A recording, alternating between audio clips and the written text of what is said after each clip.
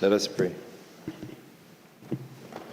Almighty God, we willingly acknowledge you as the supreme being, most gracious, most merciful. Look down, we beseech you, on us who are members of this Senate, and deign to assist us in the duties that we have to perform on behalf of our beloved country of Trinidad and Tobago. Open our eyes to see the truth and help us to accept it with all its implications into our lives. Direct us, O Lord, in our deliberations, so that setting aside private interests, unwholesome prejudices, and personal affections, we may treat all matters set before us with honesty, courage, and conviction. Through all that we say and do in this Senate, may we give glory and honor to your holy name, inspire confidence in our fellow citizens, and make a positive contribution to the peace and prosperity of our nation. Amen.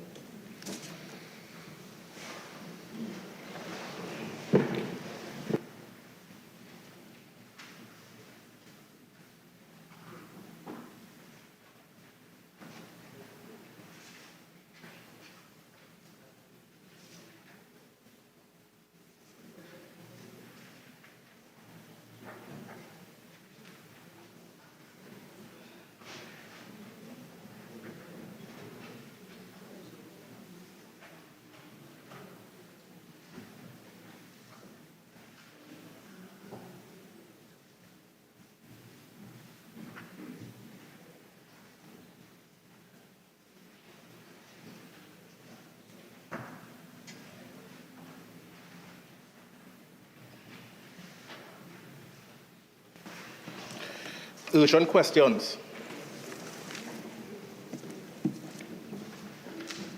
Senator Jayanti Lakshmi. Thank you, Mr. President, Mr. Vice President. To the Minister of National Security, can the Minister confirm today's newspaper reports that a specialized intelligence gathering unit attached to the special branch of the TTPS has the capacity to carry out the interception of private communications? Minister of National Security. Thank you very much, Mr. Vice President. Mr. Vice President, I must admit I am not too deeply taken by newspaper reports, if only because in my own view they reflect a very widespread mores that I am not all too admiring of. But under the Interception of Communications Act, the law of Trinidad and Tobago, there are 3 offices or entities that are permitted under the law to conduct interceptions for the purposes defined in that act. They are the Commissioner of Police, the Chief of Defense Staff, and the Strategic Services Agency. I thank you. Senator. Can the Minister confirm the existence of a unit known as the RAU and state whether or not that particular unit has equipment which is capable of conducting surveillance in the form of cameras, as well as equipment that can intercept private communications? Has the capacity to do so? The National Security.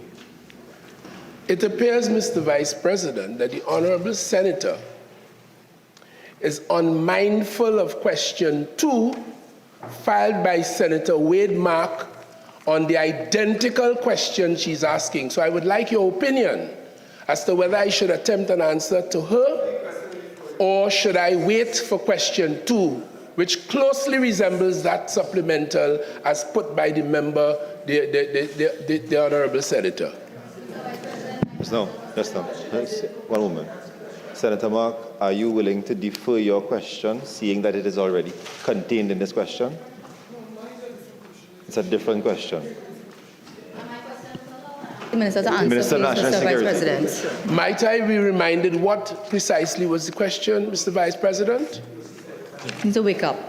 Mr. Vice President, my question is whether the Minister can comment or whether the Minister can confirm that this RAU has specialized equipment capable of conducting surveillance in the form of CCTV cameras and whether they have equipment capable of intercepting private communications.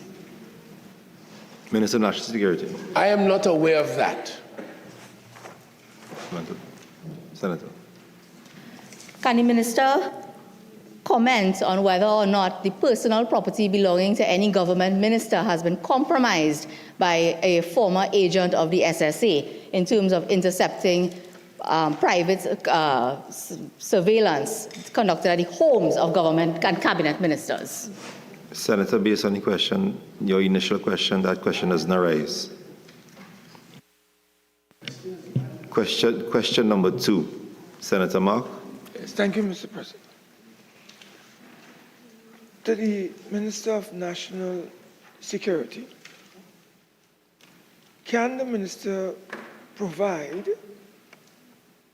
the legal authority of the Research and Analytical Unit of the TTPS to engage in widespread surveillance and interception of citizens' devices? Minister of National Security. Mr. President, Mr. Vice President, as I earlier indicated, the law of Trinidad and Tobago, the Interception of Communications Act, allows for and prescribes the circumstances that will permit 3 entities, the Commissioner of Police, the Chief of Defense Staff, and the Strategic Services Agency to conduct interception of communications like all other countries that possess it for the purpose or purposes of attacking, solving, preventing crime. In respect of the unit, the Commissioner of Police delegates her authority quite lawfully and constitutionally to officers of the Trinidad and Tobago Police Service. And Mr. Vice President, whoever the Commissioner delegates her authority to lawfully to conduct the work of the Commissioner of Police is a matter for the Commissioner of Police. I thank you. Mr. President, can the minister state whether or not the RAU was the source of the information which led to the dismissal of members of the SSA and the sending of leave of Mr. Roger Best, who was the director of the SSA? Minister of National Security. I'm beginning to view this senator the way I view other elements of the platform. But Mr. Vice President. Senator Naked. Senator Naked. Senator Naked. Senator Naked.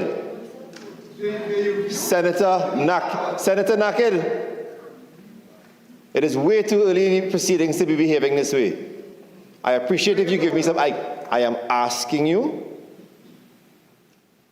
to kindly, for 10 minutes, take a break. You may return to the chamber at 1:48, if you so desire. Bring him to order. I don't desire. I want to stay. Mr. Vice President, on a point of order, Standing Order 53-4C, flagrant disregard to the ruling of the chair.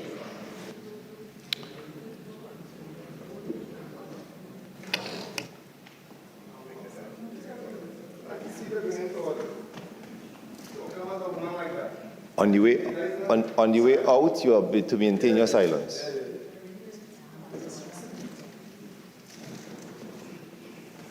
Minister of National Very Security. warmly, Mr. Vice President. Mr. Vice President, as I indicated earlier, the law governs the activity that the Honorable Senator is referring to, and there's nothing useful else I can add. Senator Mark. Can I ask the Honorable Minister whether this particular unit, known as the Research and Analytical Unit, reports directly to the Honorable Minister on its surveillance and interception activities as it relates to accessing the private devices of citizens of this republic. Can the Honorable Minister clear the air for us on this matter? Minister of National Security. Mr. Vice President, I am not aware of any unit of the police service reporting directly to me. The police service commissioner details officers for work, and all her officers report to her, the police commissioner. Any reports in the context of the relationship between the executive, the cabinet, and the police service are conducted through the office of the Commissioner of Police. Thank you very much. Time for urgent questions has been terminated.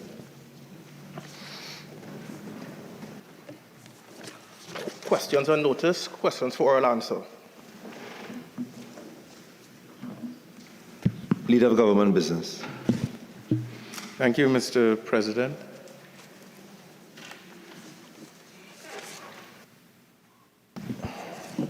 Before I come to you, Leader of Government Business, I want to announce the withdrawal of a question on notice. Honourable Senators, I wish to inform you that I have received notice that question number 80, submitted by Senator Damian Leiter, has been withdrawn. Leader of Government Business. Thank you, Mr. President, for the information.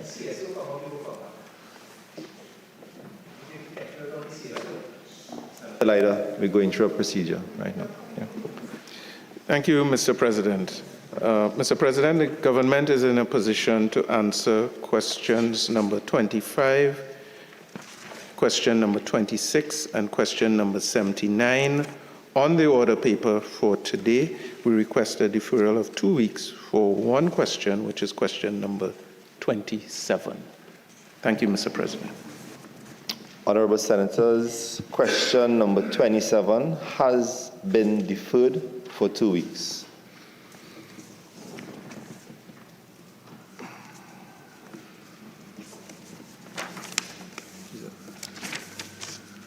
Senator Widmark.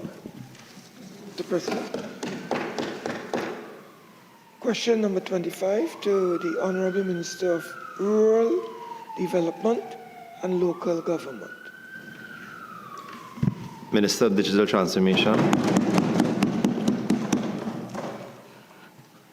Thank you, Mr. President. It should be noted that at the outset, this was an interim recruitment exercise pending a long-term employment exercise in accordance with established procedures.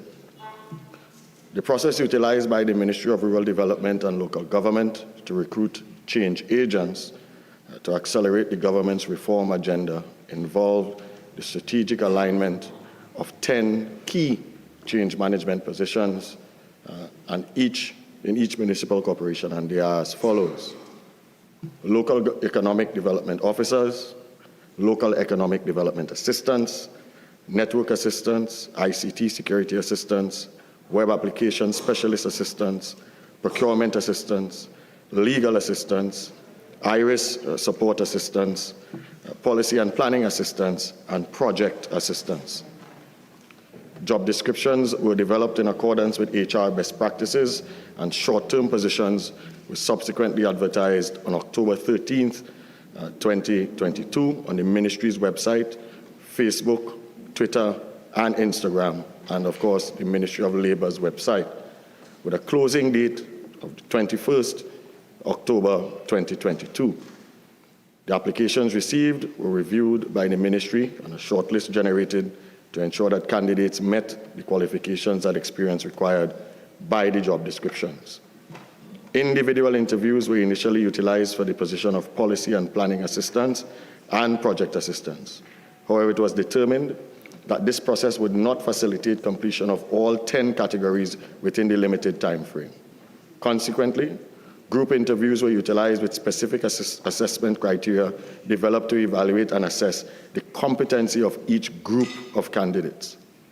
The interviews were conducted during the period March 13th, 2023 to March 14th, 2023, facilitated by suitably trained and qualified individuals. Arising out of the recruitment effort in March 2023, only 58 persons accepted engagement as local government reform change agents at the 14 municipal corporations. And given the shortfall of candidates for the proposed 140 positions, chief executive officers were requested to submit the names of persons employed in their corporations in similar positions who could suitably discharge the functions of the change agents under the reform program. Chief executive officers provided 27 persons in this regard. In May 2023, an additional 82 persons accepted short-term employment as change agents assigned to the municipal corporations. However, it should be noted that there has been attrition through staff resignations. To date, the ministry has in its employ 125 change agents out of the original 138. This is to promote the local government reform initiative and assist the corporations in the implementation of key local government reform structures and processes. The 140 proposed position has been reduced to 138, as 2 persons have agreed to remain within the employ of the existing corporation while performing the role of change agents. As such, the expense related to the employment of those persons will be borne by the corporation. I thank you, Mr. Vice President. Senator Mark. Yeah, thank you, Mr. Vice President. Can I ask the Honourable Minister, could you inform this Honourable Senate what is a short-term change agent in the context of the period of time they would be employed for to execute the responsibilities that you have outlined? Could you indicate to us what is a short-term change agent in that context? Minister. Thank you, Mr. Vice President. Short-term would refer to the duration of the employment. Change agent would refer to the job description associated with the task that which they were asked to perform. Thank you. Senator Mark. Can you be a little more specific, Honourable Minister? Are we talking about 1 year? Are we talking about 2 years? Are we talking about 6 months or 3 years? Can you clarify for the Senate, when we talk about short term, is it for what period? Can you clear the air for us on it? What period of time are we referring to? Minister. Thank you, Mr. Vice President. The terms and conditions associated with short-term employment, I think, will be well known to all members of this particular place and in the Senate. The short-term employment refers to not just the term of employment, but the task that is being performed at the time.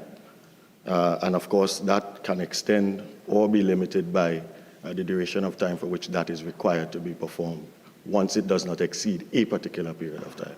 So I expect that these would all be varied by time, depending on what the task is, and of course, whether or not the recruitment exercise is successful as it continues its other endeavors. Finite time I cannot give you, Minister.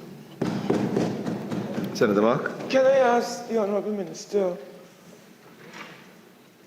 as it relates to the 138 change agents employed by local government to speed up the local government reform process, can the minister indicate whether there's a time frame allocated for the completion of this process of local government reform to ensure the efficiency gains that the government is committed to achieving?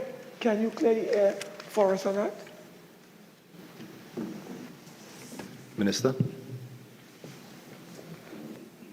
Thank you, Mr. Vice President. As most of us will be aware, transformation is something that takes significant periods of time depending on what it is, but more so, it is a never-ending quest. Transformation in this case, as it relates to local government reform, is not necessarily limited to any finite space. All of the work that is being done relative to this has been ongoing for some time, and I expect, Mr. Vice President, will continue for some time to come. The requirements of the staff to effect same will, of course, vary as the maturity of that occurs. So I really can't give you a finite answer beyond the fact that it is a journey that which we have to continue. It is something that will morph and change from time to time, and the requirements of resources to fulfill that obligation will continue to change. I thank you, Mr. President. Senator Mark. Can I ask the Honourable Minister, the 38 persons supplied by permanent secretaries to fill gaps,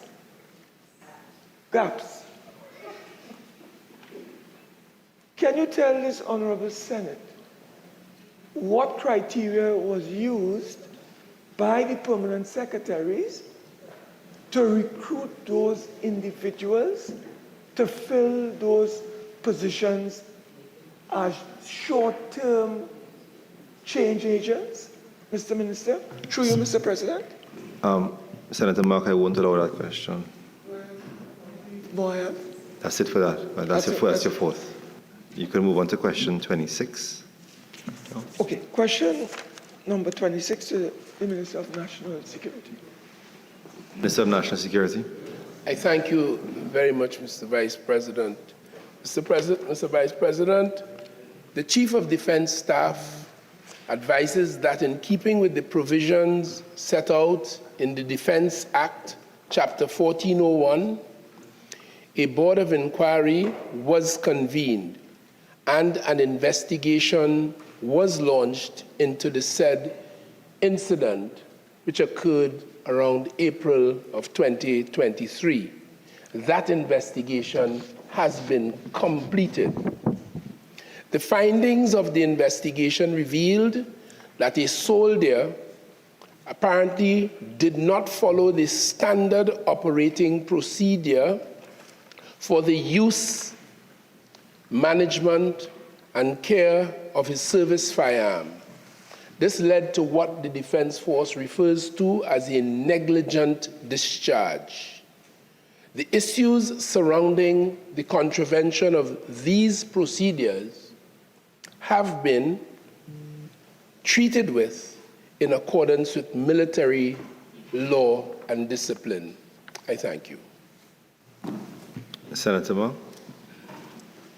Can the Honourable Minister indicate what has happened to the particular soldier or individual in accordance with well-established military discipline? Minister of National Security. I am unable to say with further specificity what would have happened to him. What I do know is that he was disciplined in accordance with those provisions. Senator Mark. Can the Honourable Minister indicate whether any dangers would have been posed to staff and personnel attached to the President's office when this particular incident occurred in and around April 23rd, 2023 or thereabouts?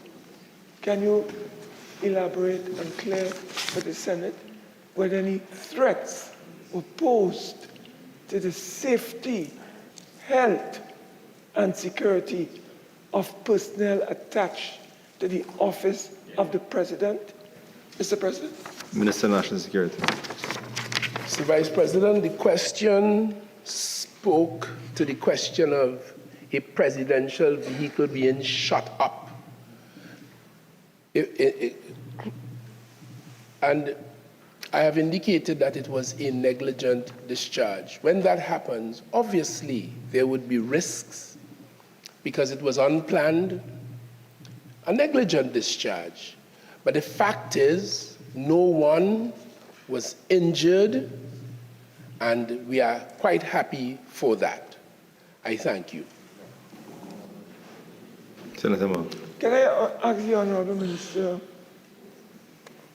what steps or measures have been taken by the regiment or the Defence Force Chief of Staff or command, the command personnel in charge of the Defence Force to ensure, Mr. Vice President, such an incident does not repeat itself in the future? Can the Minister indicate to this House what steps have been taken to mitigate any such incidents reoccurring in the future, particularly... Senator Mark, based upon the two answers given, that has been done already. That has been answered already. Yes. Do you have another last supplemental on this? No, I think no, I'm okay. I'm okay. Okay. Question number 79, Senator Leiter. Thank you, Mr. Vice President. Question number 79 to the Honourable Minister of Agriculture, Land and Fisheries. Honourable Minister.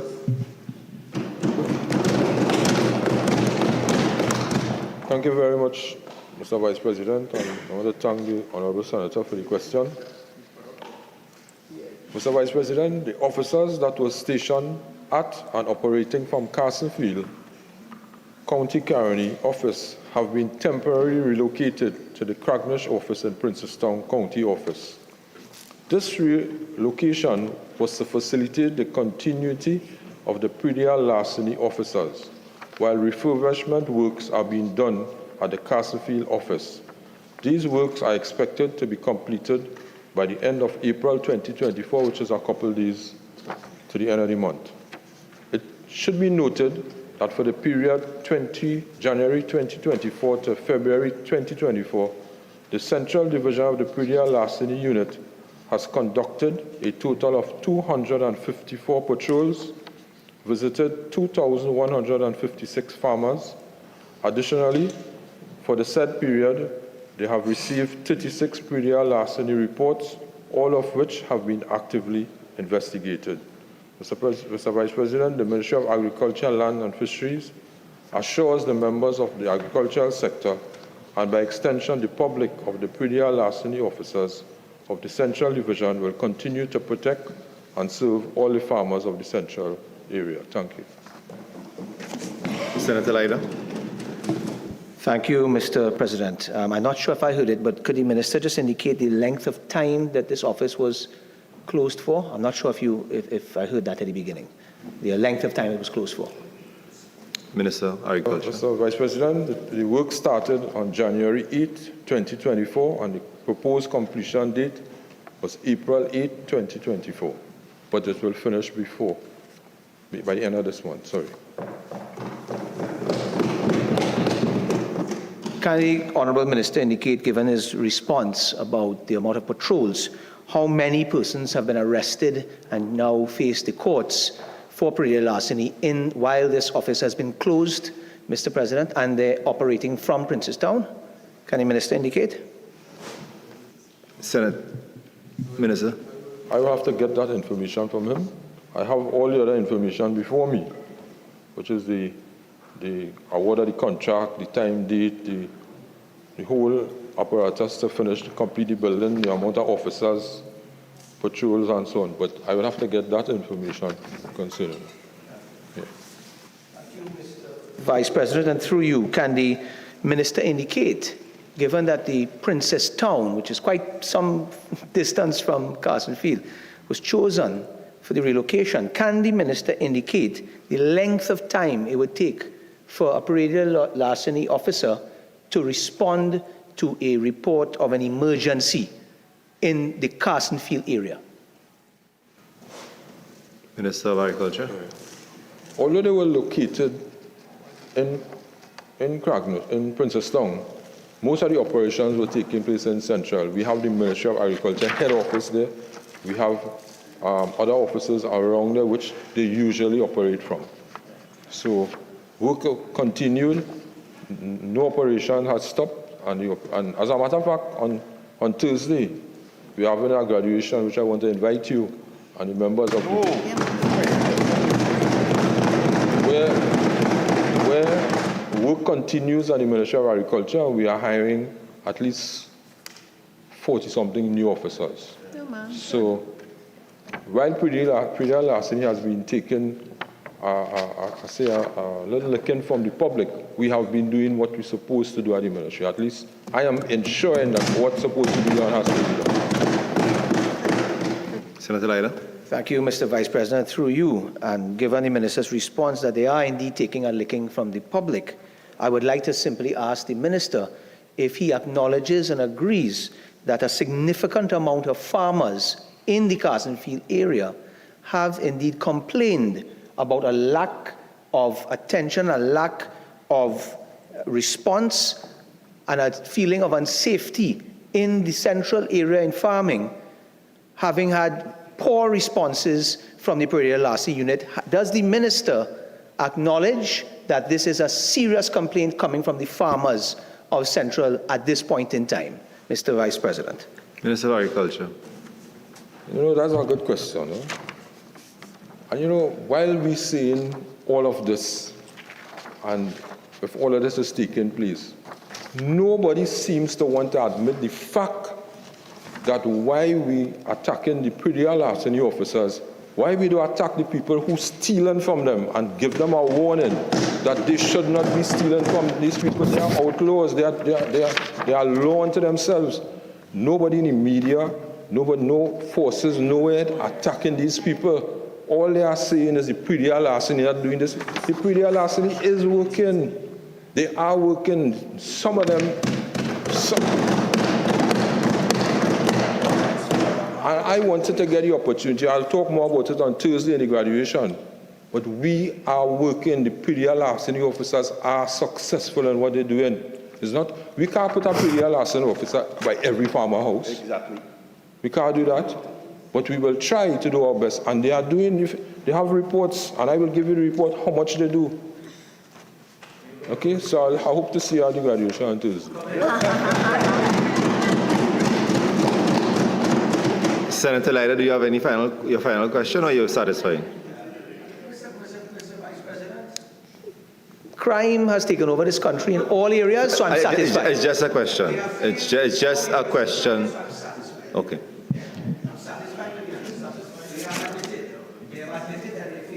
Senator.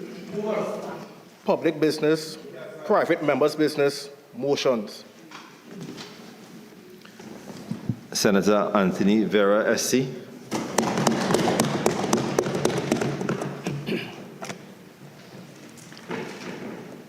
Mr. Vice President, in accordance with Standing Order 39-2, I beg to move the following motion standing in my name. Whereas the Commissions of Enquiry Act, Chapter 1901, provides for the establishment of commissions to manage the conduct of inquiries into public officers, departments, and matters of public welfare. And whereas commissions of inquiry are recognized as an important tool for social investigation in contemporary society, an effective mechanism for delving into and ameliorating matters of public concern, and whereas successive government administrations have failed to adequately address public concerns which have arisen from time to time on whether the commissions of inquiry in Trinidad and Tobago have been effectively and efficiently carrying out their mandate, be it resolved that this Senate call on the government to review the Commissions of Enquiry Act, Chapter 1901, and the public inquiry process in Trinidad and Tobago, with a view to effecting comprehensive reform of the Act and thereby improving the efficiency and effectiveness of the public inquiry process. Mr. Vice President, It was reported in the Saturday Express of 20 January 2024 at page 5 that the final bill of the Paria Commission of Inquiry was $15.6 million. And in an article of the Sunday Guardian dated 3 December 2023, it was pointed out that successive commissions of inquiry have cost the state over $500 million. Yet, as was lamented in that article, whether it's the CLICO inquiry, the inquiry into the 1990 attempted coup, the inquiry into the Las Alturas Towers, the inquiry into the Solomon Ho-Choi Highway, or the UF inquiry into the construction sector, to date, not a single person has been held accountable, arrested, or charged. This motion calls on the Senate to consider the very important role public inquiries play in our constitutional arrangements, whether we are getting value for money, and whether the process can be improved. As is known, commissions of inquiry are public inquiries into matters of national importance and concern, any matter in which an inquiry would be for the public welfare. Commissions of inquiry are convened under the Commissions of Enquiry Act of 1892. Legislation 129 years old, which has received little analysis in terms of design. In colonial times, the commissioners of inquiry were appointed by the governor. Today, they're appointed by the president. Calls for public inquiries are routinely and frequently made by both government and opposition in equal measure. For example, the opposition's call for an inquiry into the closure of Petrotrin, and government's recent announcement about the commissioning of an inquiry into the OAS Constructura contract for the Point Fortin Highway. In the event, public inquiries are seen as important, if only because no single court process or parliamentary joint select committee can match the approach and issues that can be explored in a public inquiry. Indeed, public inquiries offer a unique and transparent opportunity to explore what happened. That is to say, to officially establish the facts and to gain an understanding of what took place. To establish causation of events. That is to say, by exploring why and how it happened, who was involved, and whether anyone was to blame. To consider lessons. That is to say, by exploring what can be learned, what can be done to prevent the particular issue from happening again, whether the situation can be altered or improved, and whether we can change future practices. Public inquiries can also serve as a form of catharsis, giving relief to some and allowing the expression of anger and outrage to others. And they may be used as a political device for ameliorating major public concerns. So there are many aspects to public inquiries. Fundamentally, they are a tool for social investigation to improve our understanding of complex issues. And when done properly, public inquiries have the potential to change attitudes, to change policies and practice. So given all these various and useful aspects, and notwithstanding the potential benefits, there still remains a certain level of cynicism towards commissions of inquiry. For example, there are those for whom commissions of inquiry are merely a sophisticated ruse to take pressure off government or politicians. Others see commissions of inquiry as window dressing, just making as if something is being done. Some inquiries are criticized for having obfuscated terms of reference. Many grumble that the recommendations are never implemented. And as a common complaint, they take too long, they cost too much, and they often fail to achieve what they were intended to do. Lots of promise, little delivery. Is this an acceptable state of affairs? Should we in this Senate remain oblivious to such complaints and concerns? Or has the time come when our traditional approach and practices might profitably be re-examined? In an article in the Trinidad and Tobago Guardian dated Sunday 25 September 2016, the contributor, Ms. Michaela Pandey, writes, and I quote, "Our people have had enough of them. Beginning with the useless Commission of Enquiry into the 1990 coup, where the chief witness refused to attend, and which served no purpose but to tell us what we already knew, that our security and intelligence apparatus had been caught napping. Millions were spent on commissioners and lawyers, yet to date nothing has come of the report. Then there was the CLICO inquiry presided over by Sir Anthony Coleman, which the DPP tried to stop because of its likely prejudice to the ongoing criminal investigation into the CLICO collapse, and who advised that the report not be published. That hardly mattered to Commissioner Coleman and the several English and local lawyers who were paid millions for a useless exercise. None of this has done anything but further undermine confidence in our institutions, the administration of justice, and sadly, the legal profession. The public, wary of seeing attorneys earn millions in essentially futile exercises." End of quote. In 2013, the Trinidad and Tobago Chamber of Industry and Commerce produced a research paper on issues relating to commissions of inquiry. And in that paper, they listed commissions and reports of inquiries from 1838 to October 2013. And they identified some of the shortcomings of the Commissions of Enquiry Act.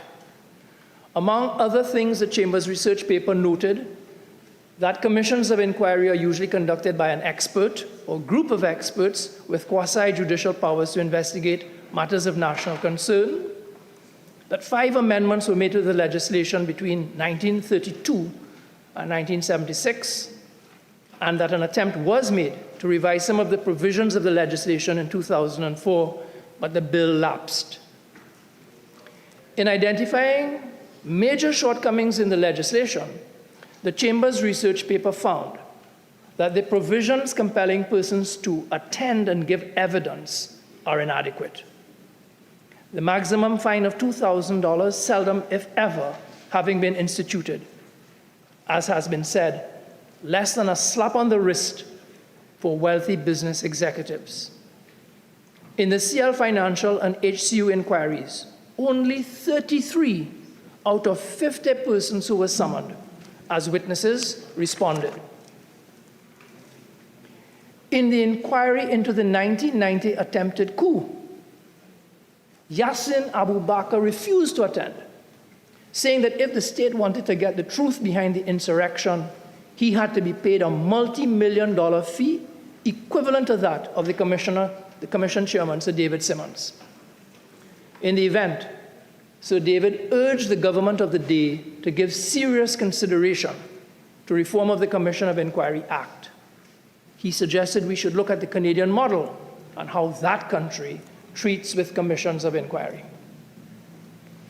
Another identified concern in the Chamber's research paper is the exorbitant cost to taxpayers. The then Attorney General, Mr. Anand Ramlogan, Senior Counsel, has said that taxpayers paid more than $127 million to fund the inquiries into the attempted coup, CL Financial, and the Hindu Credit Union. Now, ironically, in an email to me personally, dated 31 August 2017, former Minister Dr. Winston Dukaran said this, and I quote, "I regret that the Commission of Inquiry did not expose the full story about the attempted coup. I was a witness to the commission, but they asked no relevant questions of me. A lot of public funds were spent on the commission. Anthony, sorry, I cannot elaborate more, but my affidavit to the court is but a start of what we should know, as this is a part of our history you may share if you wish, end of quote. Now, the irony is painful. Notwithstanding the expenditure of millions of dollars of public funds on the commissions of inquiry into the attempted coup, here is one of the key persons during that historic and turbulent event, in effect the de facto prime minister at the time, finds that we didn't get value for money and laments that the full story is yet to be told. The Chamber's research paper recognized that while it may not be advisable to fix a budget for inquiries, as each one is different, and timeframes and costs cannot easily be determined in advance, the issue of costs should be placed in the context of the objectives of the particular inquiry and what it seeks to accomplish. The paper notes, and I quote, that in cases where an inquiry has led to a more informed public debate or important social or political reforms, related expenses might prove to be less of an issue. But where an inquiry is used to bury a controversial issue, or where government rejects the recommendations flowing from an inquiry outright, its cost might be a matter of greater concern, end of quote. In concluding, the Chamber found that the Commissions of Enquiry Act is outdated and in need of reform. They recommended a proper analysis of the statute's shortcomings by the Law Reform Commission or other appropriate body. The Chambers also suggested that it might be helpful to examine the reports of the working groups and updated legislation in countries such as Canada, New Zealand, and India, in particular, on matters relating to penalties, procedures, costs, assistance to commissioners for the purpose of investigation, and the publication of reports, while taking into account our local environment and legal framework, and noting previous failed attempts at making relatively simple amendments. Now, in looking for material on how we might improve commissions of inquiries, I came across a publication put out in 2015 by the United Kingdom's Centre for Effective Dispute Resolution, CEDR, pronounced CEDR, pertaining to the setting up and running of public inquiries, entitled Guidance for Chairs and Commissioning Bodies. And that project was chaired by none other than Lord Woolf, a former Lord Chief Justice in the United Kingdom, and in fact the architect of our modern civil procedure rules. So the CEDR inquiry into public inquiries was triggered by the sense that while public inquiries are generally commissioned to look into matters of great public importance, there was a shortage of guidance and ready-made solutions to the myriad of issues which have to be resolved in order to do the job. The CEDR guidance evolved after 3 years of re-evaluating the public inquiry process between 2011 and 2015, after comparing 30 years of inquiries in the United Kingdom and elsewhere, after polling 2,000 people and having consulted numerous experts. CEDR found that the Commission of Inquiry process has received little attention in terms of design, that all too often inquiries have to start from scratch, there being no established mechanism by which judges, government, civil service, or any other body capture the learning from previous inquiries. And in particular, CEDR found that not much thought had been given to testing innovative approaches towards achieving the core purpose of inquiries, namely, and these are what they saw as the core purposes of an inquiry: fact-gathering, truth-finding, recognition for victims, the healing of wounds caused by social incidents, and engagement with practical methods of implementation of recommendations. Indeed, there were way too many examples where inquiries were seen to have failed to achieve what they intended to do, where victims were not treated appropriately during the hearing, where the process was overly adversarial as opposed to inquisitorial in their tone, where workable recommendations were not established, where there was a failure to hear critical evidence, as for example, during the attempted coup inquiry, where despite being called public inquiries, there was a failure to involve the public. So after carefully evaluating the 3 stages of the public inquiry process, before the inquiry, during the inquiry, and after the inquiry, CEDA proposed 5 key points of reform and made 11 recommendations for better public inquiries. So, to summarize, the 5 key points of reform of the public inquiry process were identified by CEDA as follows. 1, emphasizing the importance of clarity of the goals and the nature of the public inquiry process for participants, chairs, and the wider public. 2, providing a stronger focus on victims and participants' well-being and understanding with a dedication to ensuring that key voices, including those of the public at large, are heard. 3, encouraging the use of alternative process techniques to simplify and speed up public inquiries and better meet the goals of the process. 4, ensuring that the recommendations produced by the inquiry are valid, workable, and more likely to be implemented. 5, enabling the inquiry to capture information about technique and best practice so that lessons can be learned and passed on for future inquiries. And as regards CEDA's 11 recommendations for improving the performance of public inquiries, these fall under 4 headings: before the inquiry, during the inquiry, after the inquiry, and what they call cross-process recommendations. So I can treat with each very briefly in turn. Before the inquiry process, well, enhancing the capabilities of chairs and panels, among other things by implementing a program for training commissioners of inquiry. Secondly, aligning inquiry purposes with intelligent methodology to improve the design of the inquiry process by using experts at the planning stage of the particular inquiry to make the schedule more efficient. Budgeting and a planned timescale should be indicated. Thirdly, managing potential terms of reference through a consultation process.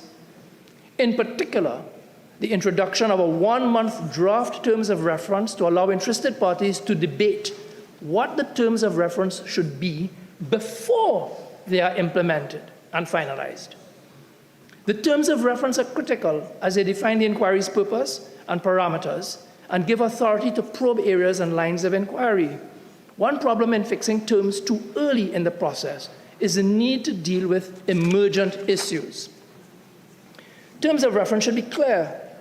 They should identify what is and what is not to be considered. And they should indicate who should take responsibility for overseeing potential implementation of recommendations. Now, during the inquiry process, separate investigation from recommendation. The first phase of the inquiry being investigative, and a second phase which is about recommendations.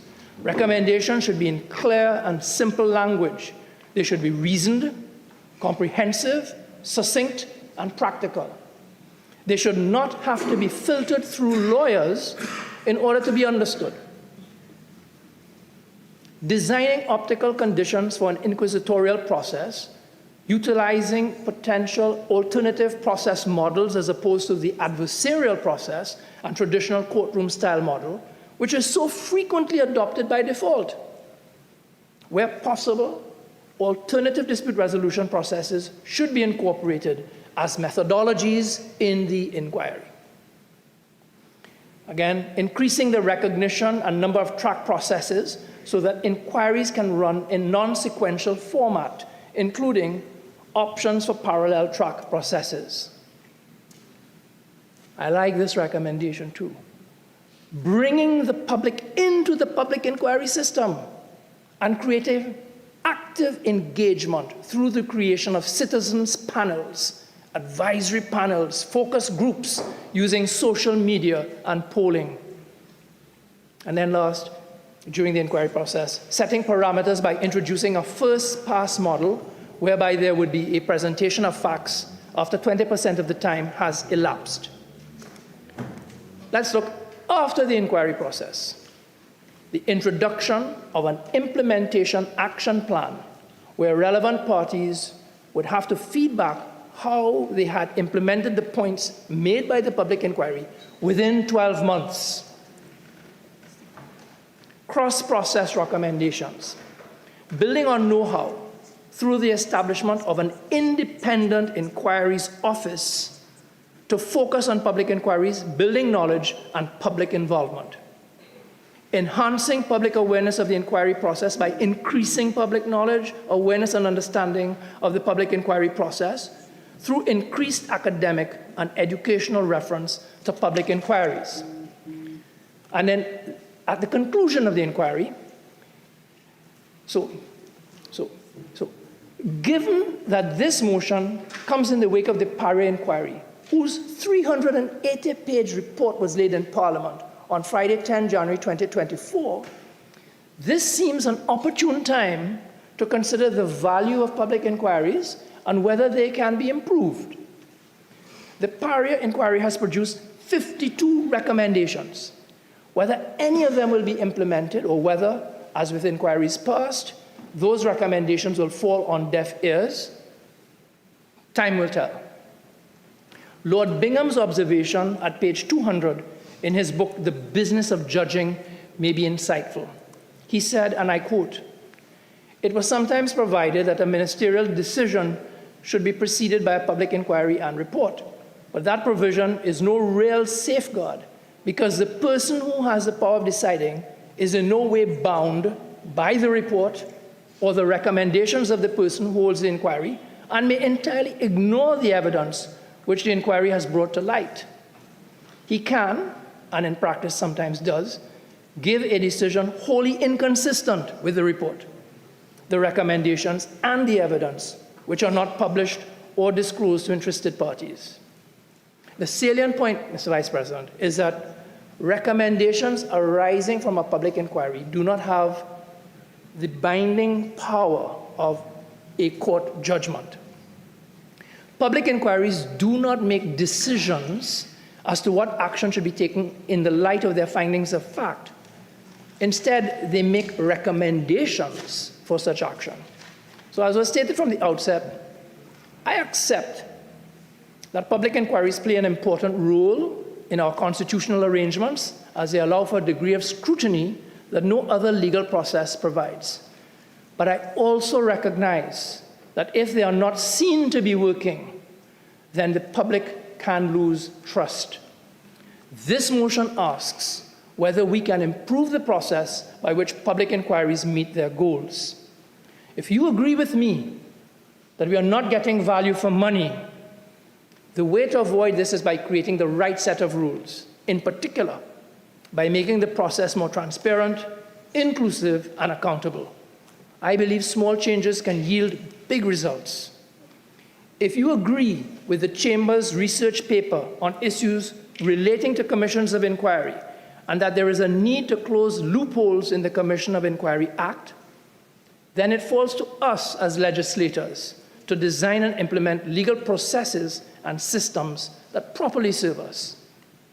If you agree that the Commissions of Enquiry Act, over a century old as it stands, is in need of improvement, then I ask you to support this motion. My motion calls for a holistic reassessment of both law and process. I hope my recommendations will be given consideration, and I beg to move. This motion requires a seconder. Thank you, Mr. Vice President. I second the motion and reserve my right to speak later on.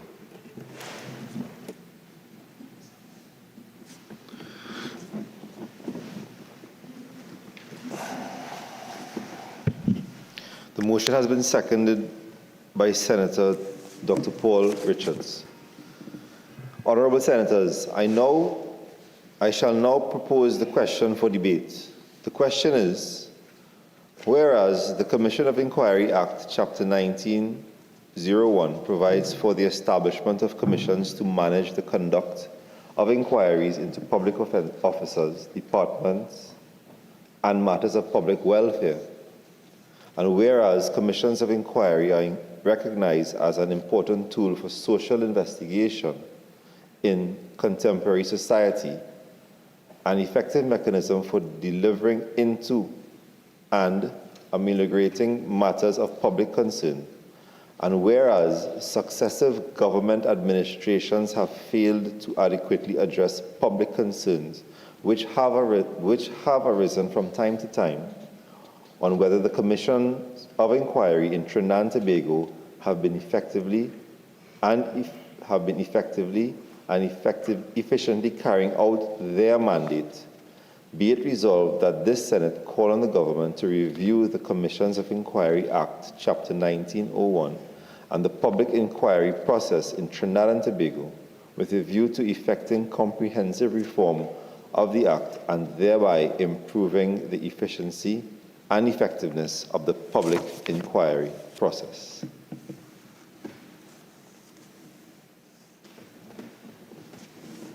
Attorney General.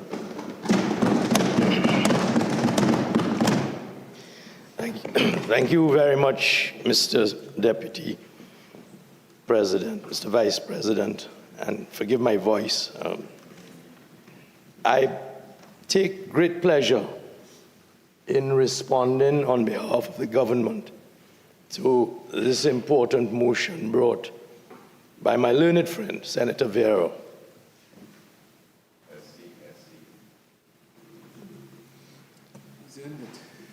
I will confess for the record, Mr. Vice President, that I have in my private practice engaged in a few commissions of inquiry and indeed tribunals of inquiry, and I will permit myself a little later to divulge a fact that I can proclaim proudly, to speak to the value of the catharsis, which is an important part of the process of public inquiries conducted both under the Commissions of Enquiry Act and under tribunals of inquiry, some of which indeed have been set up under sections of the Constitution, in particular Section 137 of the Constitution. Let me say immediately I'm grateful to Senator Vieira, Senior Counsel, for having brought this motion. The government recognizes that commissions of inquiry are a very important part and play an important role in our constitutional arrangements. And there is one particular aspect of a commission of inquiry which is signally important and is recommending of its continued value in a society such as Trinidad and Tobago, and that is its value as an inquisitorial as opposed to an adversarial inquiry process. We have inherited the English common law. We have inherited from that common law our adversarial court process, and very often the search for healing truth and the search for a results-oriented perspective can be lost in the adversarial nature of our court system. Clients will tell you, I had to sell my clothes to go to court, but I've taken him to court. And what engages in our court system is so very often a bout of fisticuffs. And everybody leaves the process wounded. The inquisitorial nature of a commission of inquiry allows for a deeper, more searching inquiry after the truth with a view to ameliorating the circumstances that have given rise to the cause for the inquiry in the first place. We've been told by learned writers, inquiries provide an assurance that the facts surrounding an alleged failure will be subject to public scrutiny and objective scrutiny. Commissioners of inquiry are expected to pronounce on why terrible events happened. They often make recommendations on how such events might be prevented in the future. They may give relief to some and allow the expression of anger and outrage to others. They are often disturbing and painful events. They should improve our understanding of complex issues. At best, hopefully, they change attitudes, policies, and practice, and as such, employ an important place in our society. Mr. Vice President, the importance of an inquiry is measured by the fact that it is often challenging, upsetting, difficult. The facts revealed can be unforgiving and at times potentially even dangerous. But it is critical that we as free human beings living in a democratic society are able to inquire as to why situations have arisen, how they have occurred, what are the consequences of the actions that were taken, who was involved, what can be learned from them, and how the situation can be altered and improved for the next time it occurs. The core purpose, Mr. Vice President, of inquiries is investigation, fact-gathering, truth-finding.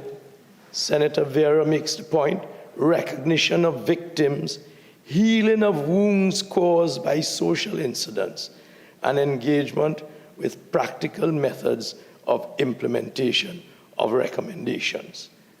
And perhaps this is one of the areas, implementation of recommendations, in which I will be able to go on record with Senator Vieira to say that this is perhaps one of the areas in which we need reform of our Commissions of Enquiry Act, because too often commissions of inquiry sit at great expense, the reports are produced, and then nothing much is heard of those reports anymore. And just for the record, let me make the point, Mr. Vice President, that nothing that I say here today is to be taken, because it would otherwise be impermissible, as a comment on the Pariah Commission of Inquiry report. That report has been handed in, it has been put into the Parliament, and it has been deposited with the Director of Public Prosecution. The process will take its course from there. But arguably, that is in the realm of implementation of recommendations. I say no more. Some of the criticisms of public inquiries, commissions of inquiries, are that they take too long, they cost too much. This is not to mention the time and the public cost involved. And of course, we were reminded not too long ago, in 2016 indeed, Mr. Vice President, by the Honorable Prime Minister of Trinidad and Tobago, the Honorable Dr. Keith Rowley, when he put his statement on the 1st of July 2016 on the CARICOM Commission of Inquiry on the record in the Parliament. And I will just quote from one small bit of what the Honorable Prime Minister said, because it is central to much of what we will discuss here today prompted by the very timely remarks and motion of Senator Vieira. Among other things, this is what Honorable Prime Minister said on the 1st of July 2016 in the House, referring to Sir Anthony David Coleman's report. The Commissioner made a number of recommendations with respect to legislation and/or legislative amendments that the government will study and consider adopting in short order. Areas that the Commissioner Coleman focused on included the Commissions of Enquiry Act, with respect to the enforcement of evidential orders and the attendance of witnesses at commissions of inquiry.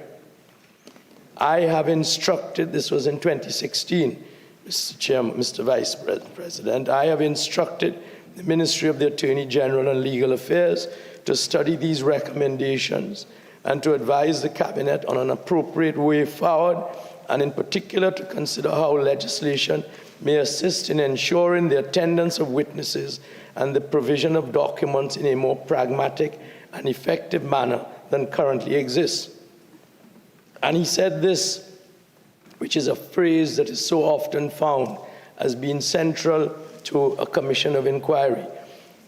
They are probably necessary and cathartic if only they can be executed in a reasonable time frame, and more importantly, if the inquiry results in people being held to account and lessons learned can be put to use for future benefit.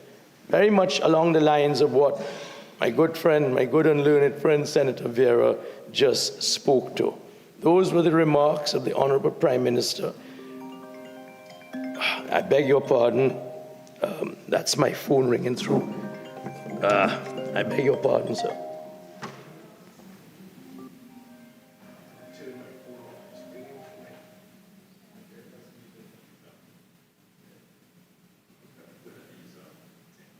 Sorry. I do ask the pardon of all members of the Senate. Put that outside. All right. Thank you. It was on silent, Mr. Vice President, but it rang through the computer. My apologies.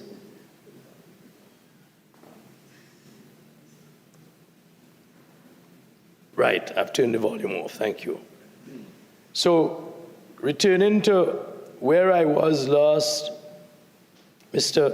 Vice President, and taking the cue from our Honorable Prime Minister, I refer to a seminal decision of the Supreme Court of Canada in the case of Canada, the Attorney General against Canada Commission of Inquiry on the Blood System, reported at 1997, 3 Supreme Court reports, 440, in the words of Mr. Justice Corey. One of the primary functions of public inquiries is fact-finding. They are often convened in the wake of public shock, horror, disillusionment, or skepticism in order to uncover the truth. Inquiries are, like the judiciary, independent. Unlike the judiciary, they are often endowed with wide-ranging investigative powers. In following their mandates, commissions of inquiry are ideally free from partisan loyalties and better able than Parliament or the legislators to take a long-term view of the problem presented. Cynics decry that public inquiries as a means used by the government to postpone acting in circumstances which often call for speedy action. Yet, these inquiries can and do fulfill an important function. In times of public questioning, stress, and concern, they provide the means to be apprised of the conditions pertaining to a worrisome community problem and to be a part of the recommendations that are aimed at resolving the problem. This is what is meant, Mr. Vice President, by the cathartic nature of commissions of inquiry. And we can see that some of the signal aims that cannot be underestimated are: 1, establishing the facts; 2, determining accountability; 3, learning lessons and making recommendations to prevent recurrence; 4, allaying public disquiet and restoring public confidence; 5, catharsis, the opportunity for reconciliation between those affected by an event and those whose actions have caused it or whose inaction failed to prevent it; and 6, developing public policy. Mr. Vice President, we would have to look carefully at any legislative reform of our Commissions of Enquiry Act, and I don't need to refer to that part of my remarks which I had intended to. Senator Vieira has already told us our Commissions of Enquiries Act starts in 1892. So clearly we must amend it and we must bring it into the 20th century. We have to deal with exorbitant costs. We have to find a way in which to acknowledge that it will cost, but it must cost with a view to producing results that the public will accept at the end of the day are balanced in terms of the results. We have to accept that the length of time which commissions of inquiry engage in and the length of time beyond the report when little or nothing may be done to attend to the implementation of the recommendations, that too must be addressed. We have to attend to the efficiency of the inquiry process. Importantly, we have to attend, and again Senator Vieira spoke to this, to legislative provisions to enforce the attendance of witnesses, because it is of no value in providing the catharsis for the injury caused to the victims if the injurer thumbs his nose at the commissioner and refuses to attend to answer questions as to what she or he did or failed to do, so that the victims might derive some solace from listening to the grilling of the person who caused the injury. Mr. Vice President, it goes without saying, therefore, that we must amend our legislation. The Commissions of Enquiry Act, Chapter 1901, it was last amended in 1976. And may I suggest, Mr. Vice President, a couple of the areas that in our attempts to reform we will want to concentrate on. Procedural fairness. That is a very important area in which we are going to have to pay attention in some measure to the detail and in some measure to lack of detail, because a commission of inquiry must be permitted to exercise flexibility. And I will touch on that anecdotal record that I was privileged to be part of. I happened to have been privileged many years ago to have been appointed counsel to a tribunal of inquiry, appointed under Section 137 of the Constitution, to investigate the removal of the then Honorable Chief Justice, Mr. Satnarayan Sharma. And it was a painful process. And there are two factors out of that inquiry process that have stayed with me to this day. And on each count, I feel humbled when I recall them. The first was when the commissioner who was brought to Trinidad and Tobago by the government, Lord Michael Mustill, arrived.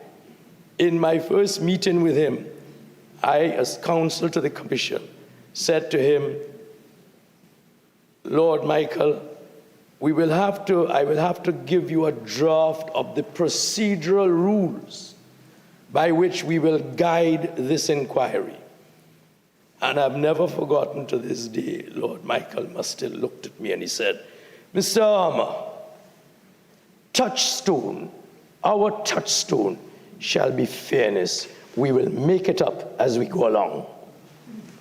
And he forbade me from writing rules to govern fairness and relied on his understanding of the touchstone of fairness to ensure that everyone had their day in the course of that tribunal inquiry. That's one piece of history that I want to put on record in this House as we speak to amending our legislation. We must not trammel ourselves into a straitjacket of rules, because that in itself can harm the fairness of the process.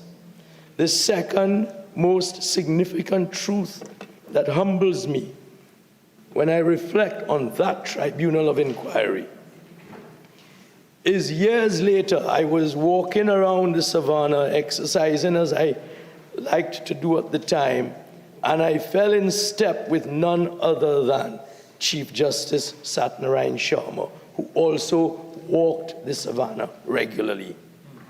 And we spoke about the inquiry which had concluded 4 years. And he said to me, Mr. Armour, thank you, that was a fair process. I've never forgotten that. That is part of the exercise of catharsis, that someone can come through a process known as a commission or an inquiry, tribunal of inquiry, and yet be satisfied that at the end of the day, that person was dealt with fairly, because that is part of the richness of the process which we are going to contribute to when we look to amend our legislation. We have to, of course, in the legislation that we will amend, make provision to enforce the attendance of witnesses. We have to, I believe, it would be my recommendation, make provision for some finite point at which the report will have to be delivered.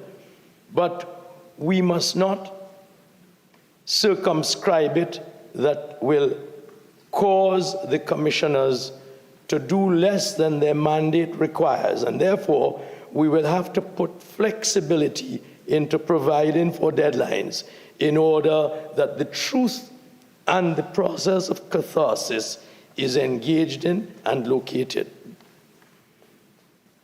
We will have to ensure, Mr. Vice President, that in writing the procedural rules, we provide the outer framework of guidance, but not make ourselves slaves to the written word. Where is the balance in the cost? Because commissions of inquiry are often very costly. But at the end of the day, we have to ask ourselves in balancing how we address the question of cost. Where does the truth lie? And is any price too high to ensure that we get to the truth of the injury that was caused either by action or inaction? In setting up a commission of inquiry, I think as well, Mr. Vice President, that one of the signal things that we need to do is legislatively to provide for something in the nature of a secretariat, so that, and Senator Vieira makes the point, so that there can be something in the nature of an enduring institution that will A, have the expertise, B, have the record of past precedents from which to learn, and C, have a staff of persons endowed with the experience of previous inquiries that they can bring to the benefit of the inquiry from time to time. But, Mr. Vice President, let me sound one caution, and I say this unapologetically: let that secretariat not be mired in the morass of the public service. Mr. President, Mr. Vice President, I therefore acknowledge and pay tribute to Senator Vieira for bringing this motion at a very timely point. And I give the commitment on behalf of the government and through the Office of the Law Reform Commission, which is the policy research arm of the Office of the Attorney General. And I will invite Senator Vieira to participate with me in that regard, to give a brief to the Law Reform Commission to examine our Commission of Enquiry Act, to pay regard to some of the very mandates that were uttered by our Prime Minister in 2016, coming out of the 2016 Coleman Commission of Inquiry, to undertake a sensitive, realistic, but sufficiently comprehensive reform of our Commissions of Enquiry Act. I thank you.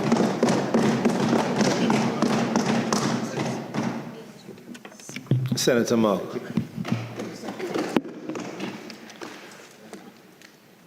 Yeah, okay. Thank you, Mr. Vice President. Mr. Vice President,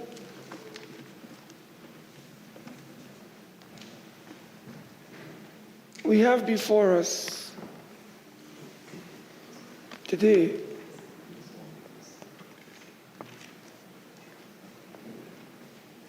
a private member's motion which has been piloted by my colleague, Senator Anthony Vieira, on the whole issue of the efficiency, the effectiveness, and the possible concrete outcomes of commissions of inquiry. And in this particular private member's motion, our colleague, Senator Vieira, is calling on the government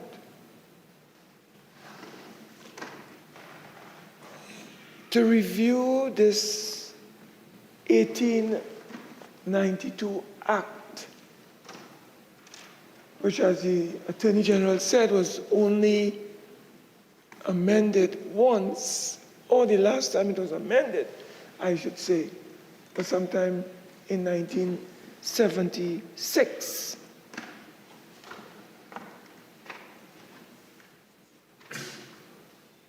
Now, the question here is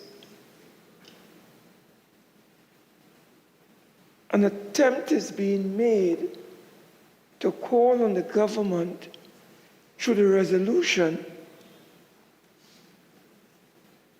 to engage in some effective and comprehensive reform of this act with a view to improving its overall efficiency and effectiveness in the public inquiry process.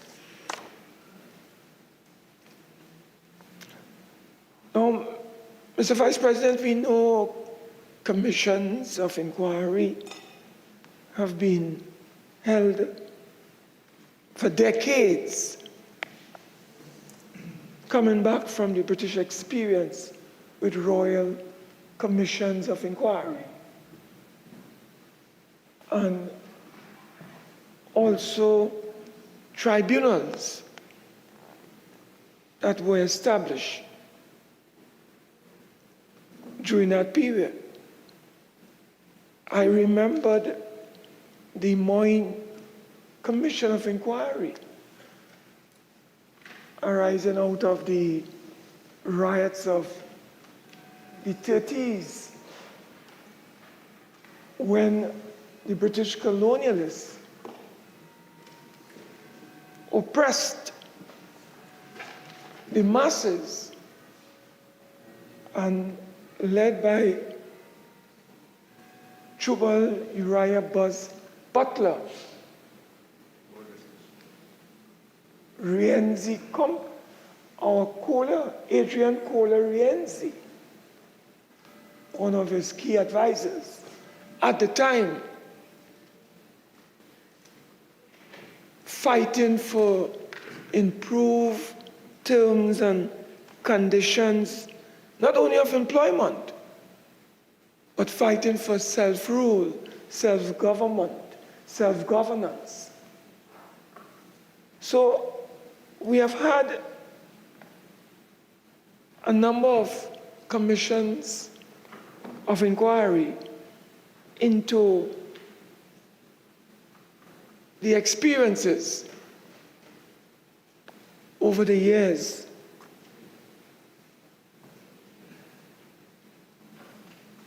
But when we come to this whole issue of commissions of inquiry, given our own experiences in Trinidad and Tobago, Mr. President,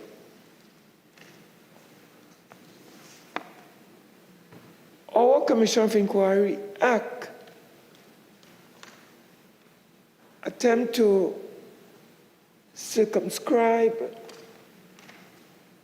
the actual areas of focus, because in the first recital before us,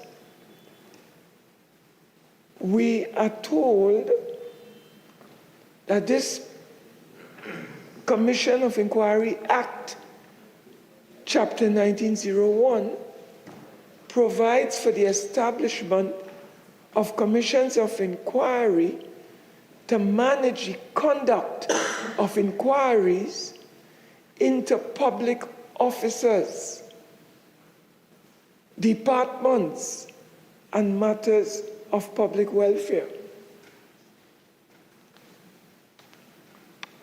Now, we have really gone a bit further when it comes to these commissions of inquiry. What are these commissions of inquiry? What are they really about? What are we trying to achieve?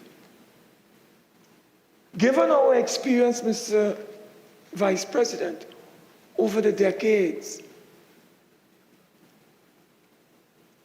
as Senator Vieira is saying, we should really embark upon a overhauling and a more deep and comprehensive reform of this entire process.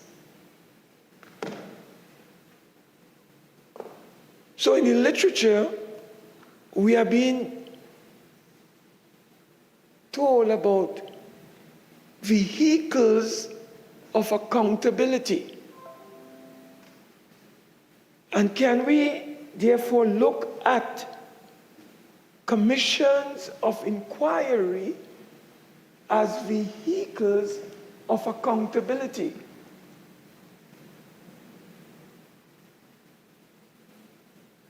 But these commissions of inquiry, we are told, they are not only expensive, Mr. Vice President,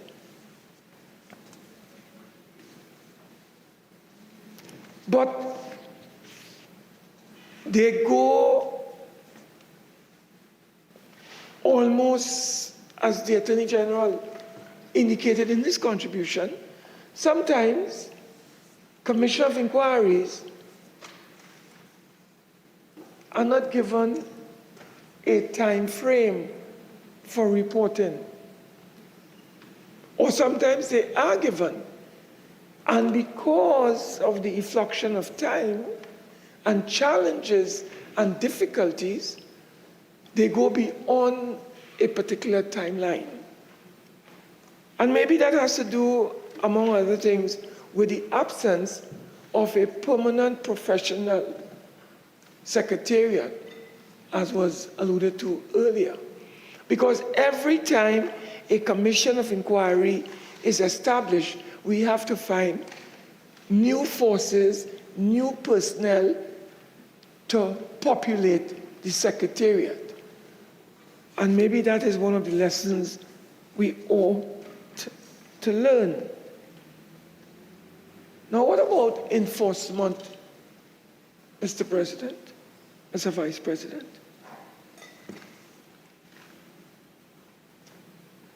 We have had two major commission of inquiries. Findings and recommendations are currently with the Director of Public Prosecutions. The CLICO inquiry, and now we have the Paria inquiry. And we do not know, Mr. Vice President, what recommendations are going to be effected and implemented by the government. Because the government is telling the country that those recommendations and the findings that led to those recommendations are with the DPP. So we don't know, Mr. Vice President, if anything is going to come out of these recommendations. So yes, there is need for a comprehensive overhauling and more like a revolutionary overhauling of this whole process, so that at the end of the day, the public interests can be properly served.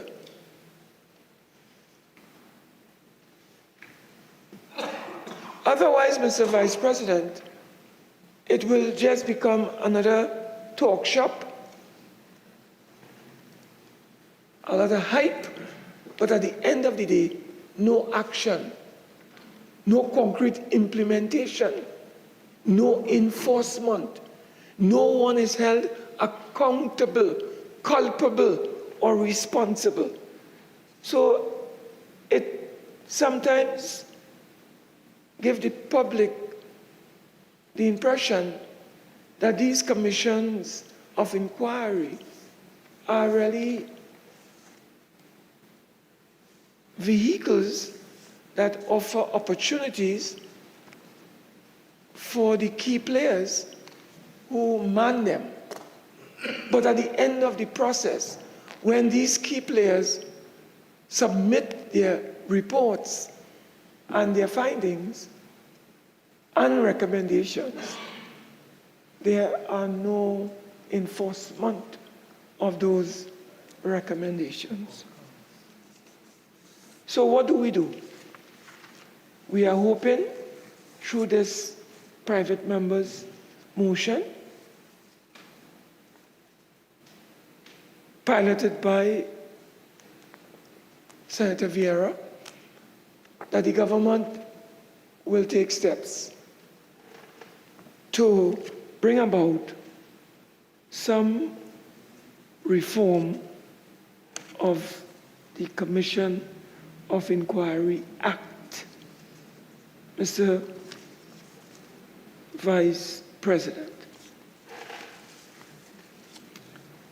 But the question that has to be asked is whether the time has not come for us to have a wider and a more deeper appreciation of the needs of the people.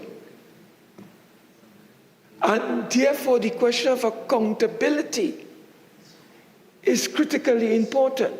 So when we look at a study that was conducted in a law journal some time ago, the whole issue, Mr. Vice President, and I'm referring to a document entitled Securing Accountability Through Commissions of Enquiry.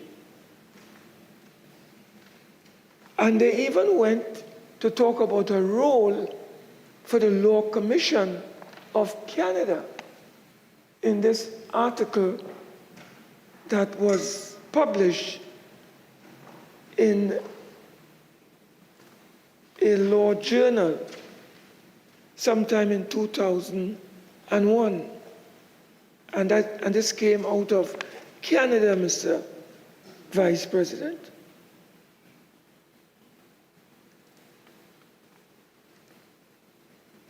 And in this particular article, they were looking at the challenges, the difficulties, the weaknesses of these commissions of inquiry, and the role of the politicians in seeking to undermine these very commissions of inquiry. Many a times by starving them for critical resources because they want a particular outcome.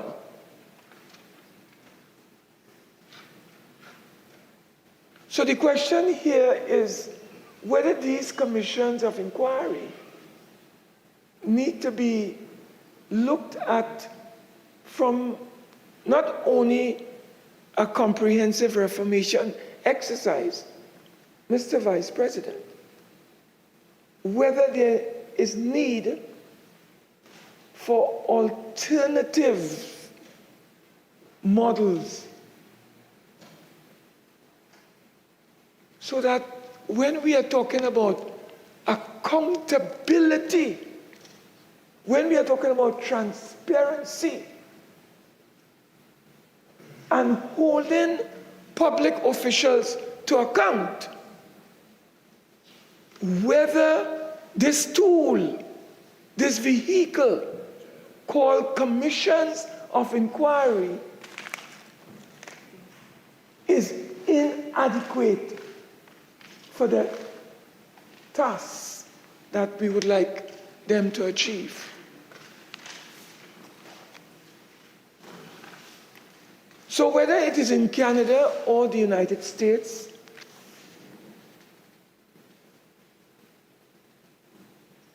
we have seen where alternative models have been suggested for consideration. Because Senator Vieira reminded us that after spending tens of millions of dollars, having had several commissions of inquiry over several decades, no one has ever been prosecuted for wrongdoing as a result of findings and recommendations submitted by these commissions of inquiry to the government. So the usefulness of these mechanisms is now being questioned. And that is why my colleague has asked the government to examine a comprehensive overhauling of this vehicle. In the United States, For example, they came up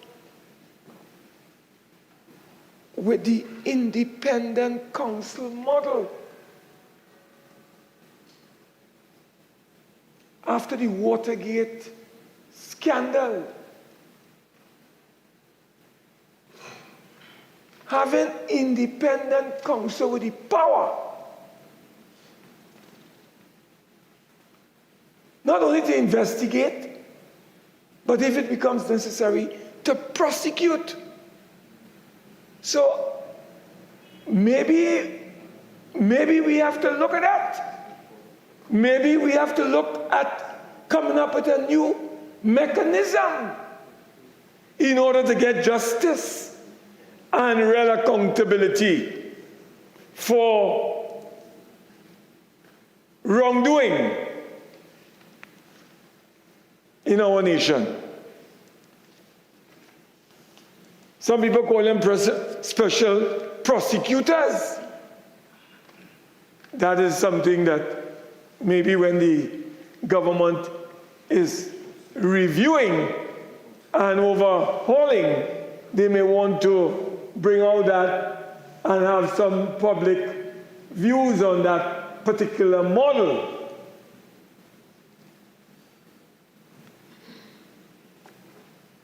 And Mr. Vice President, in the United States, to deal with fraud, waste, and to prevent abuse in government, they also came up with a new model under the Inspector General Act, called the Inspector General model. That's another model that has been created in the United States in an effort to deal with waste, abuse, and fraud.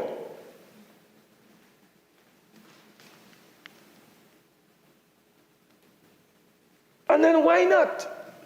Why not look at the Law Commission and bring about reforms there? And if you want to put power in terms of housing,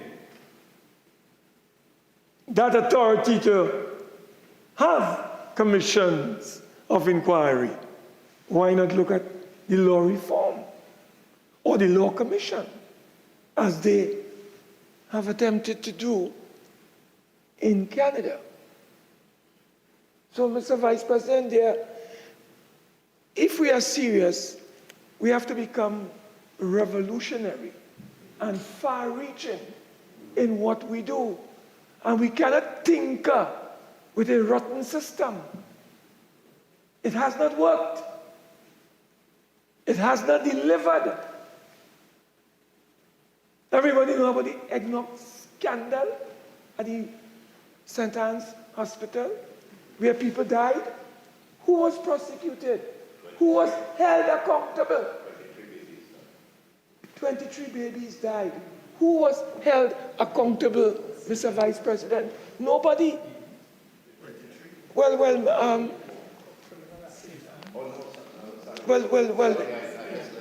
All right, okay, well, let me withdraw that. I want to withdraw that. But you had some deaths. There were deaths, I recall, in the eggnog scandal. I can't tell you how many people died or who died, but I know that there were deaths. But what I also know, Mr. Vice President, is that no one was held accountable. No one was held accountable. So if we are serious, Mr. Vice President, we have to come up with alternative models to address these matters that we are dealing with, or we would like to deal with.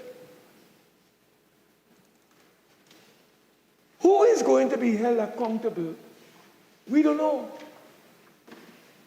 for the murder of these 4 divers. We don't know, because there's nothing, everything is in the hands of the DPP. We don't know when it will come out. Like the CARICOM inquiry, in the hands of the DPP. We don't know when anybody will be prosecuted or action taken. But people dead. And we have spent hundreds of millions of dollars, and no one is held accountable. No one is held culpable. No one is held, Mr. President, liable. So what is the purpose of these things? What is the purpose? Engaging in gallerying?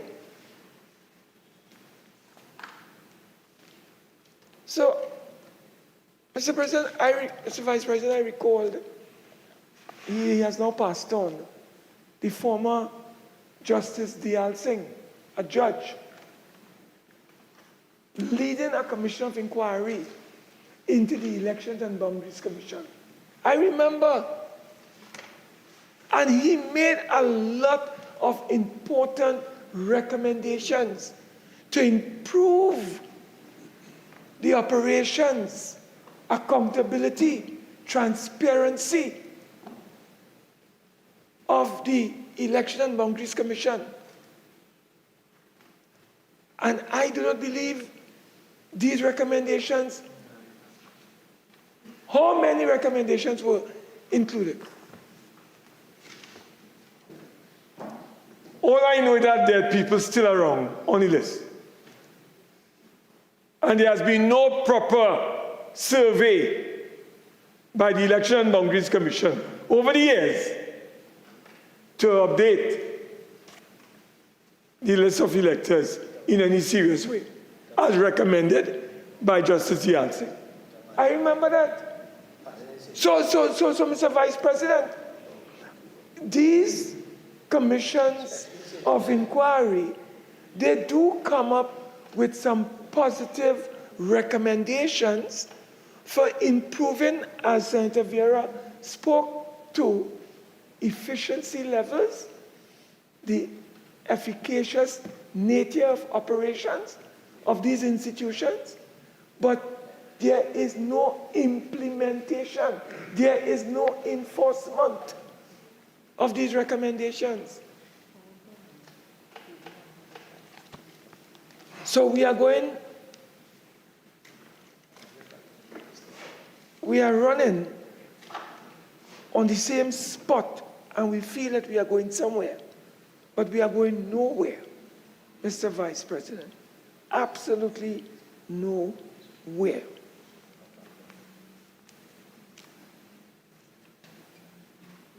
I would want to identify with the effort by our colleague to strengthen, Mr. Vice President,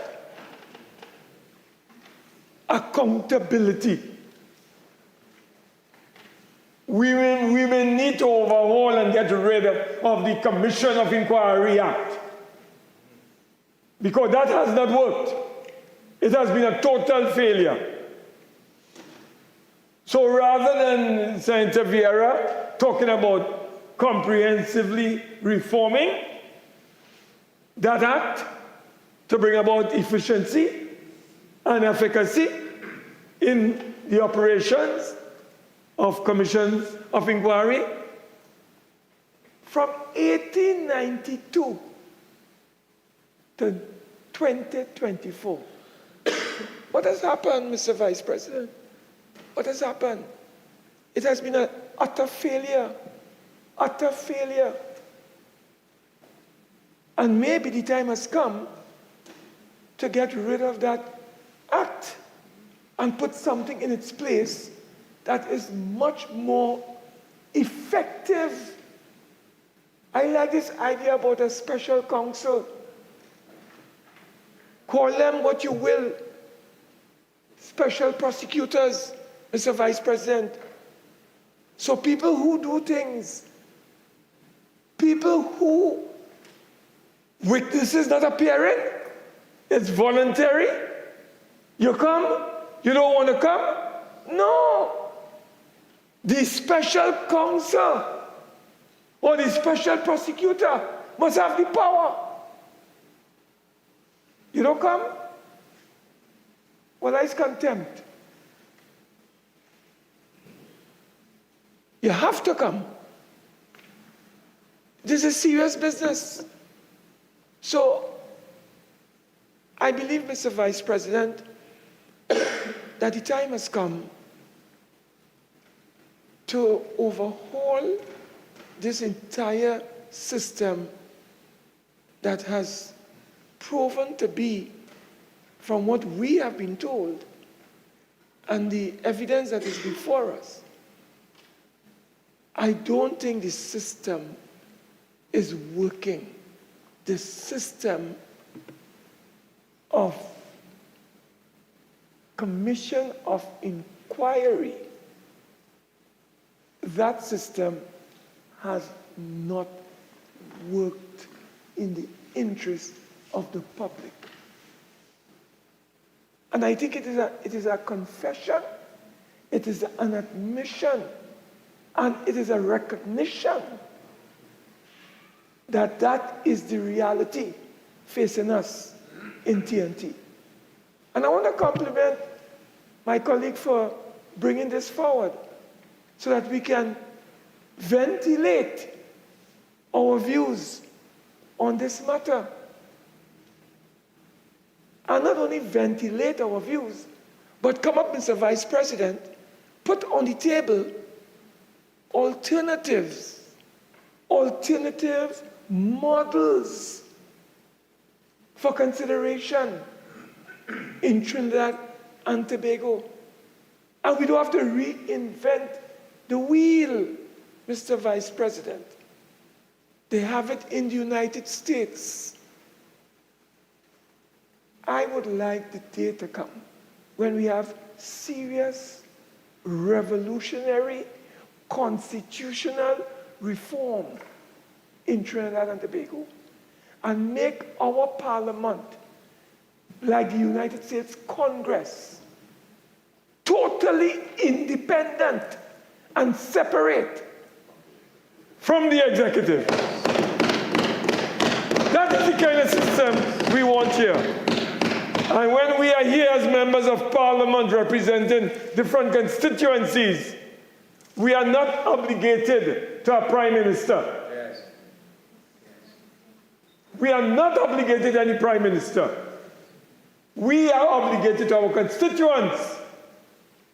And when they bring a budget to our parliament, Mr. Vice President, if they do not put resources for my constituents, you ain't getting my support. Every member, I think they always have failure in the United States Congress because they're in charge. They are the ones. Yes, if it becomes necessary to promote democracy, if that is the price for democracy, I'm prepared to pay for it. I'm prepared to pay that price. That is the price we have to pay for strengthening democracy and accountability. Yes, let's go. Real separation of powers. Let us deal with the real separation and not the mockery we have in Trinidad and Tobago that passes for the separation of powers. Let us have real separation of powers. The United States of America, whatever faults they may have, one thing we must recognize, the founding fathers of the United States of America brought a constitution that was able to really bring about serious and effective separation of powers. And that is what we want in Trinidad and Tobago. We want effective separation of powers. Right? So, Mr. Vice President, I'm saying let us turn this thing upside down, capsize it. If you're serious about change, don't tinker with the Commissions of Enquiry Act overturn it, dump it, and put something that is more effective, more efficient in its place. So when the wrongdoers commit acts of criminality, and you have to hold a commission of inquiry, and they are found guilty, you get results. They are prosecuted, jailed. In Trinidad and Tobago, they get away with, Mr. President, Vice President, scotch-free. Can't be serious. So I want to thank Senator Vieira for bringing this motion forward. But Senator Vieira, I think we have to go further. We have to have revolutionary reform in our way forward. Cannot continue to tinker with the system. Real change. That is the kind of change that we want in Trinidad and Tobago. And that is what we don't have at this time. Senator, you have 5 minutes remaining. So, Mr. President, I identify with my colleague's motion. But I say, Mr. President, I call on my colleague to probably tighten it a little more. I think we should be putting forward some alternative models for consideration. I'm not saying, Mr. Vice President, that we have to accept the models, but in terms of our dialogue and our discussions, those models are put on the table for discussion, for deliberation, and at the end of the day, people can tweak, people can twist, they can make amendments, but at the end of the day, let the people decide. But at least we can put forward some alternatives to strengthen what Senator Vieira has put forward. So if we have to dump the Commission of Inquiry system, dump it, get rid of it, and put something in its place. And you'll have my support. I will support you on that. You could count on me, because like you, I want revolutionary changes. I want far-reaching changes to make the system more accountable. So criminals in high places and low places and middle places cannot commit acts of treachery and get away because they know the system is not working. They know the Commission of Enquiry Act is ineffective, Mr. President, or ineffectual. And therefore, we need to change the system, Mr. Vice President. So, Mr. President, in closing, I didn't expect Senator Vieira, through the President, I didn't expect to speak so long. But it's just part of my DNA. Whenever I rise, I speak, beyond my time, Mr. Vice President. I always speak beyond my time. It's just part of my DNA.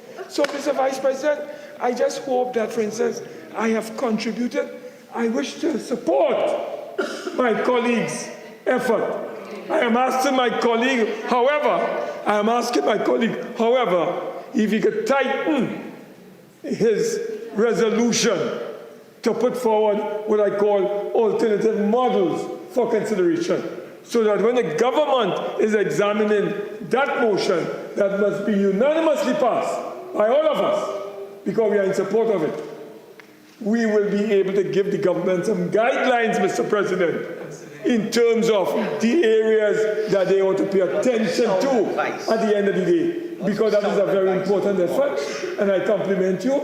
I support your motion, and we would like to see a revolutionary transformation, reformation of the whole system of accountability, where there's abuse, fraud, and an attempt by those to really undermine the public good. So, Mr. President, I thank you very much for this opportunity to identify with this motion, and I hope that we'll be able to get some very positive outcome at the end of the day, and that the Attorney General and the government does not continue to sleep at the wheels when this thing is passed, and they will give it the kind of action and effect at the end of the process. Mr. President, I thank you for giving me the opportunity. Yeah. Oh, yes. Senator Teemal.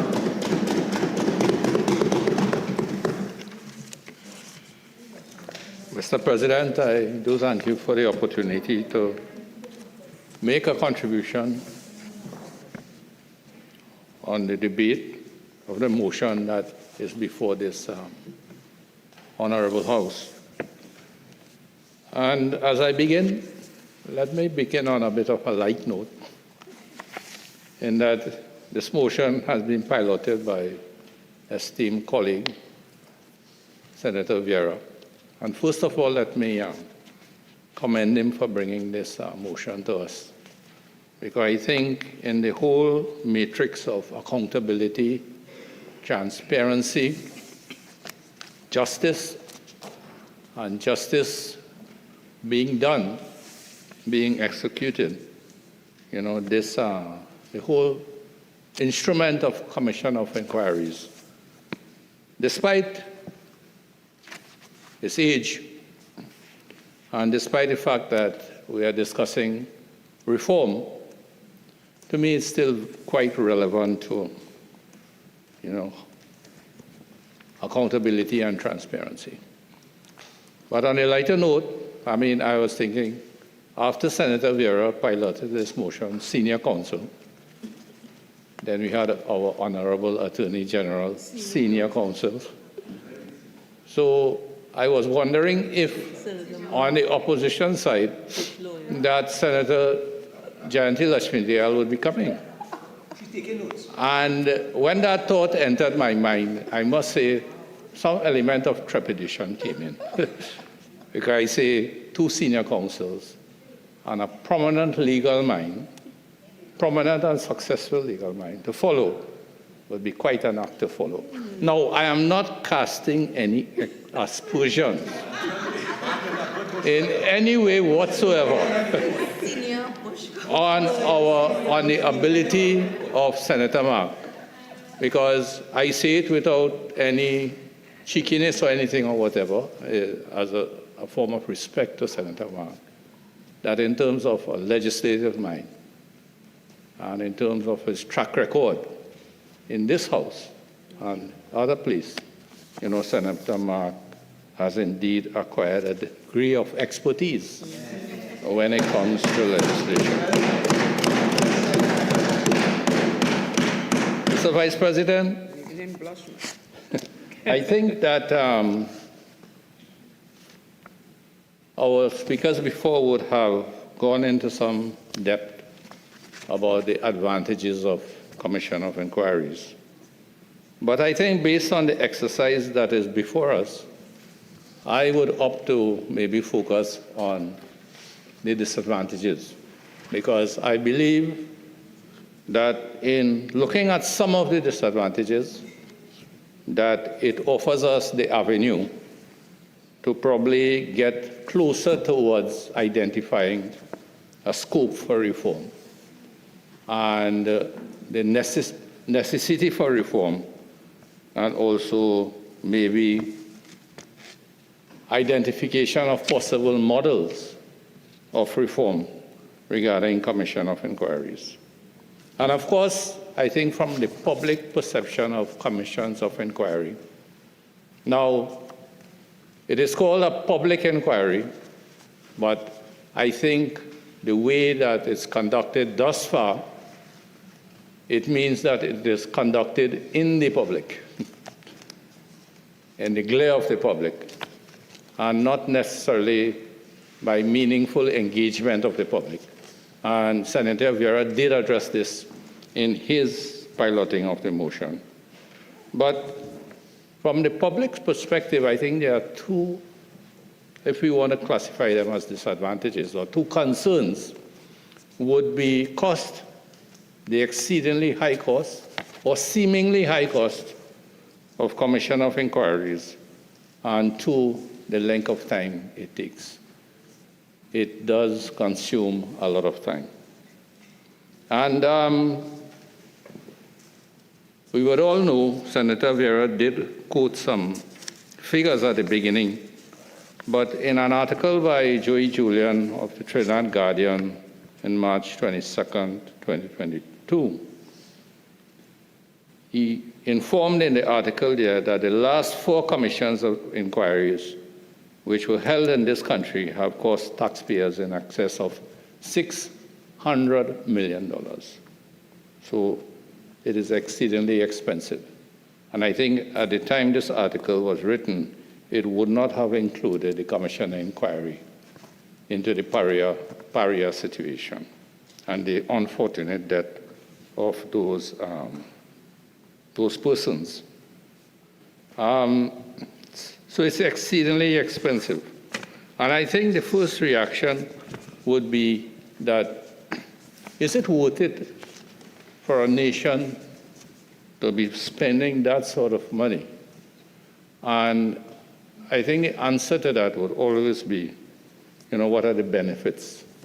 Or what are the benefits that have accrued from such extensive expenditure?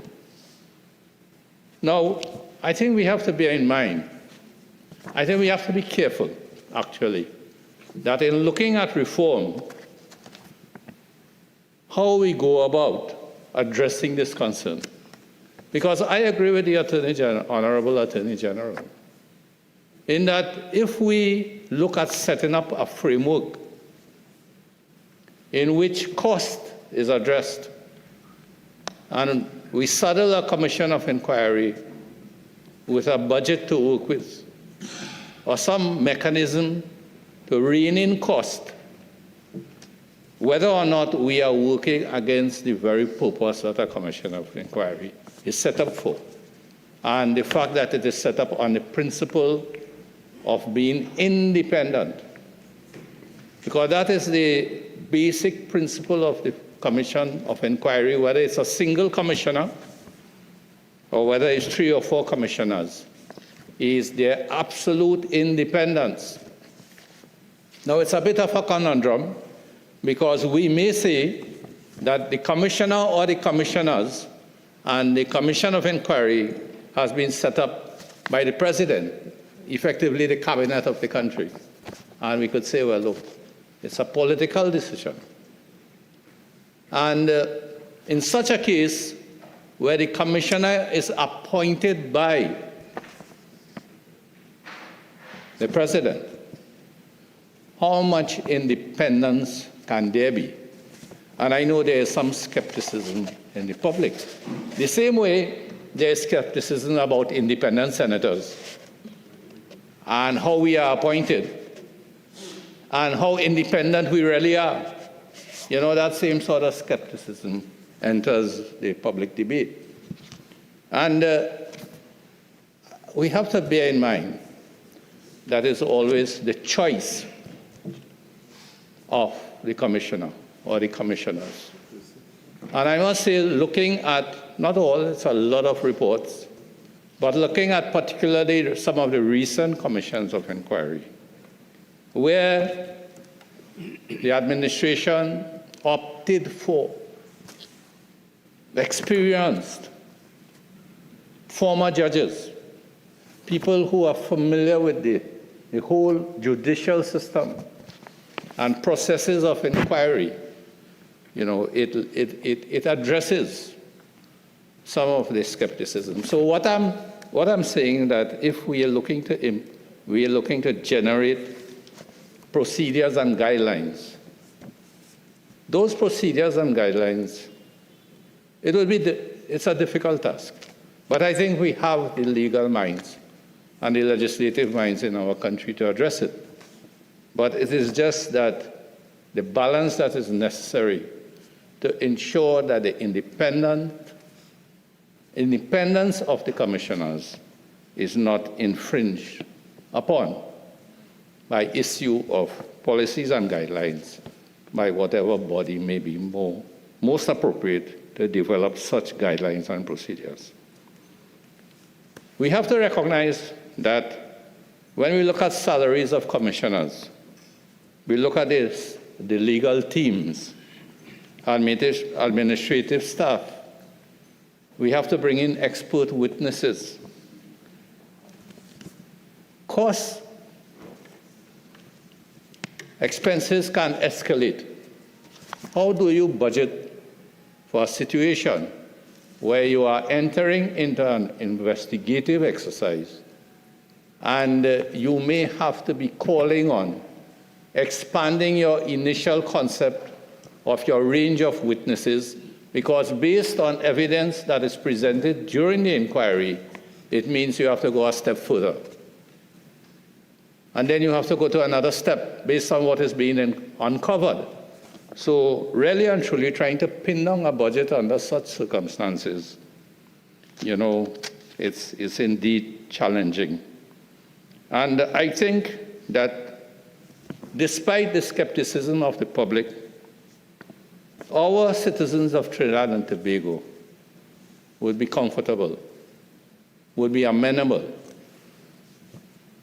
to whatever the cost may be, if there is efficiency, and if particularly they see that the recommendations of the Commissions of Enquiries, are followed up on, and those who are guilty, or those to whom action has to be taken against, there is due diligence in the exercise, because the legal requirements of the justice system for the betterment of our nation as we grow and develop, do we put a price to truth and justice? Do we put a price? But we allow the wisdom, the experience of the commissioner or commissioners to responsibly guide a commission of inquiry. And the decision to manage costs is based on, essentially, the key ingredient is on the selection process that is used, where responsible, experienced, independent persons of integrity and experience are chosen to lead these commissions of inquiry. As I said, unfortunately, we would link the findings and the recommendations with the post-commission of inquiry action. And I think this is where we have fallen a lot. I mean, some of us would be familiar, or we would have heard a lot of times about the Scott drug report. And the man on the street would tell you, boy, they name everybody in that report. That's the perception there. And yet still nothing was done. Not a single person was arrested, or not a single person was brought up on any charges. And it was a waste of time. That's the perception there. So we cannot escape from the fact that we have to, in any form of, in any model that is addressing reform, we have to consider post-commission of inquiry action. Now, again, to me, that's a difficult call, because then you come back to the government of the day. And then the government of the day, of course, is limited by constitutional requirements, because decision to prosecute lies with the DPP. And we have had quite a few commissions of inquiries where we have said, well, the DPP is looking at it, and the DPP would be the one to decide. Which is why when Senator Mark raised the model from the United States, I was particularly interested when he spoke about independent counsel. Because here you have a model of independent counsel who are given the powers of prosecution. But then in our situation, constitutionally, we are bound by the DPP. And of course, the reform that we may be looking for with regards to commission of inquiry would be as far-reaching to call for constitutional reform. If we are to have an effective model for post-Commission of Inquiry enforcement, and which would reward the country with knowing the truth, justice being served, and getting a return on the monies that have been invested. I know just on the side, Honorable Attorney General, there's talk in certain circles that attorneys look forward to Commission of Inquiries because they see it as a windfall. Well, that's just on a lighter note.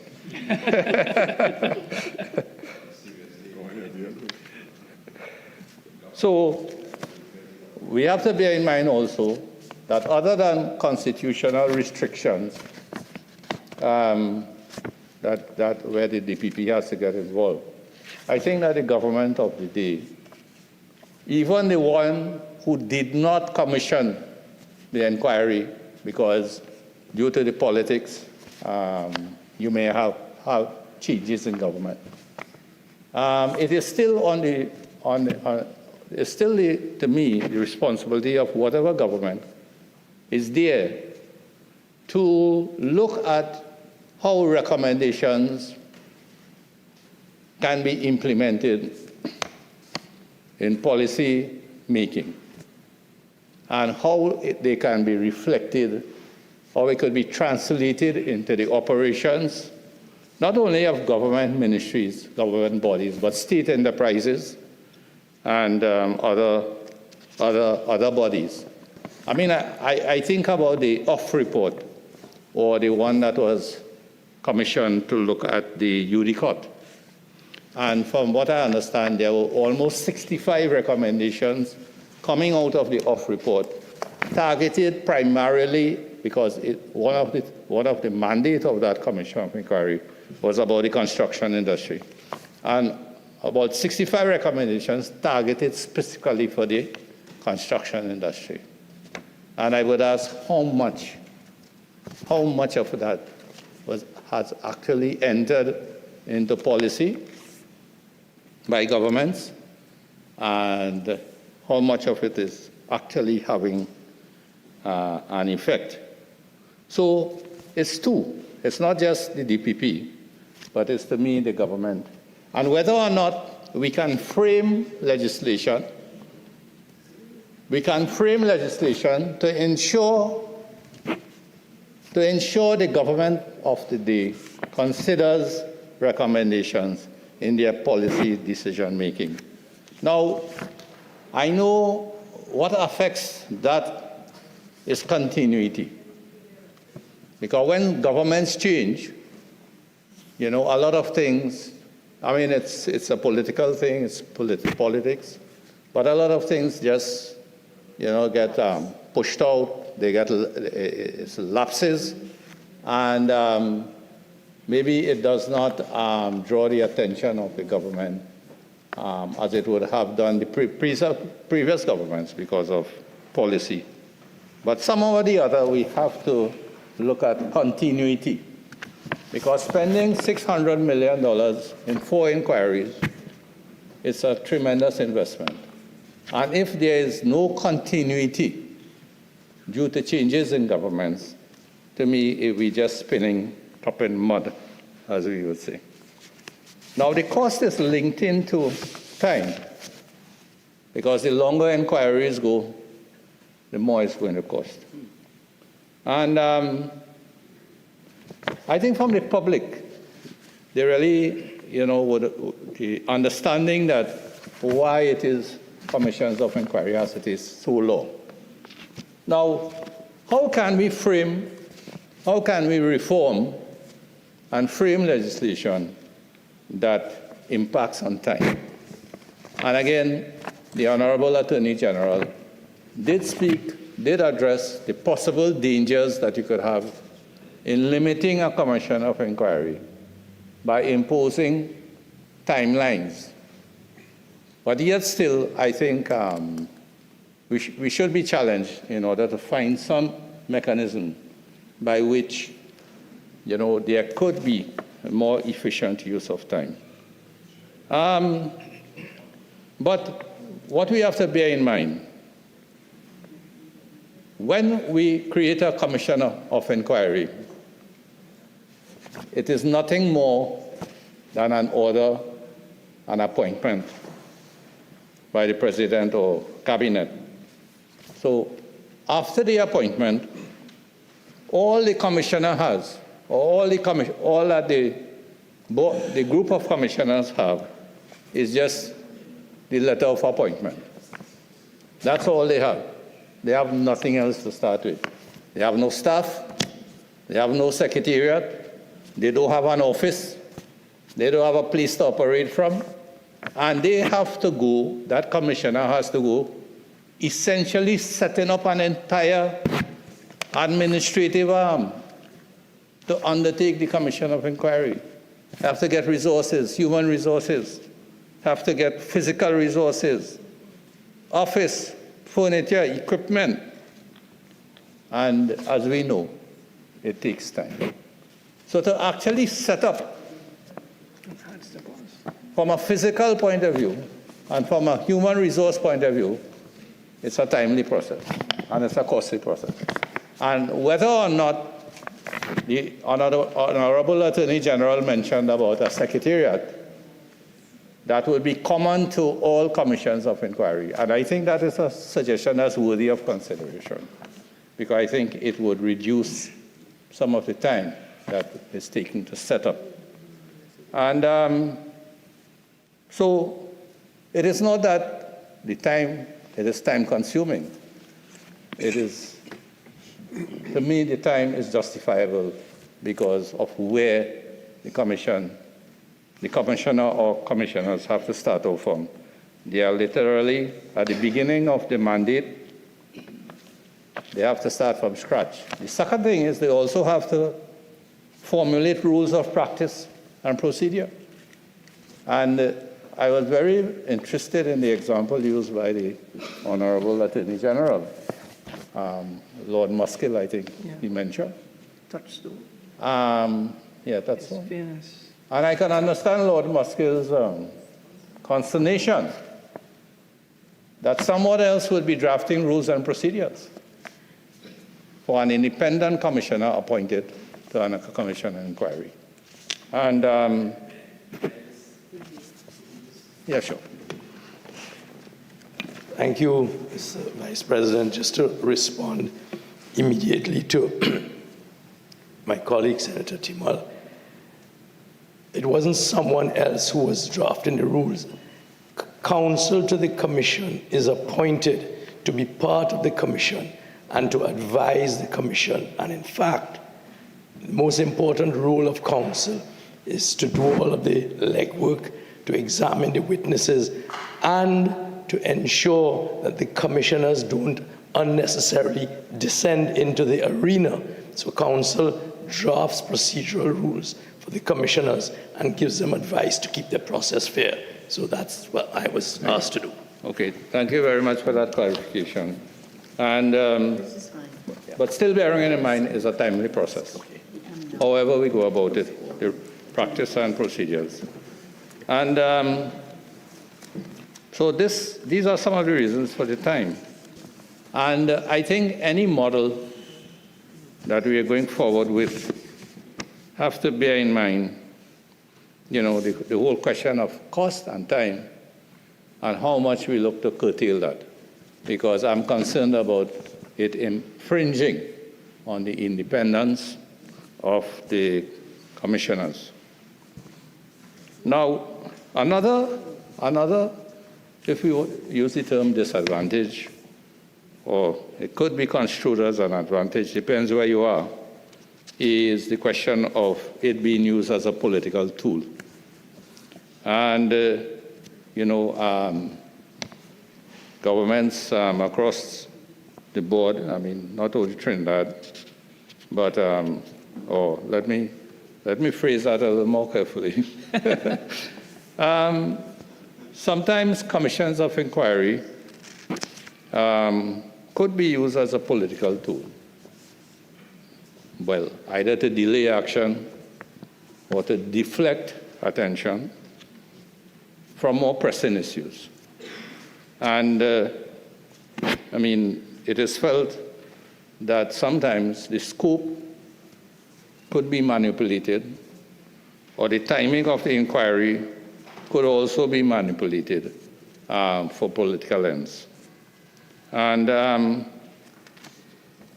I think we have to bear in mind that the commissions of inquiry are not supposed to be determining civil guilt or civil responsibility or criminal guilt.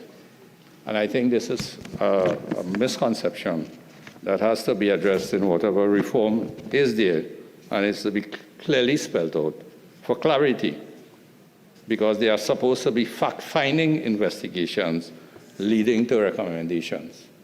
And I can't help but recall, looking at some of the recent inquiry, the Vieira inquiry, and at times looking at it as an average citizen, I must say I was really concerned about what I just said, whether or not the objective was establishing criminal guilt or civil responsibility or finding the facts and making recommendations. So that the question of recommendations as well from commissions of inquiry is that how much of the recommendations are rooted in reality.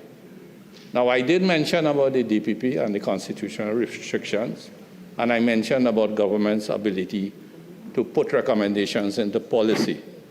But at the same time, do the commissions of inquiry, or should there be guidelines for making your recommendations applicable? Because coming up with recommendations, and legislatively, you can't do anything. Criminally, you can't do anything. Or you're just making recommendations in a vacuum. I think that the commissions of inquiry, part of their scope, they have to be charged with the responsibility of making workable recommendations based on a knowledge of the environment in which those recommendations are being made, so that the chances of successful implementation of the recommendations are very high, and they are not theoretical, or they are not given from the point of preaching to the public or preaching to anybody about what should be done and what could have been done, but things that are meaningful and that are implementable. So that even though a commission would uncover wrongdoing or maladministration, the recommendations may not always be enforceable. And to me, in any model that we are looking at, recommendations, we should look at recommendations being enforceable. It should be the mandate of the Commission of Inquiry to come out with recommendations that are enforceable.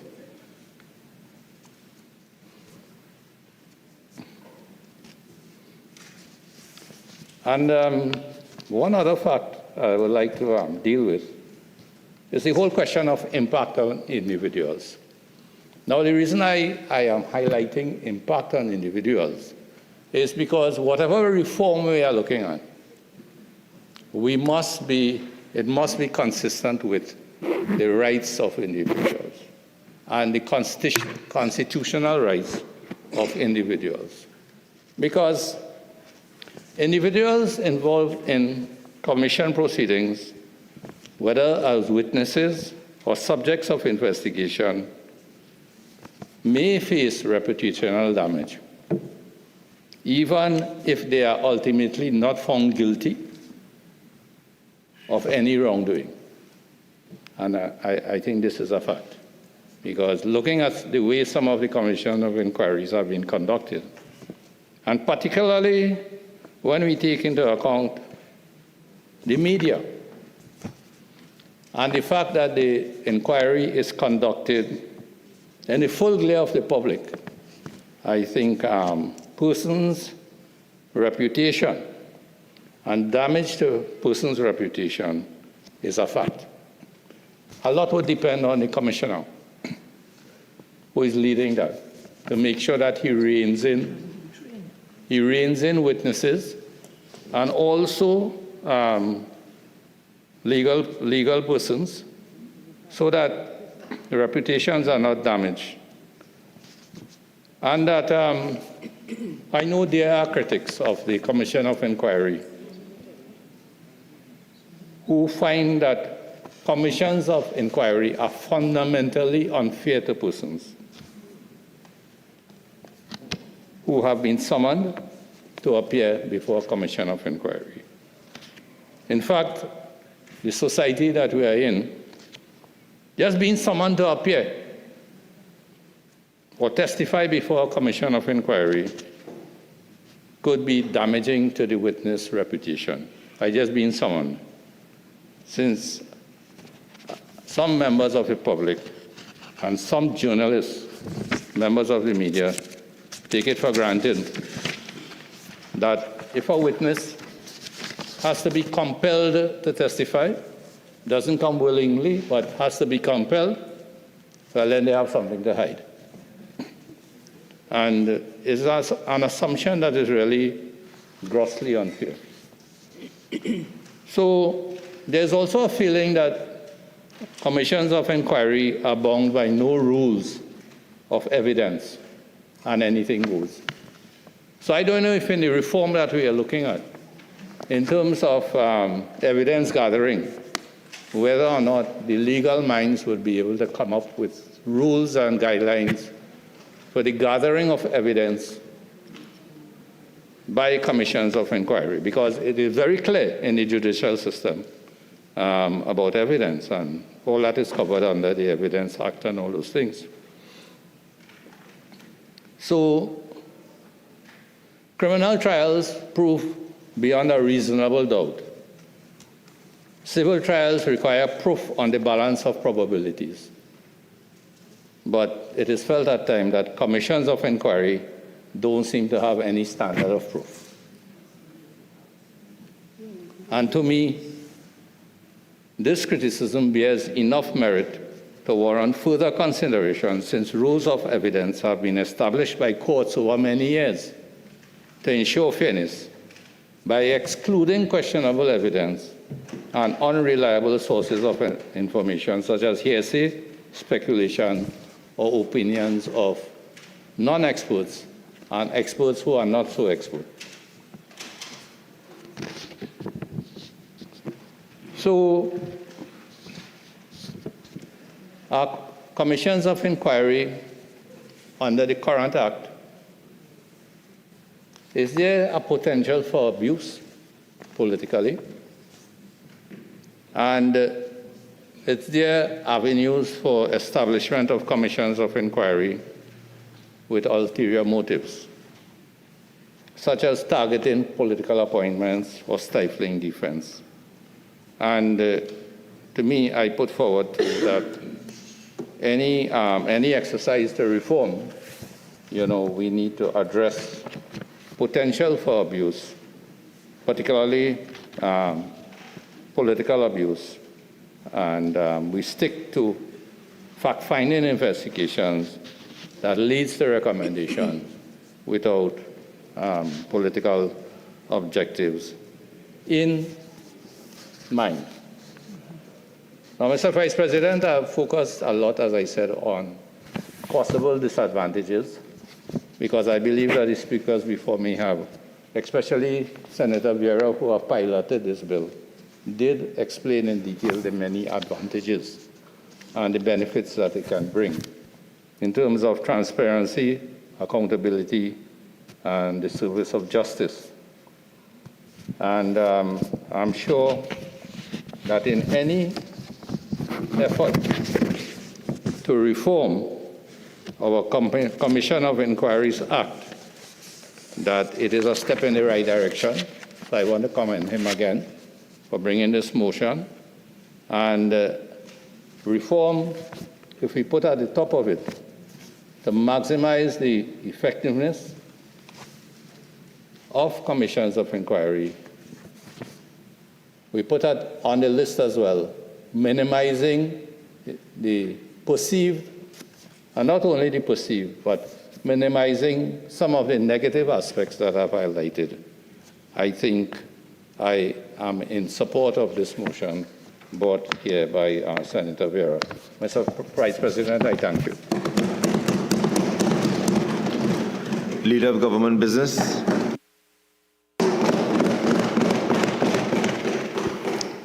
Thank you, Mr. Vice President, for the opportunity to contribute to this debate on a motion, a private motion brought by Senator Anthony Vieira, really focusing on commissions of inquiry and presenting a formula, a recommendation to the government, to the Senate, with respect to prospects for improvement with how this country treats with this long-standing issue. And the Senator gave us the anchor, which takes us back to the year 1892. So we've been at this for a very long time.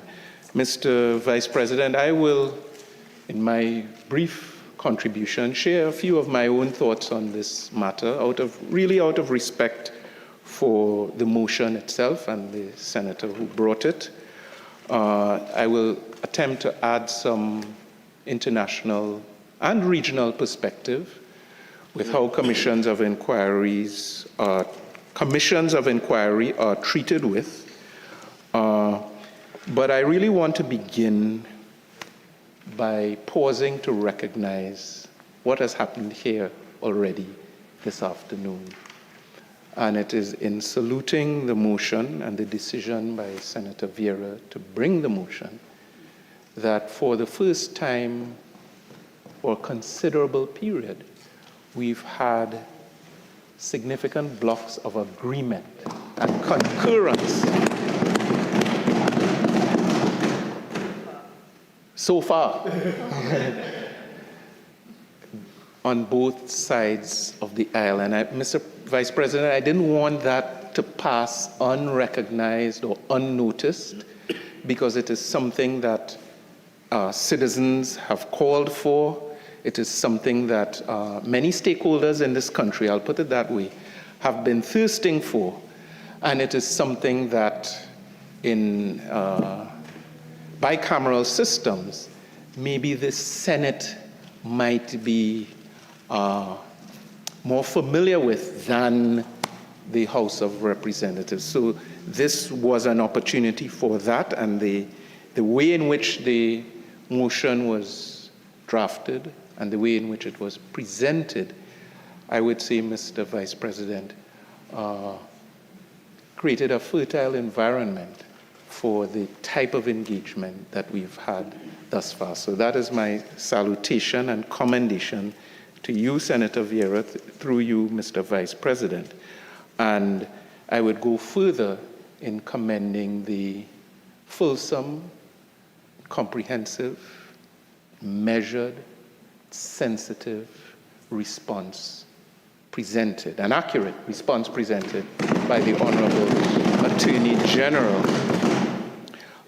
which gave a very clear formula for the government's treatment of this matter, and which contained therein a commitment for positive action in response to the requirement for action in the circumstances that we've all been outlining, and in response to the admonitions of Senator Vieira. And I don't often find space or opportunity to accurately commend anything Senator Marks says, but this may be an opportunity in recognizing that I would say for the majority of his contribution, there was a little bit of a lowering of the rhetoric that he has become associated with, and really an attempt to treat with some of the phrasings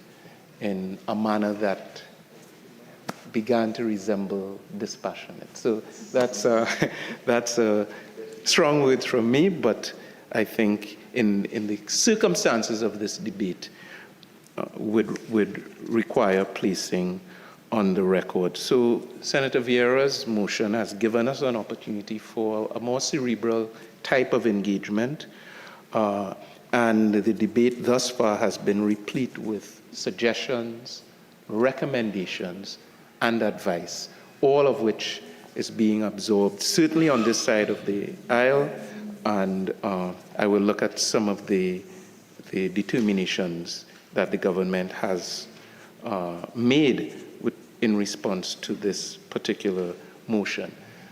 And I would say, Mr. Vice President, in listening and participating in the discourse thus far, it gives me a little bit of an echo for the words of one of our heads of state, former, who advised that we should pay some attention to the next generation as opposed to merely the next election. And in treatment of this archaic approach, certainly an archaic act, it gives us an opportunity to really contribute, maybe in a very significant way, to the next generation as opposed to merely a much shorter time horizon. So a number of challenges were identified. I don't think we need to dig too deeply to recognize that the system and our approach to commissions of inquiry and our approach to unraveling facts and chronicling and documenting facts where circumstances may be murky, where there may have been attempts to conceal activities of various stakeholders, where there may be general public disquiet or a burden that may have been revealed by the media or from other quarters. What is the best formula for a society to treat with these in a manner that produces some measurable result or outcome? So we've already identified challenges, and sometimes with how the Commission of Inquiry is established in the first place. There have been questions and challenges with respect to the selection of commissioners, the selection of chairmen of these commissions, the terms of reference, how broad, how narrow these terms of reference might be. How does the inquiry conclude? How does it end? What is the outcome? What is the output, first of all? And that output would lead to an outcome. And we've heard some consternation about the end of the road in some recent circumstances being with the Director of Public Prosecutions. And then there's what was described as silence after that, which can lead to disquiet. Will anything come of this and this investment that the taxpayer has made? So those are some of the areas. But I wanted to take another look at the motion itself, which I would say is quite well phrased. It is anchored in the first phrasing where the Commissions of Enquiry Act is identified. In the second, Senator Vieira, as the author, indicates or recognizes that commissions of inquiry are, and I quote the phrase, an important tool for social investigation. That phrase is a little bit heavy, social investigation, but an important tool for social investigation in contemporary society. And I think the operative phrases in the third paragraph, and this may have helped us today, whereas successive government administrations. So that, very cleverly, Senator Vieira took some of the political temptation out of the discourse. So there was no specific time period was identified, no specific regime or political dispensation, successive governments. And I think that the debate was guided accordingly and failed to adequately address public concerns. And there were some quotations of newspaper articles and references even to conversations various senators would have had underscoring concern and public concern with how we've treated with commissions of inquiry. And then the resolution is quite effective in that it calls for the effecting of comprehensive reform. I heard Senator Mark take some issue or have a different view of what he would have liked that to have said. I think I heard a descriptive of tinkering. I'm not sure if he was saying that this would just lead to tinkering of the act, because certainly my reading of comprehensive reform does not sound like a recommendation for tinkering. The word comprehensive is obvious in its normal English interpretation. So if you are recommending the effective of comprehensive reform, you can't go much further than that. You may want to dress it up with a revolution of the act. I see that as the same thing as comprehensive reform, and I certainly don't see any resemblance between what the motion calls for and tinkering with the old legislation.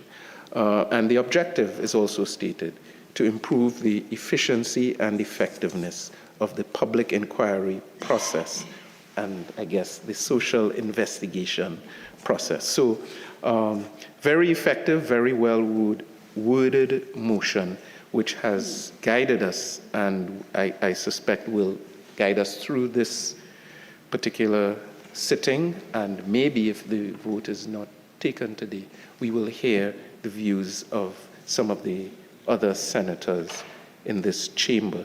So, Mr. Vice President, I will very briefly touch on some of the pros and cons. I agree with Senator Teemal that a lot has already been said on this matter, but bring in some additional views on the pros and cons. I will take a look at the CARICOM regional approach to commissions of inquiry, as well as the Commonwealth, and going further afield, and treat with some of the recommendations that have been laid on the table. So, Mr. Vice President, just looking at where we stand today, I was able to generate a list of all the commissions of inquiry, and that list in bullet form is 7 pages long. Commissions of inquiry between 1960 and 2024. So we've been, yes, this is Trinidad and Tobago. So in the 1960s, according to this research, we had 16 commissions of inquiry in this country.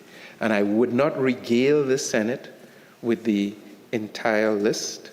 A few notable ones that I saw in the 1960s. Report of the Commission of Inquiry into the cane farming industry of Trinidad. That was 1960, beginning the decade. Another interesting one, well, they were all interesting at the time, but report on the Commission of Inquiry into the circumstances surrounding the flooding of the Oropouche Lagoon, 1965. And some of these are still topics for consideration today. Again, looking at impact, output, and outcome. So there were 16 commissions of inquiry in the 1960s. In the 1970s, there were 26 commissions of inquiry. That was a very busy period, the 1970s. I'll give just a few examples out of this list of 26. Commission of Inquiry into Racial and Color Discrimination in the Private Sector of Trinidad and Tobago, 1970. Before the year of my birth, but it is alleged.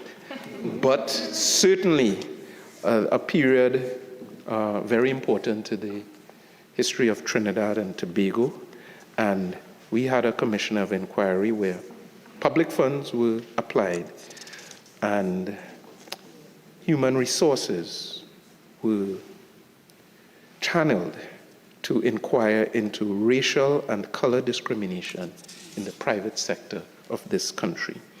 There was, in the 70s as well, the Commission of Enquiry into Drug Addiction, phenomenon that we continue to wrestle with in this country.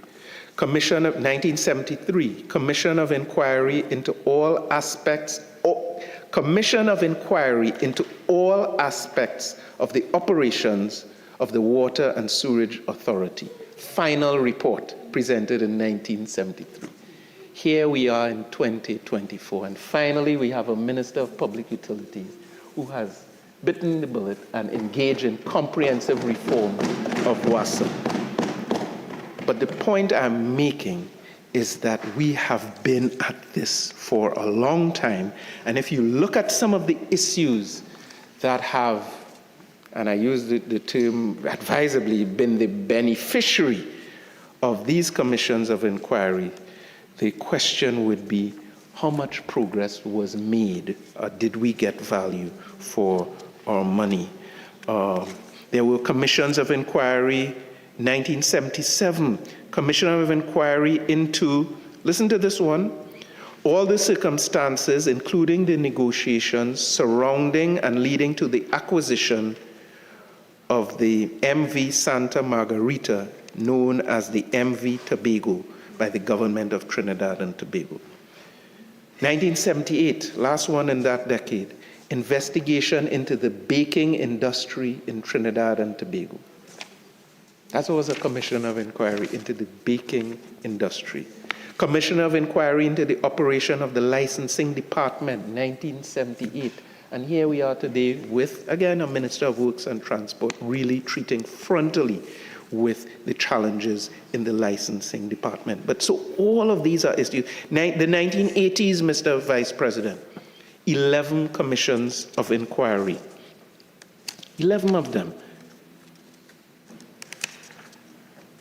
1990s, just moving forward quickly, there were 6 commissions of inquiry on some very notable ones during that period. The La Tinta Committee, I think it may have been mentioned earlier, La Tinta Commission of Inquiry, Part 1, 1990.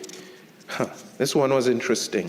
1994, Football Commission of Inquiry, Trinidad and Tobago. A report was presented. What's that? Have we solved all of those issues today? The 2000s, 7 commissions of inquiry. And the 2020s, as it were, 3 commissions of inquiry thus far, and ongoing, Mr. Vice President. And I heard the word catharsis used earlier. I think Senator Vieira and then the AG and Senator Teemal may have used the word, and the expectation or the objective of achieving some catharsis via all of these processes. And I didn't do the math to add them up, but it's a lot of work. A lot of application would have occurred over those years. A lot of legal expertise. I wouldn't fall into the light-hearted temptation that Senator Teemal did. But a lot of resources were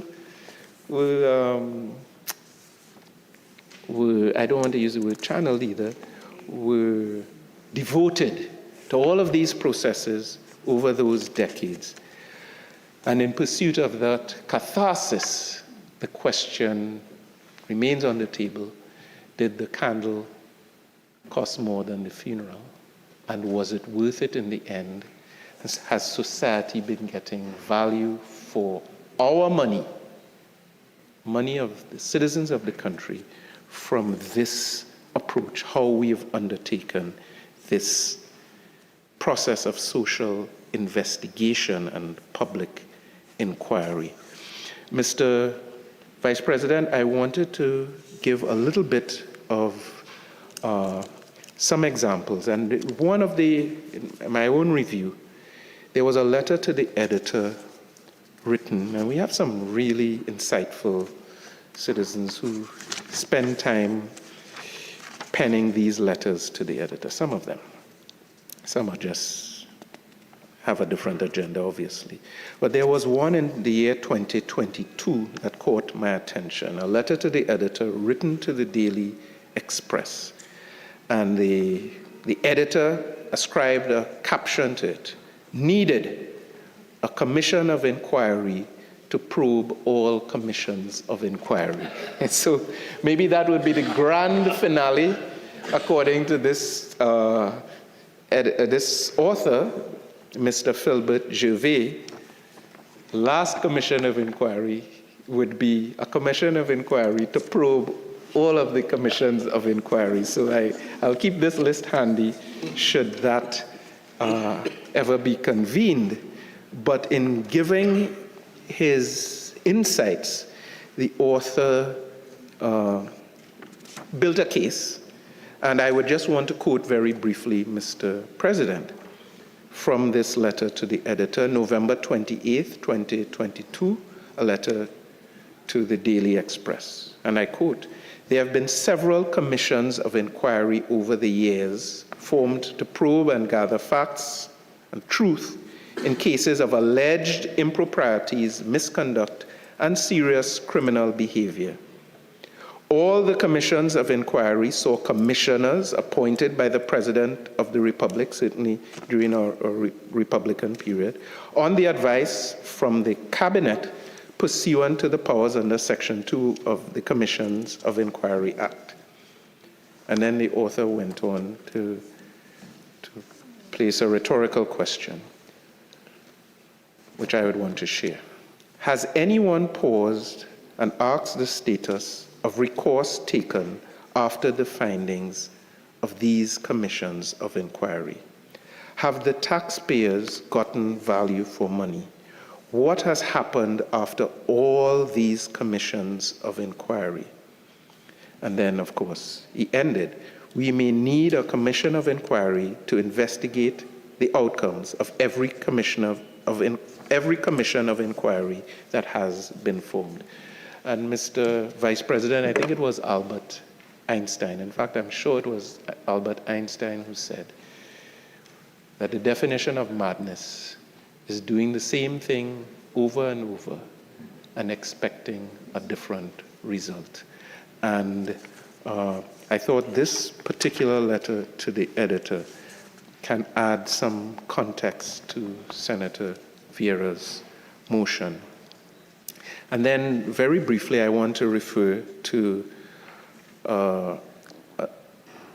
an article written in the Trinidad and Tobago Guardian on July 28th, 2023 by Shaliza Hassanali, where this senior reporter gives a little bit of a chronicle of more recent responses to commissions of inquiry. And the caption was, "Stakeholders split on future of commissions of inquiry." And a number of stakeholders were interviewed by this senior reporter, and I would name a few of them: Victor Hart of Trinidad and Tobago Transparency Institute, Mr. former chairman of the Transparency Institute, and Mr. Hart was of the opinion in this article that commissions of inquiry should be discontinued.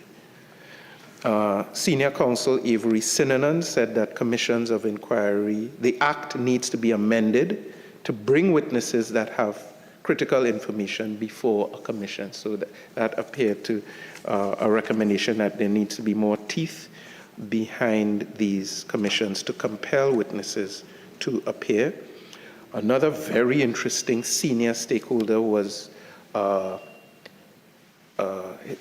comments of another senior stakeholder were shared in this article as well, none other than Prime Minister Dr. Keith Rowley, quoted by Ms. Hassanali, the journalist, describing some of the interaction that he would have had with the CLICO Commission of Inquiry, and I believe there were already references to comments from the Prime Minister in such regard, so I wouldn't regale the Chamber with that. But clearly these are challenges that have been engaging the mind of the Prime Minister, the government for some time, and really Senator Vieira has really crystallized it, allowed an opportunity for exchange, allowed a forum for the Attorney General to give a very crystal clear signal as to the direction of the government moving forward on this matter,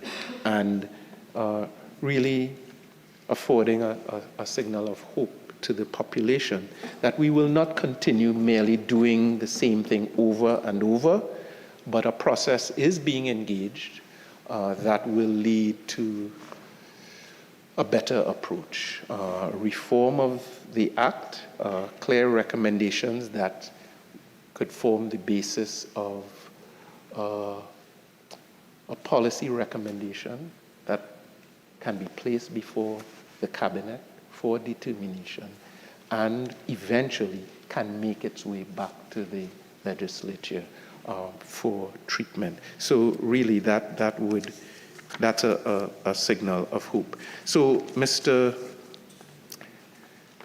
Vice President, I promised to give a little bit of the regional context as well. Given my own portfolio, it might be useful that I would seek to add a little bit of the regional context to this particular debate, because our jurisdiction is not at all unique with respect to our history of commissions of inquiry, and certainly in this country, both under colonial rule and since independence, we've had different types of commissions of inquiry to inquire into matters of national importance and concern. The CARICOM within the Caribbean community, commissions of inquiry have been part of a tradition born, of course, out of a history of British jurisprudence. And in the British scenario, royal commissions would have been appointed by their head of state upon the advice and with the consent of the government. So let's look a little bit at Grenada. In Grenada, there is a very similar Commissions of Enquiry Act.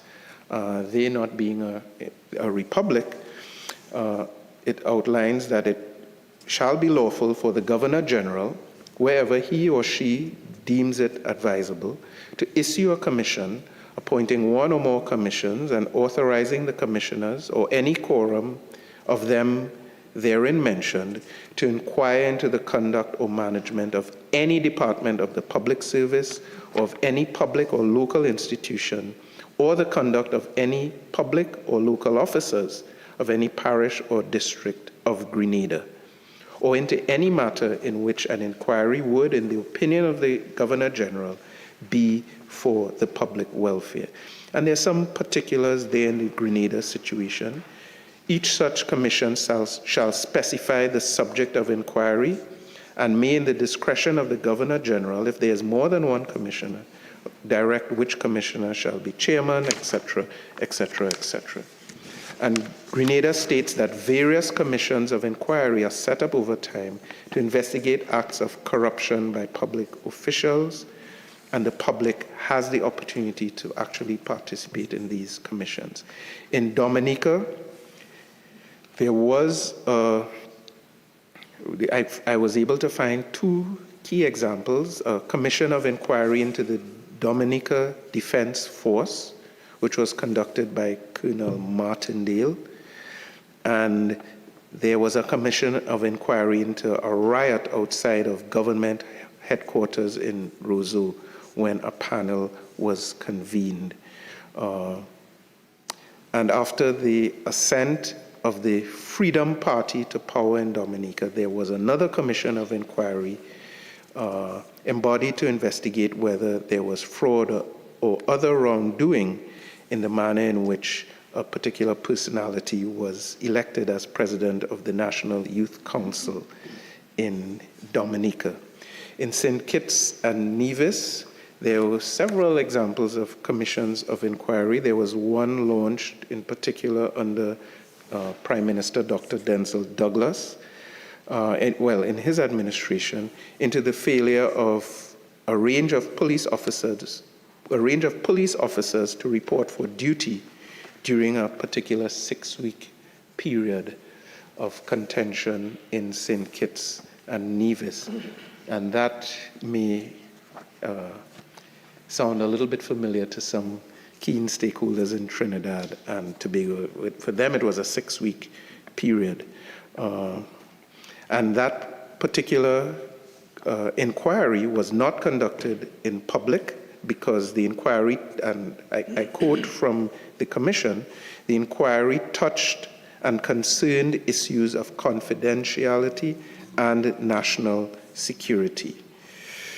In Antigua and Barbuda, there's a similar Commissions of Enquiry Act, which states that it shall be lawful for the Governor General, should he deem it advisable, to issue a commission appointing one or more commissions, and with great similarity to the Grenada legislation. And again, there's that opportunity for the inquiry to be convened in private as opposed to in public. And in those circumstances where it will not be lawful for any person without the authority of the Governor General to write, print, publish, circulate, or make public, or to procure for the purpose of writing, printing, publishing, circulating, or making public, or to cause to be written, printed, published, circulated, or made public, etc., etc., etc. Any part of the inquiry and any person so offending shall be guilty of a misdemeanor and liable for a fine of $3,000 or imprisonment for a year or more. And there's similar context in Jamaica as well. And if we go a little broader, Mr. Vice President, to the Commonwealth scenario, I already mentioned the device of the Royal Commissions established by Commonwealth governments such as in Australia. These commissions are a little more rare and are, of course, considered independent public inquiries established by government. In Australia, royal commissions are the highest form of inquiry on matters of public importance. They are established in rare and exceptional circumstances, and of course are designed to find out why specific events would have happened, to work out who is accountable for those specific events, and to make findings and recommend changes to policies and laws.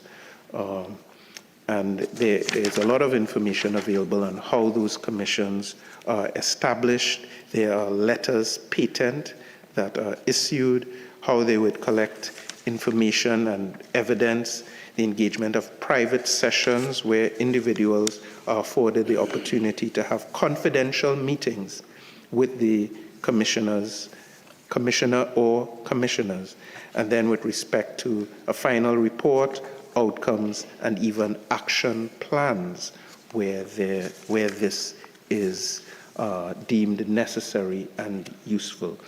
So, Mr. Vice President, a number of challenges have already been identified with the status quo.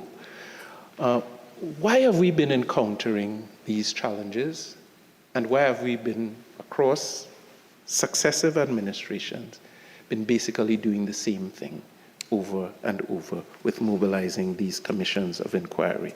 Well, one may be that in the existing legal framework, there may simply not be a wide range of available alternatives that would have been considered appropriate to our particular scenario. Another challenge, Mr. Vice President, was alluded to by Senator Teemal, and that is this 5-year electoral cycle that no one is really complaining about. We are a proud democracy, but it does affect long-term trajectory, long-term stability in some regard, and more particular to this debate, treatment of matters that may span an electoral term or certainly cross the period of an election. And we've seen examples where we, as a society, might be a bit hot and cold, something that disturbs us and bothers us greatly in the year X doesn't bother or disturb us as much in the year X plus 2. And that should be a cause for some further contemplation, not at all. And Senator, you have 5 more minutes. Really? Yeah. Thank you. Not at all to be misquoted or misconstrued, colleagues, as a complaint against democracy or pro-democracy, but just a call that we can consider that may have an impact in this consideration or contemplation of why we are not able to get outcomes. This pendulum swings back and forth. It's not just in Trinidad and Tobago, of course. And so if an administration simply grows cold, and we may have examples even today of inquiry processes that a party, even if out of government, is already maybe signaling we are not interested, we're not going to participate, that's going to die, those signals are being sent. And how are we as a society really going to get value with that type of approach? Another factor really would have to be the small size of our society. Now, we can't do much about that. We have limited human capacity in certain fields. We only have a certain number of legal luminaries, and you see names coming up time and time again, bearing the burden of participating in these processes and being compensated accordingly. That does happen. It's a small society. And sometimes you would see administrations reaching outside of the jurisdiction to identify a chairman or even commissioners. There's a limitation there. That's just due to the size of Trinidad and Tobago and these other CARICOM jurisdictions. And again, this is not a prescription, but we've seen more and more of recent vintage the recognition that a regional approach can have some benefit. So it's just something I just want to add to the discourse. Any similarities in terms of the contextual issues that they would have been confronting. And there may be opportunity for somewhat more of a regional approach with how we treat with some of those big ticket items. There's always strong political and public pressure on particular commissions of inquiry, the conduct, etc., which is good. It's very important for public scrutiny and attention, but there's a potential sometimes to distort the efficiency and the effectiveness depending on how that pressure is iterated. And even the results sometimes, the potential for results, can conceivably be colored by strong political pressure in the society. And so I heard comments about the DPP and maybe finding another way, and a special prosecutor with powers to prosecute. But let's not fool ourselves. That in itself will be controversial. In Trinidad and Tobago, there's already these perceptions of witch hunting, and now you have a super witch hunter who can not just inquire, but also prosecute you, appointed by a government, etc. So let's not be naive or oversimplify at times. These are some of the challenges we have to treat with. And then the budgetary constraints have already been identified. Some of these inquiries demand gargantuan resources, which our society may not always be able to sustain. So we have lots of challenges. It's very expensive, the way we've approached it. What do we do? Do we just not inquire? Do we cut and skimp? Or do we find maybe a more effective and efficient way in which to conduct these inquiries. So in conclusion, Mr. Vice President, the Attorney General has very admirably presented the government's direction on this overall issue and placed the government context into this motion. I just want to say we're very blessed to have this particular Attorney General who's always measured and reasonable and who listens very carefully to submissions coming from the wise members of this chamber and other stakeholders. And I recall his early days, there was a lot of pressure, and some of it was not entirely fair at all. But the AG has settled well, and today I listened very closely to his contribution. I think it's your 2-year anniversary, Attorney General. And the commitment to engage a process with the Law Reform Commission, with the policy research arm of the Ministry of the Attorney General, inviting, which is not something we hear that often, inviting the mover of this motion, Senator Vieira, to engage with that work and to ensure that his thoughts, his wisdom can influence the policy recommendations that may emerge. That will eventually make its way, once that work is completed, to a policy paper, consideration of the Cabinet of Trinidad and Tobago. And all of this, certainly the initiation of that work with the Law Reform Commission. I asked the AG, when is this long term? He said, no, 2024, as soon as that can be mobilized. That is the type of thinking that we have in the government of Trinidad and Tobago. So Senator Vieira, thank you. Your admonitions have not fallen on deaf ears, and senators who've contributed thus far, I believe, have helped to enrich this discourse, cause the Senate to pause a little bit from some of the hostility and negativity, and allow us to engage in a cerebral process looking at the next generation as opposed to the next election. I thank you, Mr. Vice President. Senator Dr. Tim Gopeesingh. Mr. President and honorable colleagues, as we come close this evening to closing the discussions, possibly I think around 6 o'clock, on Private Members' Day, I rise to participate in the discussions on this private member's motion brought by Senator Vieira.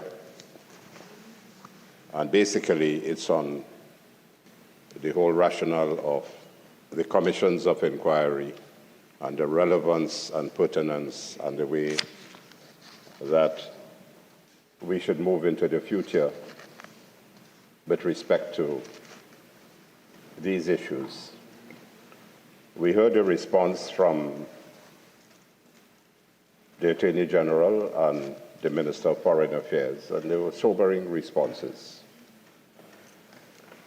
And I want to make a little contribution to, of course, we heard from my distinguished colleague, Senator Mark, with over 30 years of parliamentary experience, who lends value to any discussion at the highest level.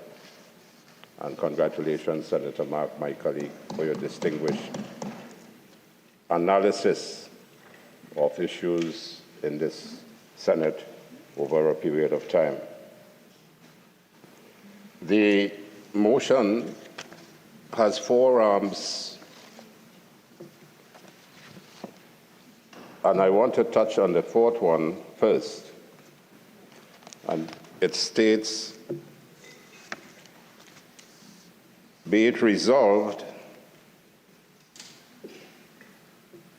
that the Senate call on the government to review the Commission of Enquiry Act, Chapter 1901, and the public inquiry process in Trinidad and Tobago, with a view to effecting comprehensive reform of the Act, and thereby improving the efficiency and effectiveness of the public inquiry process. A tremendous desire to establish great norms and values in terms of the public concerns about adequately addressing commissions of inquiry. So, Mr. Vice President, this is a very valid motion, given the government's recent attitudes of what one of my colleagues in the other place calls ghost commissions of inquiry. But I will delve into that a little later. I want to emphasize commissions of inquiries are good tools for democracy. Mr. President, commissions of inquiries, Mr. Vice President, are great democratic tools, and I dare say very necessary in our own country, Trinidad and Tobago. Essentially, a commission of inquiry is a tool to enable the investigation of matters of public concern in a public forum other than in an ordinary court. Commissions are aimed at encouraging transparency through fact-finding and providing input for future investigation or, if applicable, criminal proceedings if necessary. But so far, we have not seen any of that following any of the commissions of inquiry. Commissions of inquiry are normally empowered to gather evidence through investigations, including requesting written statements under oath, and the Attorney General would have had tremendous experience when he was the counsel for one of the commissions of inquiry, requesting written statements under oath, as well as oral evidence given in a public hearing. Mr. Vice President, in Trinidad and Tobago, were it not for commissions of inquiry, especially under the construction sector and UDICOT, and the health sector, when Prime Minister Patrick Manning's administration was in charge in 2008, around then, our country would have been denied certain accountability and knowledge about truths of the various situations. So commissions of inquiry unearth on all occasions the wider truth which would have been brought forward normally. And even with this recent Pariah Commission, recently discussed as the report was handed in this year, there has been proof that were it not for the Commission, the truth would have not surfaced and possibly would have been hidden. The Minister of Foreign Affairs, my respected colleague, brought on statements about the amount of commissions of inquiry. In fact, I thought I did some research. It is how many commissions of inquiry have been around from since the 60s. But I was amazed at his findings in his research. And congratulations, Minister. I want to, Mr. Vice President, I know that this first part of the motion states, that is Arm 1, whereas the Commissions of Enquiry Act, Chapter 1901, provides for the establishment of commissions to manage the conduct of inquiries into public officers, departments, and matters of public welfare. Our colleagues have spoken about the history, but I just want to make the statement for historical and Hansard record of Trinidad and Tobago, of our long and dare say history of commissions of inquiry, and I will possibly add or interject some in between of what the Honorable Minister of Foreign Affairs indicated earlier on. In 63-64, we had a commission of inquiry into the oil industry of Trinidad and Tobago. 1968, a commission of inquiry into the labor force requirements of the ports. And noteworthy commission of inquiry in 1971, that was the year Honorable Minister of Foreign Affairs, I think you said you were born, no? I think you said 1970 was the, all right, okay. So that commission of inquiry into constitution reform, the Wooding Commission, that is one of the most noteworthy commissions of inquiry that this country has ever seen, and impacted upon the present constitution which we have. And so that commission of inquiry was to consider the constitution of Trinidad and Tobago and matters related thereto, and to make recommendations for the revision of the said constitution and for matters of constitution reform in Trinidad and Tobago. The amount of discussions and committees and into the whole aspect of constitution reform in Trinidad and Tobago around the time of Chief Justice Sir Hugh Wooding, one of Trinidad's most notable Chief Justices. We had Sir Isaac Hayatali, Clinton Bernard, Michael de Labastide, Chat Sharma, now you, and so on. So in 1977, we had a commission of inquiry into all aspects of tenure of land and land building in Trinidad and Tobago, including the complaints, hardships, problems, and other incidents arising from the letting of building land in Trinidad and Tobago.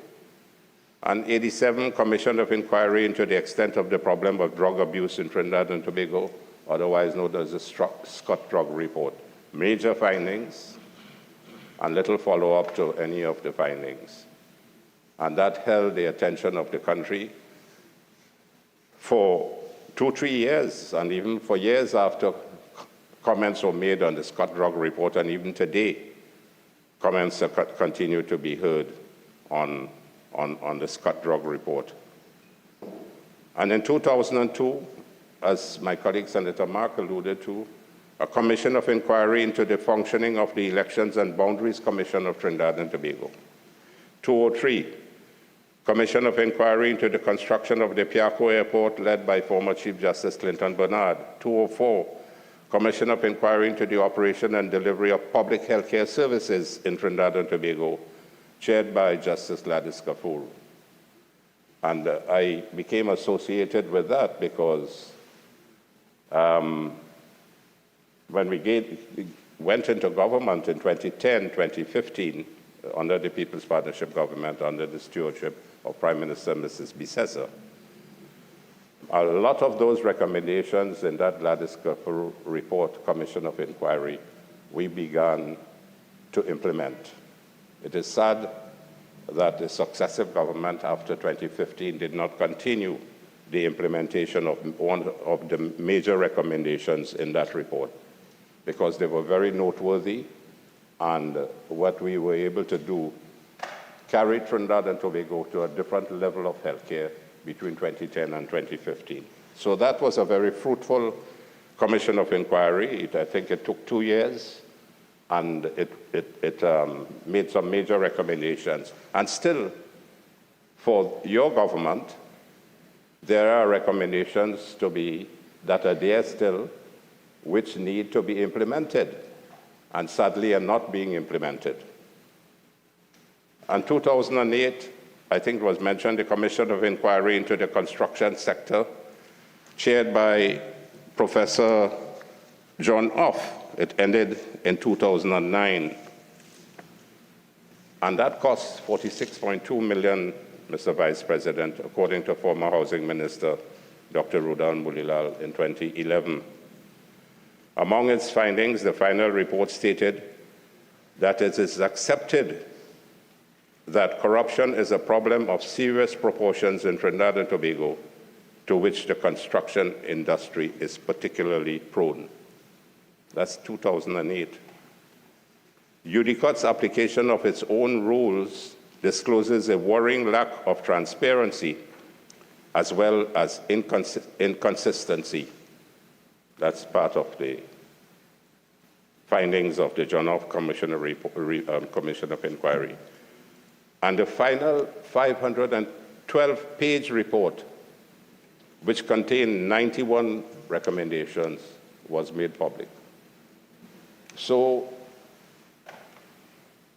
the mover of this motion, Senator Vieira, I'm sure would have been in the legal profession for many years and having attained the rank of senior counsel, SC, would have been familiar, and so Attorney General, Attorney General Reggie Armour also would be familiar in this House with that of Commission of Enquiry report, because that took a little while to be completed. And imagine 91 major recommendations. I think it was when we came into government in 2010 to 2015, when UDCOT, my distinguished colleague, Senator Julian John, decided to analyze those recommendations and began major implementation of most of those recommendations as far as possible in the construction sector and in the construction industry through UDCOT. And we salute Senator John on her accomplishments and her work during that period of 2010 and 2015. So that Professor John Off report paved the way with the recommendations for improvements in the construction sector and for transparency and accountability. In 2010, there was a Commission of Enquiry into the failure of CL Financial Limited, Colonial Life Insurance Company Trinidad Limited, Clico Investment Bank Limited, British American Insurance Company Trinidad Limited, Caribbean Money Market Brokers Limited, collectively the Clico companies, and the Hindu Credit Union Cooperative Society Limited. This was chaired by Sir Anthony Coleman. And we would all remember, I was in opposition then, in 2009, and the PNM administration was in governance under Prime Minister Patrick Manning. The insurance company Clico. So I'm bringing these facts out in the context of having the knowledge of what went on with some of these commissions of inquiry and the amount of investigations were done and the amount of important information that came forward in these commissions of inquiries. And the findings and then the recommendations, they're very important and critical. So they serve a tremendous role in terms of governance and accountability. And so in 2009, the insurance company Clico and some of its subsidiaries collapsed, resulting in a $17 billion bailout, the largest in this country's history. And today, Honorable Vice President, the country is still reeling under that debacle of the Clico. The state had to bail out Clico.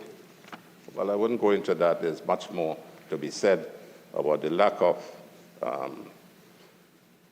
accountability by the central bank and so on, when they should have been operating and looking at Clico's operations, financial accountability and so on, and they didn't. And they allowed Clico to go under. And that collapse caused a major financial shock, not just in Trinidad and Tobago, but throughout the Caribbean, seriously impacting governments, organizations, and individuals. The final report was published on July 16, 2014, and made available to the public. The main prospective witness of the inquiry, former CL Financial Chairman Lawrence Dupree, did not appear. So we were speaking about non-appearance, and there is nothing that you can compel them to do, no order by the court or anything. So possibly these are some of the considerations that have to be taken.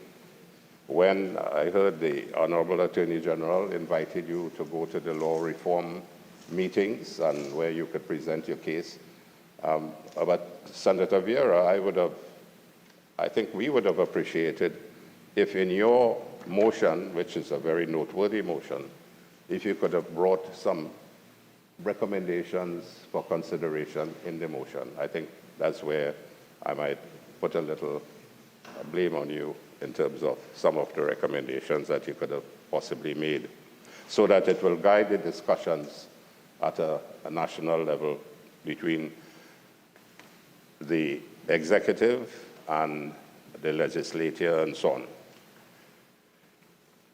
And that report,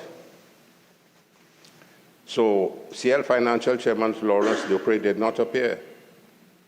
According, more than 5 million pages of documents were processed, while 77 lawyers appeared. I don't know, was it a feeding frenzy for the legal colleagues? But anyway, I follow the legal profession. I'm not an attorney, but my deceased wife was one of the first graduates of the Hugh Wooding Law School in 1975. She passed 2 years ago. And from their class, they produced 9 attorneys general for the Caribbean, very brilliant class. And so I had lots of friends in the legal profession. And so I learned a little bit of the legal jargon along the way. But being a doctor, I never interfered there. I knew where I had to stand. And in 2010, we had a Commission of Enquiry into the 1990 attempted coup to inquire into the events surrounding the attempted coup d'etat of July 27, 1990, that was chaired by Sir David Simmons, Queen's Counsel. It was begun in 2010 and ended in 2013. The main prospective witness, the leader of the Jamaat al-Muslimin, failed to appear. And that is extremely sad. And I don't know, some of the negative things that was happening and continue to happen now, even 34 years later, began to occur, emanated from the misdeeds occurring and around that period, and began to raise its head, and now continues in a vicious manner. And I want to propose that that emanated from around that time. But we should have stopped it along the way. We didn't do anything. And this whole thing about taking money from people in their business places, what is it called again? Protection. Protection money. Extortion. Extortion. That started in those days. And 34 years later, we are now confronted by that. It is pitiful, and it must be stamped out as quickly as possible. And I wish that the government will take note and make sure that in your cabinet meetings, you bring that up, and in your meetings with the team that looks after security, chaired by the Prime Minister. What is it called again? Security Council. Yeah, the National Security Council, that they will take that into consideration and come up with something very quickly to deal with that. And another noteworthy commission of inquiry was into the construction of the Las Alturas Towers at Lady Young Gardens, Morva, chaired by Justice of Appeal Mustafa Ibrahim, a very distinguished judge. Then Prime Minister Kamala Persad-Bissessar appointed the commission after 2 multi-story units of the housing project began falling apart after construction and were designated for demolition. The final report, presented in September 2016, stated that while there were no grounds for criminal proceedings, civil action could be taken against former UDICOT Chairman Calder Hart, former HDC Managing Director, UDCOT and the HDC for negligence in how the project was handled. Two of the people mentioned filed lawsuits against the commissioners. And recently in 2019, you have the Commission of Enquiry into the Solomon Hochoy Highway, Point Fortin Highway, chaired by retired Justice Sebastian Vento. 11 million has been spent on the Point Fortin Highway Commission of Enquiry before it even began. And reporter Chester Sobrando on 14th October 2023 in The Guardian said it was in October 2023, it was revealed by Minister of Energy and Energy Industry Stuart Young that 11.6 million has been spent on the Commission of Enquiry into the Solomon Hochoy Highway Expansion Project. He was then asked by Oropouche East MP, Dr. Rudal Mulilal, to say how much has been spent on that inquiry to date. And in a media statement a short while after the information was released, Dr. Mulilal referred to it as the Stillborn Commission of Enquiry. The Oropouche East Member of Parliament said the government must provide a complete breakdown of spending on goods and services for this commission that has seen some scandal, one scandal after another. And the last one, the 2022 Commission of Enquiry into Paria, on February 25, 2022, where we all know Christopher Browne and 4 other divers were sucked into an underwater pipeline, and so, Point of Pierre belonging to Paria Fuel Trading while doing maintenance. Browne was the only survivor. So it was only after massive public outcry about the emergency response, Prime Minister Dr. Rowley ordered a commission of inquiry in March 2022. And this cost, I think we believe, 15.5 million. So as the country awaits the findings of that final report of the Commission of Inquiry into the Paria diving tragedy and what action may come from them, more than 626 million of taxpayers' dollars have already been spent on the last 6 commissions of inquiry. Not a single person, as we have mentioned before, has been held accountable, arrested, or charged in connection with the last 5 commissions of inquiry to date. On Wednesday, Commission of Inquiry Chairman Jerome Lynch, that is what Sobrando is reporting on the newspaper. Casey said that the final cost of the Paria inquiry was approximately 15.5 million. Chairman Lynch expressed confidence that the report would see the light of the day, but the ultimate decision rests with the Cabinet, which received a copy from President Christine Kangaloo. And the families of the 4 deceased divers and so on have asked for copies of the report, while the Oilfield Workers Trade Union called for the report to be made public and so on. So I give a little history, Mr. Vice President, on some of the commissions of inquiry and some of the areas that were visited in these commissions of inquiry. And we all have come to the conclusion that even after spending this amount of money,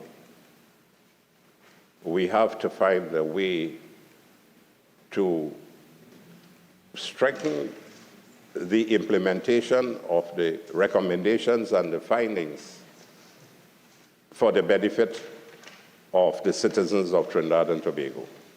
And we cannot keep on making mistakes upon mistakes as we go along. And so it is fitting that this relevant motion by Senator Vieira be strongly considered, because we will, as the Minister of Foreign Affairs said, the amount of commissions of inquiry that we have had before, and he mentioned just a few of them, but there were many, what they would have cost over a period of time. So, Mr. Vice President, I want to just deal with the second part of the motion, the second arm. And whereas commissions of inquiry are recognized as an important tool for social investigation in contemporary society, an effective mechanism for delving into and ameliorating matters of public concern, This is a very important point. The fact is that in our long history of commissions of inquiry, what you will find, forgive me for saying that, but these are facts. I'm not preaching too much politics here, being on the opposition side, but these are factual, that most occurred under the PNM governments of the day. And practically all came as a result of direct public pressure on those governments to implement these inquiries. So many of these inquiries came about as a result of public pressure.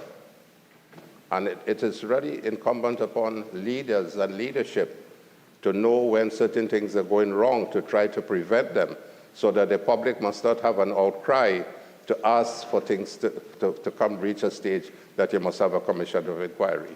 You must nip it in the bud. And this is where alacrity in terms of governance ought to take place. And you can't allow things to go along until you know you have reached a stage where there's no turning back. The fact is, Mr. Vice President, that in our long history of commissions of inquiry, let me refer to the off-commission of inquiry into Judicot and the construction sector was because of direct pressure from us in Parliament at the time and the public that the then government was forced to capitulate the off-commission of inquiry into Judicot, as I discussed earlier on. So we had to, from us in Parliament then, the UNC, the same thing happened with the Gladys Gafoor Commission in the health sector. Prime Minister Patrick Manning was under heavy pressure because of his failure in the health sector management.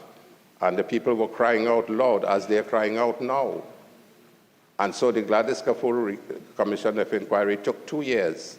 The recommendations were made, I think, in about 2009, and I spoke about it earlier. I wouldn't repeat it again. So the pressures were put onto the government of the day in those times.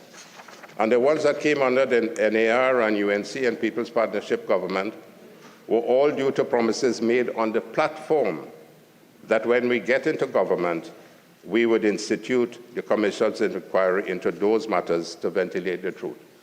So it's important for me to make this point. The PNM government waits for the pressure of the public, and it is only when they cannot do better then they call for commissions of inquiry. When we're in governance, the UNC governance, we realize that there are certain things that are critically important, and we come to the forefront and say, well, we need a commission of inquiry, and go and open it up to the general public. We're not forced to have any commission of inquiry, willingly go and decide that we must have these commission of inquiry. So that is the history of our government, the UNC government, and your government, the PNM government. And let it be known, I want to make this point very strong, for posterity, that we are a party of truth and accountability. Mr. President, Mr. Vice President, I could go on to speak about PNM track records on commissions of inquiry and successive administrations having failed.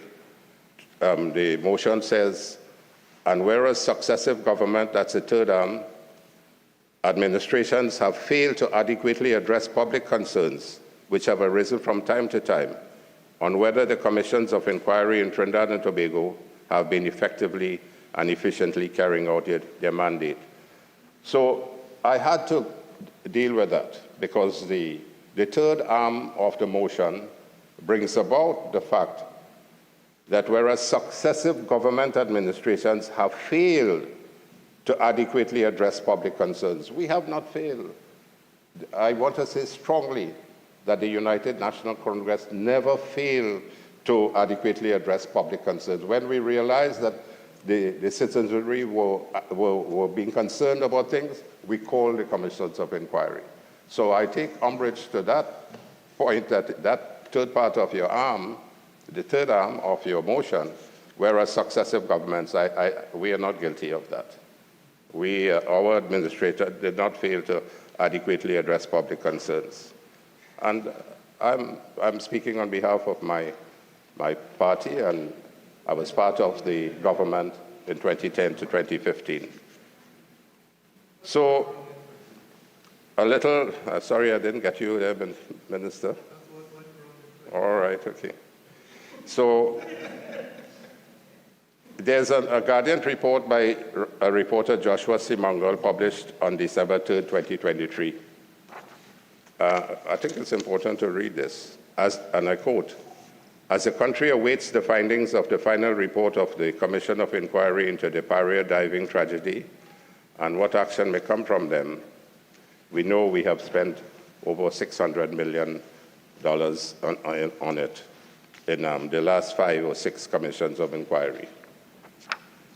And I can go on to speak about the police probe of Calder Hart and Udicott. And the same thing happened with the off commission, as I mentioned earlier on. I want to quote from an article by Andre Bagu, Sunday, April 4, 2010, on Newsday. That's a reporter who was hounded down by the last government and brought to the Privileges Committee for just making a statement, writing something. Police probe of Hart, Udicott. In his report submitted to President George Maxwell Richards last week, that is 2010, he's writing, the chairman of the Commission of Inquiry into Udicott, Professor John Off, QC, has recommended that the police probe former Udicott Executive Chairman Calder Hart, as well as the entire Udicott board, in relation to the award of the $368 million Ministry of Legal Affairs Tower contract and the $885 million Brian Lara Stadium project at Teemal. We have mentioned these. Senator, you have 5 more minutes. Yeah. Sorry. Sure. Thank you, Mr. Vice President. Mr. Vice President, Calder Hart was also supposed to be arrested for perjury. This is the seriousness of these things. But was allowed to fly out the country 2 days after, never to return under the then PNM government. So it's sad for me to say that it's with a heavy heart I say that the PNM has a clear track record of bowing to public pressure, only when they're under pressure, and appointing commissions of inquiry, and then deliberately stymieing them to save their friends and family. And it is even happening now with the Paria Commission of Inquiry. So, in closing, Mr. Vice President and colleagues, I feel comforted in the fact that I was given an opportunity to contribute in whatever little way that I could have done in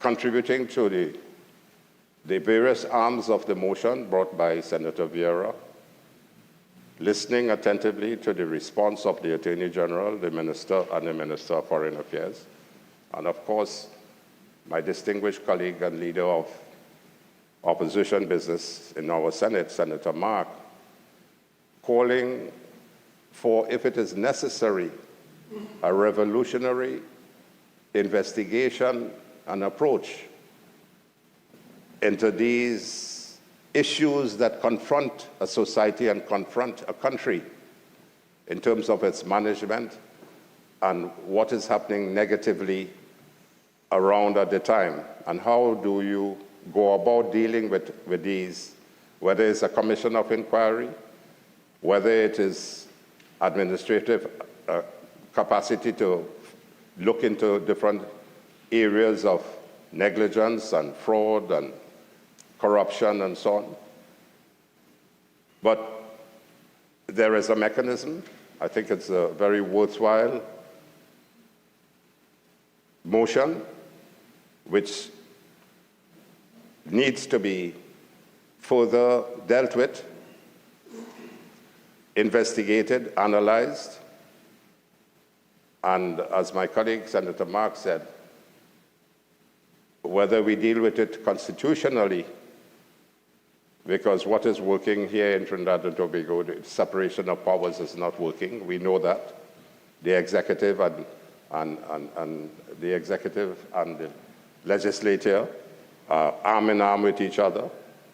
And then you pass bills which with 3/5 majority, which really, you pass it under simple majority, which need 3/5 majority. So all these things continue. And so I close by indicating that this motion by Senator Vieira is a very pertinent, respected motion, and we ought to consider moving further in terms of discussions on how we deal with some of the matters confronting the country and society as a whole. Thank you very much, Mr. Vice President.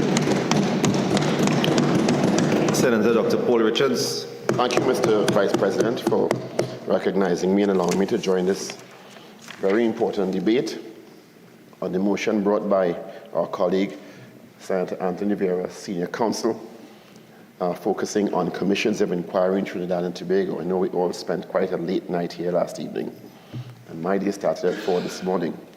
So I know energy levels are not what they normally are, but fortunately the ribbon is not far for today.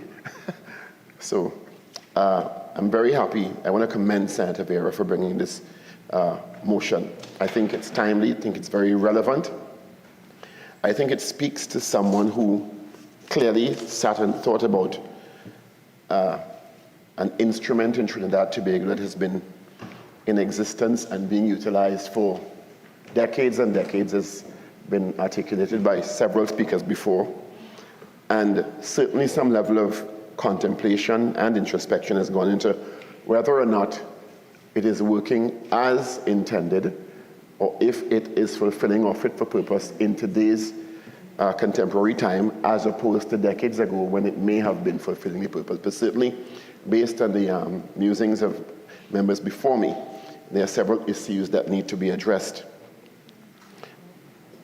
It brings to mind today, I don't know how many of you were looking at the news from this morning, but at 1:30 or so this morning in Baltimore, a ship crashed into a bridge. Thank God it was at 1:30. Imagine that we're at 7 a.m. And there were, at last count, 2 or 3 lives lost, and I know there's going to be an increase in the loss of lives. And that sort of activity in the US usually prompts an immediate, intense investigation, bringing the facts to light in record time and examining the potential for prosecution, if necessary, remedy, so it can't happen again, it minimizes the effect of it happening again, and learnings for the entire scenario, for not only Baltimore, but for the entire US, where ships traverse under bridges. That is not necessarily the case in Trinidad and Tobago. And that is why, even though commissions of inquiry have significant shortcomings, as identified by Senator Vieira's motion, which identifies the 4 limbs, which I'll go through during the course of my presentation, they have served useful purposes. The country has become accustomed to commissions of inquiry, which usually occurs when there are issues that cause deep concern, disquiet, emotional distress, upheaval, shock, in some cases dismay, to say the least. And attached to those issues, the population has become accustomed to having great expectation over many decades coming out of these commissions of inquiry, which include, but are not limited to, as articulated before, fact-finding in an impartial, professional manner, as opposed to what may happen in the public domain, where there's supposition, accusations being hurled, in some instances politicization, and a murkying of information surrounding the particular issue. Accountability, very important. Public appeasement, the psychological release that comes with the public understanding that whoever initiated it has heard their cries and understands that the public is not satisfied with the information through what may be the regular conduits of investigation, namely the police, DPP in some instances, and other forms of investigation that the public may have doubts about or may not be satisfied with the information coming out of that, or the rate of information, or the response to the information coming out. And also accountability in not only the state, but the private sector, aka CLICO. And emotional release is very important in terms of, in some instances, anger over perceived wrongdoing or shortcomings or gaps in systems. In some cases, with hopes of either criminal and or civil proceedings being brought against people who are perceived to be responsible or accountable. In recent times, while there is great interest in viewing proceedings live on television, listening to them on the radio, and then being streamed on social media with great audiences, as we saw with the ParlView inquiry, which riveted the country for months, weeks and months. The public is losing faith in these proceedings. We have to admit that. When you go to the barbershop, as I do, albeit my hair thinning, just to neaten up around the sides where hair still grows. And you go to the markets, and you go to the football field, sporting events, and you hear the conversations as a waste of money. Nothing coming out of that. That is only for lawyers to make money. No offense to lawyers. An attorney at law senior counsel brought the motion. But that is the perception of the public domain. That is for them to make money. That's for them to benefit. But the small man, the people who are affected directly, will gain nothing from this in a real sense. They don't feel that justice is being served or justice will be served by these commissions of inquiry in the present times. And this has been so for some decades, and it's been building because commission of inquiry after commission of inquiry, millions are being spent, and many of the speakers before me regaled us with the money spent directly in the commissions of inquiry, which total an estimation of over $600 million, almost over $500 million. But that doesn't count the cost of the actual incident. In CLICO's case, think about what it cost the state. In the ParlView case, think of what it cost the state. Las Alturas Highway, think of what it cost the state. So this is in excess now, cumulatively, costing the state billions of dollars because of shortcomings that are identified in some cases, antecedents to them, and also the inquiries that are supposed to be fact-finding mission in an objective and formal sense. I'm going to take a different kind of turn to my colleagues earlier, and I'm going to go to what I have been able to glean in terms of other jurisdictions that have similar instruments in their environments and have been able to do a lot more coming out of them. And that's not to say, as I said before, that our commissions of inquiries haven't served some level of usefulness. Even if it is for the public to see and learn and get a sense of peace in some instances and satisfaction about finding out what actually happened in a formal and professionally run impartial manner for the most part. One of these documents is from the Commission of Inquiry and Fact-Finding Mission on International Human Rights and Humanitarian Law, Guidance and Practice, 2015. And in the UN context, and in this particular case, we can learn from this. It is particularly related to human rights atrocities and violations, but the format is generally the same. And this document states that in the UN context, the term International Commission of Inquiry and International Fact-Finding Mission have been used to designate a variety of temporary bodies for non-judicial nature, established either by an intergovernmental body or government body, or by the Secretary General or High Commissioner for Human Rights, and tasked with investigating allegations of violations of human rights, international humanitarian law, and international criminal law. The work of these commissions has been very useful by the UN in terms of finding out the nature of the atrocity in international scenarios, identifying what the best process is that does not conflict with law, with a jurisprudence in a particular jurisdiction, and being able to straddle that successfully, because that's one of the challenges we have in Trinidad and Tobago, where my understanding is, and I stand to be corrected, the information coming out of, for example, the ParlView inquiry may not be admissible in court, depending on who is making those determinations. And I think that's something that the public is in conflict with. So what's the point of it if we go through all of this? People are sworn to testify. We go through weeks of testimony. We bring expert witnesses. We hire attorneys. We hire a commissioner who has significant credibility globally. And a lot of the evidence, depending on how it comes out, may or may not be admissible in court. Or there may not be any further action based on how someone perceives the report to be hanging and swinging, as we say. Right? The process it identifies includes the formulation of mandates for the commission of mission, and they vary considerably depending on the nature of the investigation.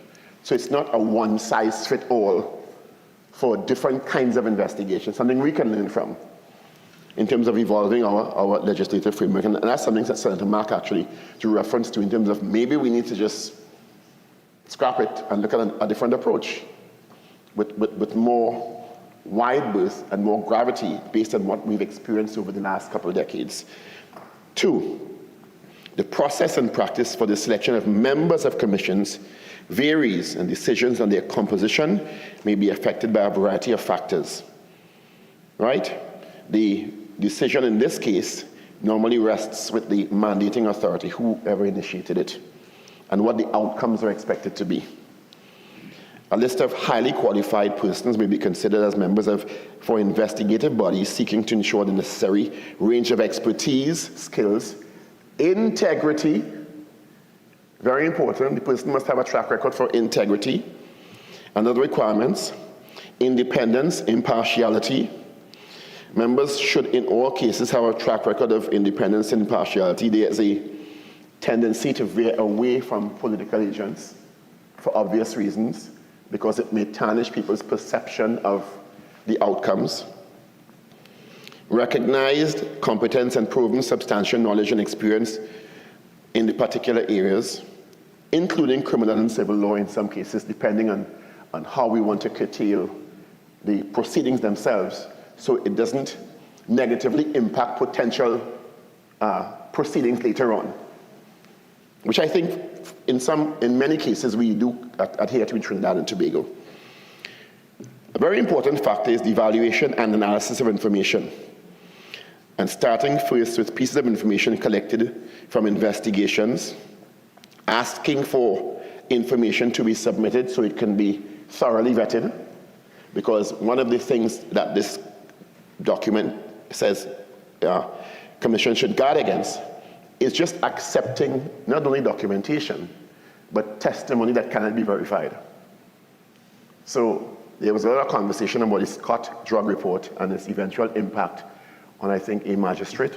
Several magistrates. Several magistrates that made their way into the public domain with very deleterious effects on the magistrate's career. But the report was made public and seen to be, and I think it was persons in the criminal underworld who gave the testimony.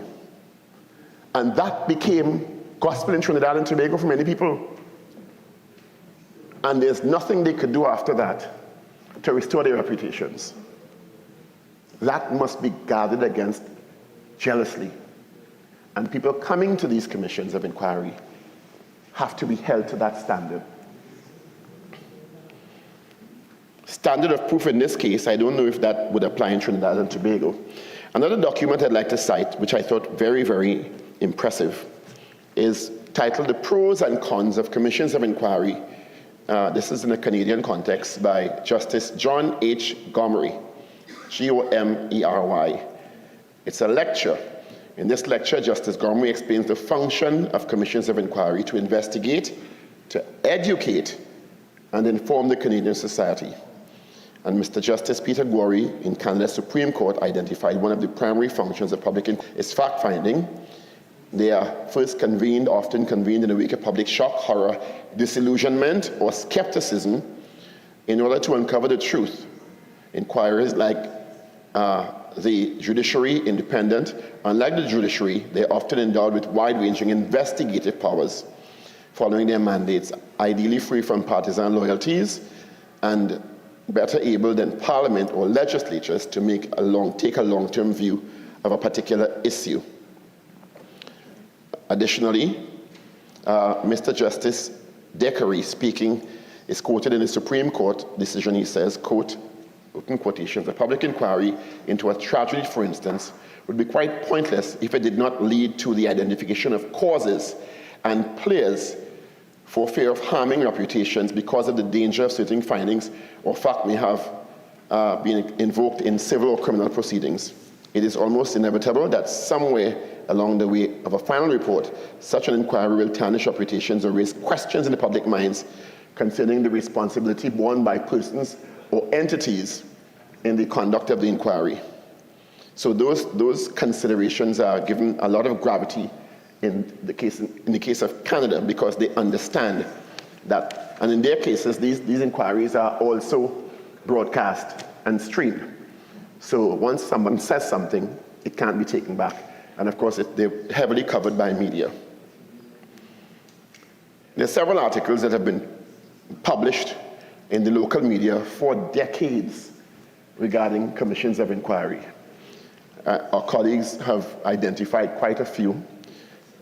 One, useless commissions of inquiry, Trinidad Guardian on the 25th of the 9th month, 2016, by Makila Pandey.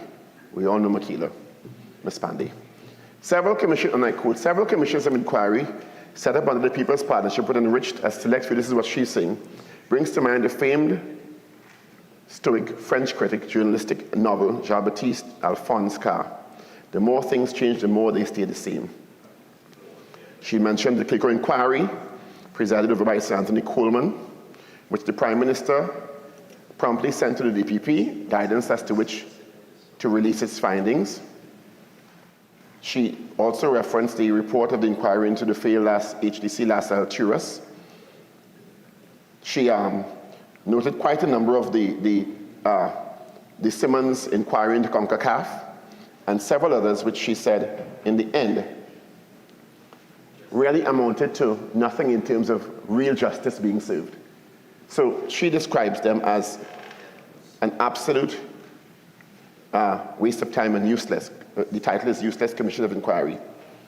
Another article, of course, published about the UF Commission, Thursday, 18th January 2009, and of course it has been referenced before, the Commission of Inquiry, and all these articles, interestingly enough, make a point of quoting the cost of the inquiries. Because I think many people believe this is one of the most egregious elements in the scenario of commissions of inquiry in Trinidad and Tobago, given that, as our colleague Senator Vieira has indicated before, it's been known that not one arrest, charge, or prosecution has come out of these, despite the significant impacts that they've had for several decades on several sectors and several dimensions of life in Trinidad and Tobago. So, right-thinking people, I guess, would ask themselves, what's the point? Is the point just ventilation of the issue? The scope of the inquiry included the Performing Arts Centre, Princess Building Grounds, Queen's Park, Savannah, and the focal point of the debate. And that also went on to identify several recommendations. And we have to ask ourselves how many of these recommendations have been applied, if any at all. Now, I'm sure some of the learnings from these may seep into the consideration of any cabinet in power.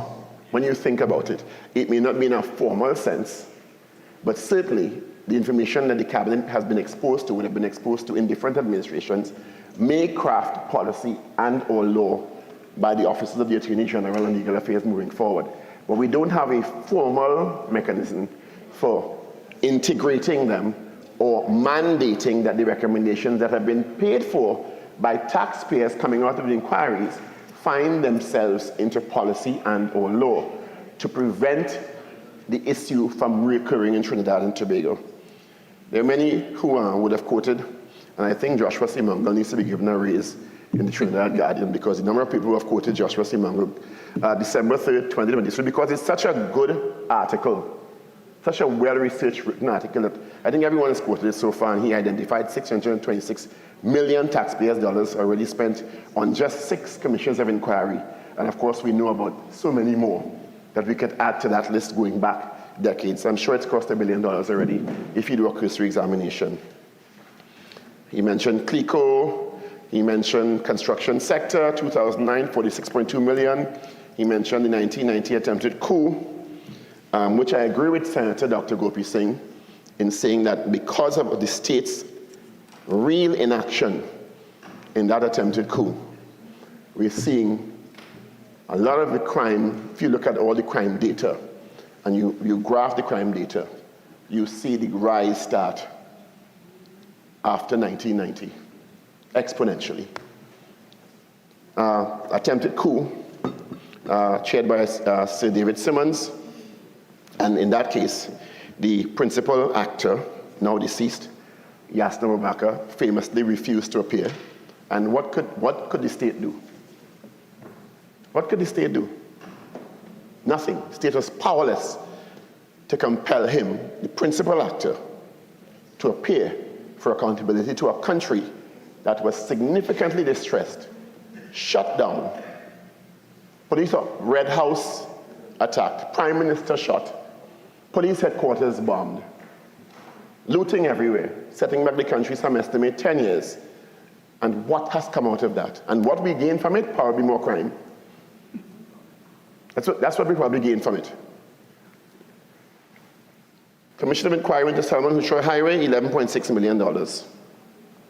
And of course, we come to the latest in the saga, the Pariah Fuel Trading Company. And I will call their names because they're not just divers, they're human beings.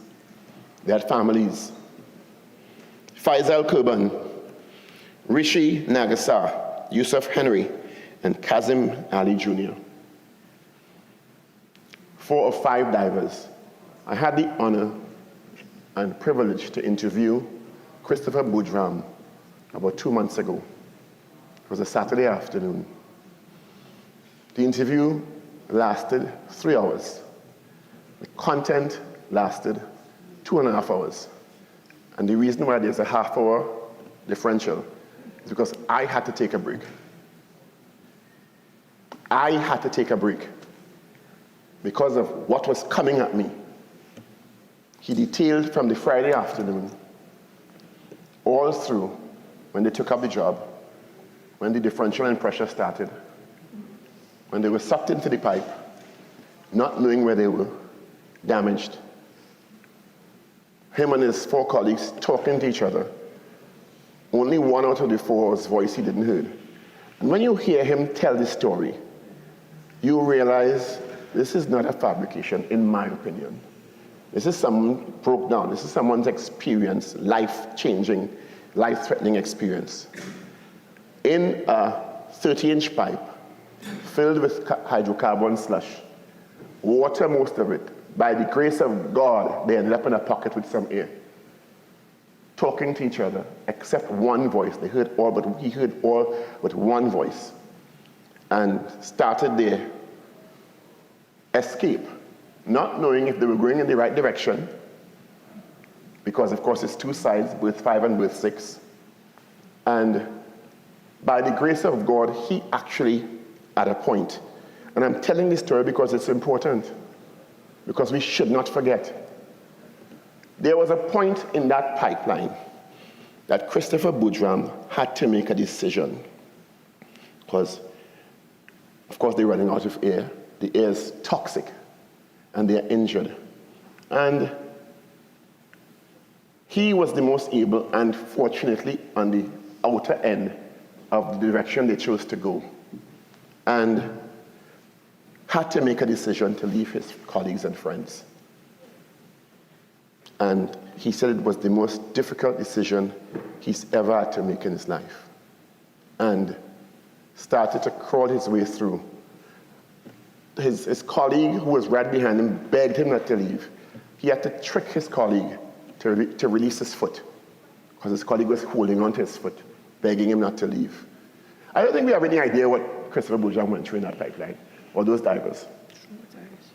And crawled out, ended up coming into contact with another air tank, because the one he had that they found in the tank was becoming extinguished.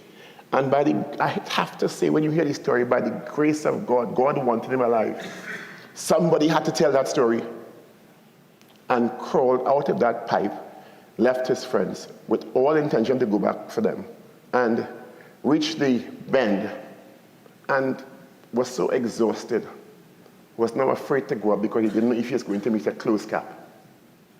Reached up and saw air, but of course you're down 6 feet, exhausted, and fortunately saw some chains and started to clang the chains, and tried to pull himself up, couldn't, was exhausted. And someone eventually came and shone a light. And he thought he was dead, and this is heaven or hell. That's what he went through. So I went into detail about that because it was difficult for me to listen to in that interview. Difficult.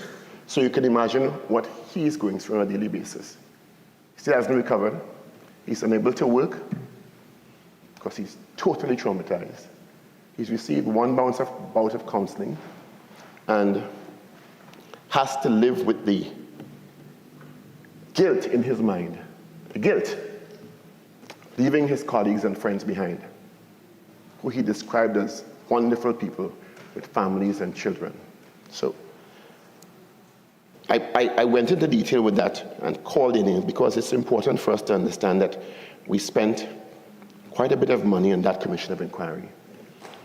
And it is important to, one, find out what went wrong, objectively,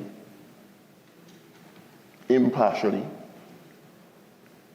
find out where the shortcomings were, systemically, because from what I heard, there were several systemic shortcomings. Find out what went wrong. I don't even have to call it a rescue effort.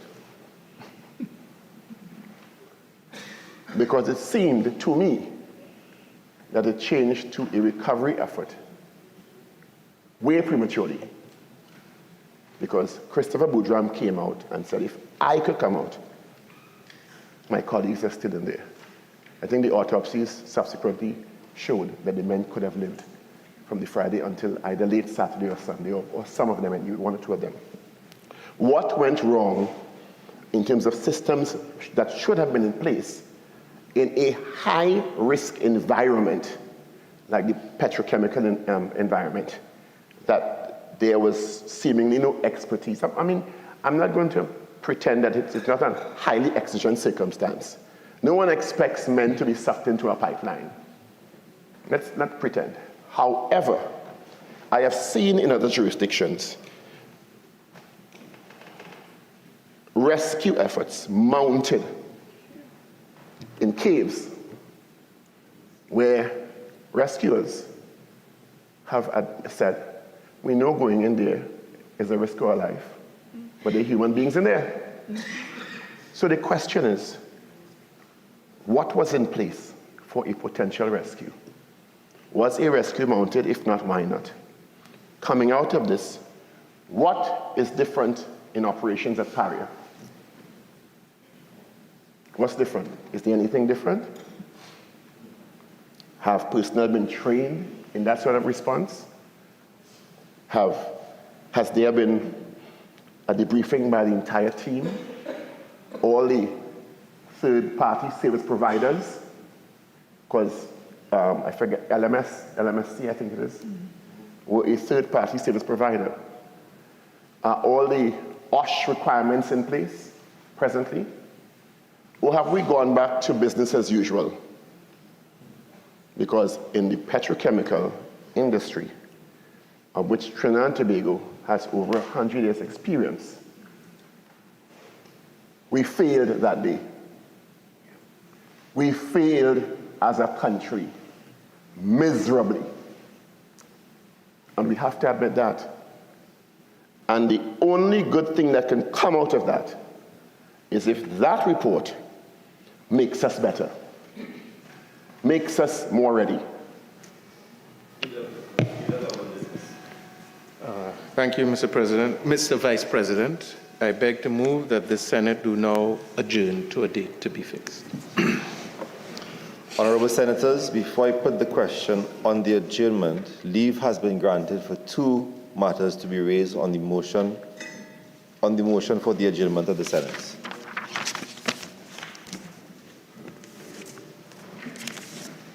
Senator Mark. Mr. President,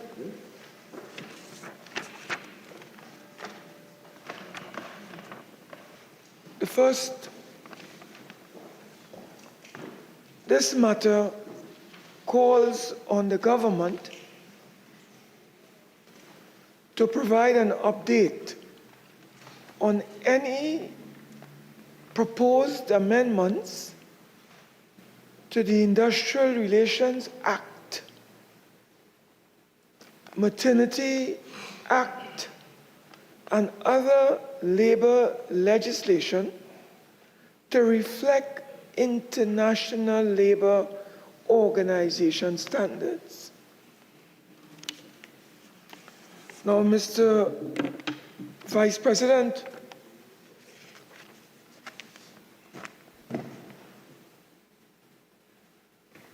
the trade unions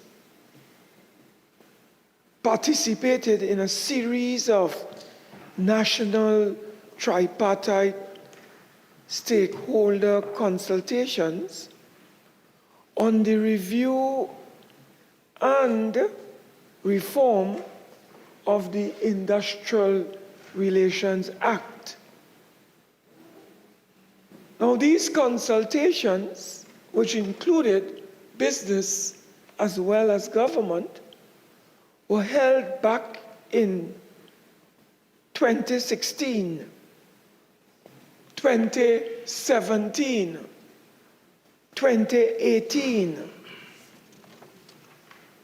And Mr. Vice President, there would have been some degree of consensus arising among the stakeholders, including the government, for measures to modernize several pieces of labor legislation in Trinidad and Tobago. The International Labor Organization have been paying attention to developments on the labor legislative front. And this government has given undertakings, have made promises and commitments to bring to Parliament certain pieces of legislation to reflect the consensus arrived at among the tripartite stakeholders: labor, business, and government. Mr. Vice President, the government is now going into 9 years. 9 years. And with all the commitments, all the consensus among the stakeholders to reform labor legislation in Trinidad and Tobago, to bring about more workers' rights, and to modernize the industrial relations environment this government has betrayed labor, business, and the partners who spent endless hours, endless days, endless years arriving at a consensus. Why would a government do this? Why? And they're going to have a conversation tonight somewhere to tell people what? When, Mr. Vice President, they have failed to bring to this Parliament a modern suite of legislation to modernize industrial relations in Trinidad and Tobago. Mr. Vice President, the government was supposed to bring and debate in this Parliament a new amended Industrial Relations Act. And they gave a commitment to the International Labour Organization since 2019 that they would bring such legislation to our Parliament. They have failed to do it. Under the former Minister of Labour, Jennifer Baptiste Primus, and now we have another Minister of Labour, Honourable McClatchy. And Mr. Vice President, nothing has happened. So they have brought no amendments to modernize the Industrial Relations Act. Mr. President, this government was supposed to bring legislation to this Parliament for debate arising out of consensus on equal pay for work of equal value, bringing about gender equality, because there are women in Trinidad and Tobago who are doing the same jobs as their male counterparts, but they are getting less pay. And the government of Trinidad and Tobago was supposed to bring legislation to equalize equal pay for work of equal value, so our women can get equality. This government, after 9 years, have not done it, even though they give a commitment, Mr. Vice President, to the International Labour Organization since 2019 to do so. So, Mr. Vice President, they were supposed to bring legislation that was agreed upon by the parties to modernize the Trade Union Act. We are still awaiting the government to bring such a piece of legislation. It has been agreed upon by labor, by business, by government. But there's a hatred on the part of this government. They have a hatred for workers.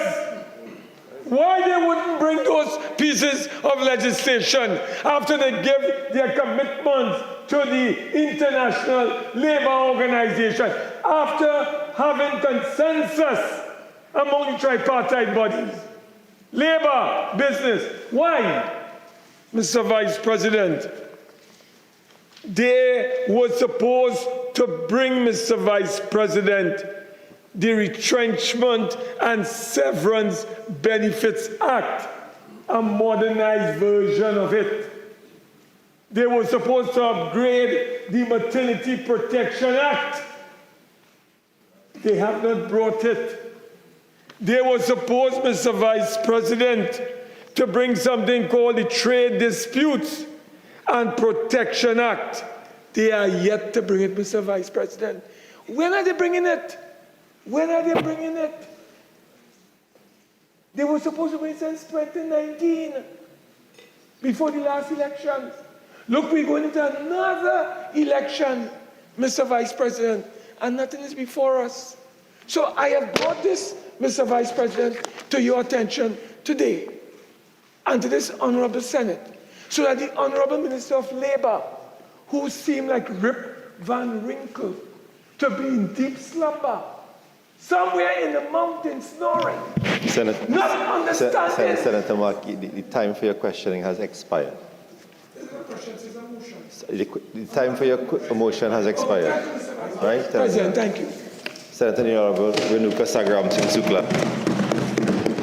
Mr. President, I thank you for the opportunity to address this motion raised by Senator Wademark, and of course I thank the Honourable Attorney General for allowing me the opportunity to respond to the Senator.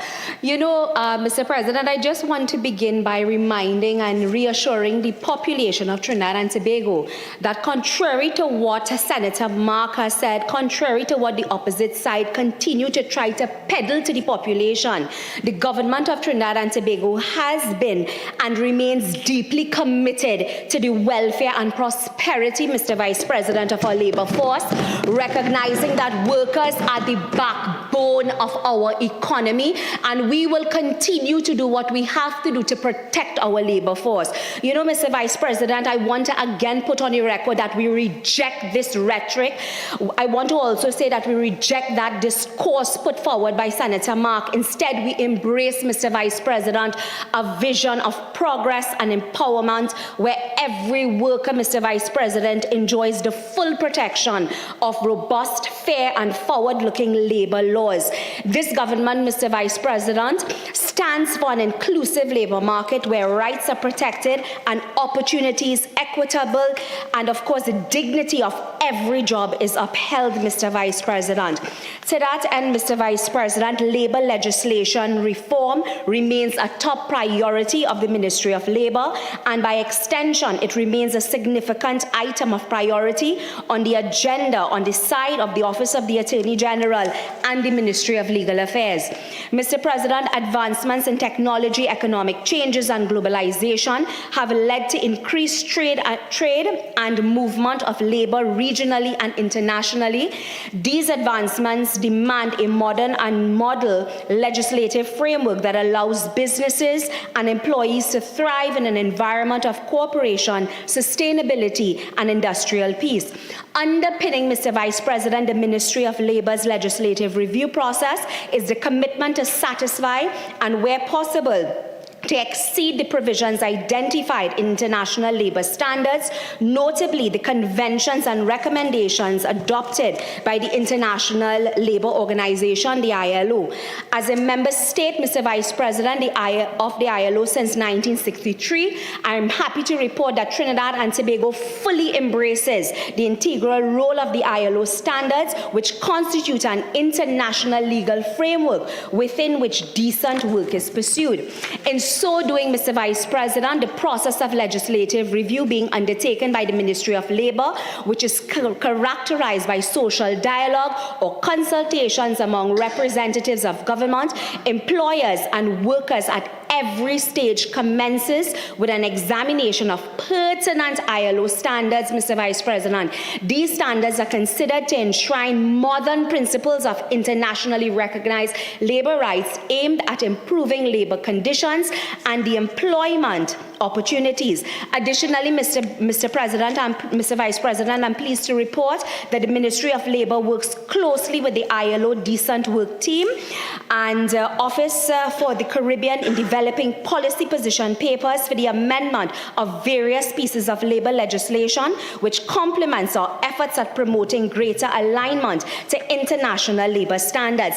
To that end, Mr. Vice President, I wish to report on 5 pieces of legislation. These include the Industrial Relations Act, Chapter 8801, the Maternity Protection Act, Chapter 4557, the Retrenchment and Severance Benefit Act, Chapter 8813, the Minimum Wage Wages Act, Chapter 8804, and the Occupational Safety and Health OSH Act, Chapter 8808, to prove to this population that this government is not anti-labor. Mr. Vice President, if I may briefly look at the Industrial Relations Act. In November 2022, a comprehensive review led to the revision of this piece of legislation by the Ministry of Labor's policy position paper for the amendment of the Industrial Relations Act, aiming to align the IRA with both the Constitution of Trinidad and Tobago and, Mr. Vice President, international labor standards. I wish to report the amendments are designed to reinforce fundamental human rights, including the right to the freedom of association. Further, Mr. President, alignment with the ILO fundamental principles and rights to work. The proposed amendment aims to reflect the ILO's core and fundamental conventions, which cover 5 key areas, Mr. Vice President: freedom of association and the protection of the right to organize, the elimination of discrimination in employment, effective abolition of child labor, abolition of forced labor, the promotion of a safe and healthy environment, Mr. Vice President.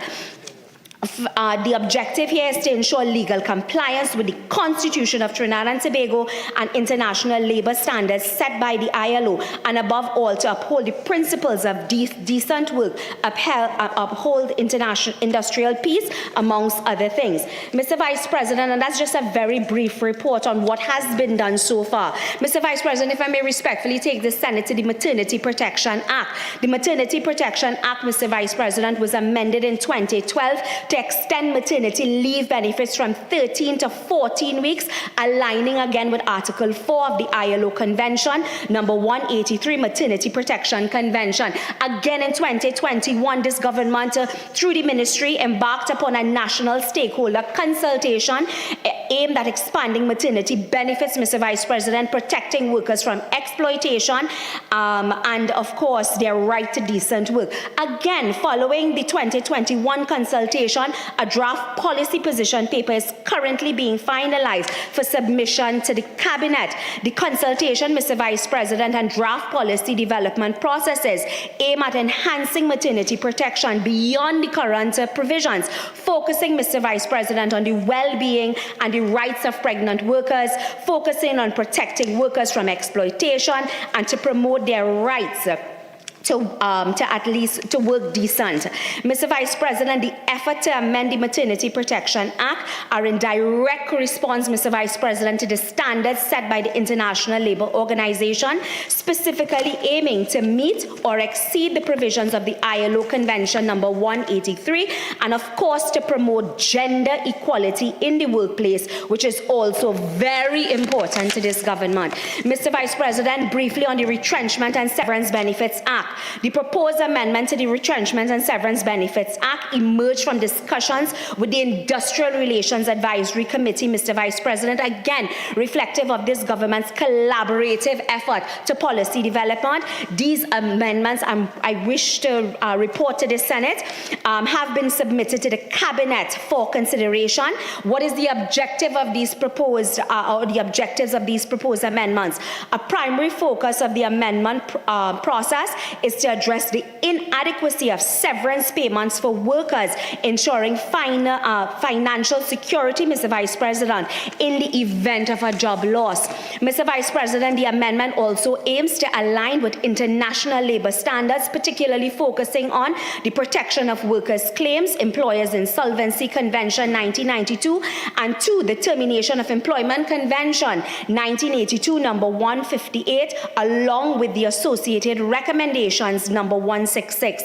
Mr. Vice President, the amendments are designed to again strengthen the legal framework around retrenchment and severance, ensuring workers' rights are protected during periods of economic adjustment or even a company's restructuring. Mr. Vice President, if I may briefly now look at the law as it relates to Minimum Wages Act, Chapter 8804.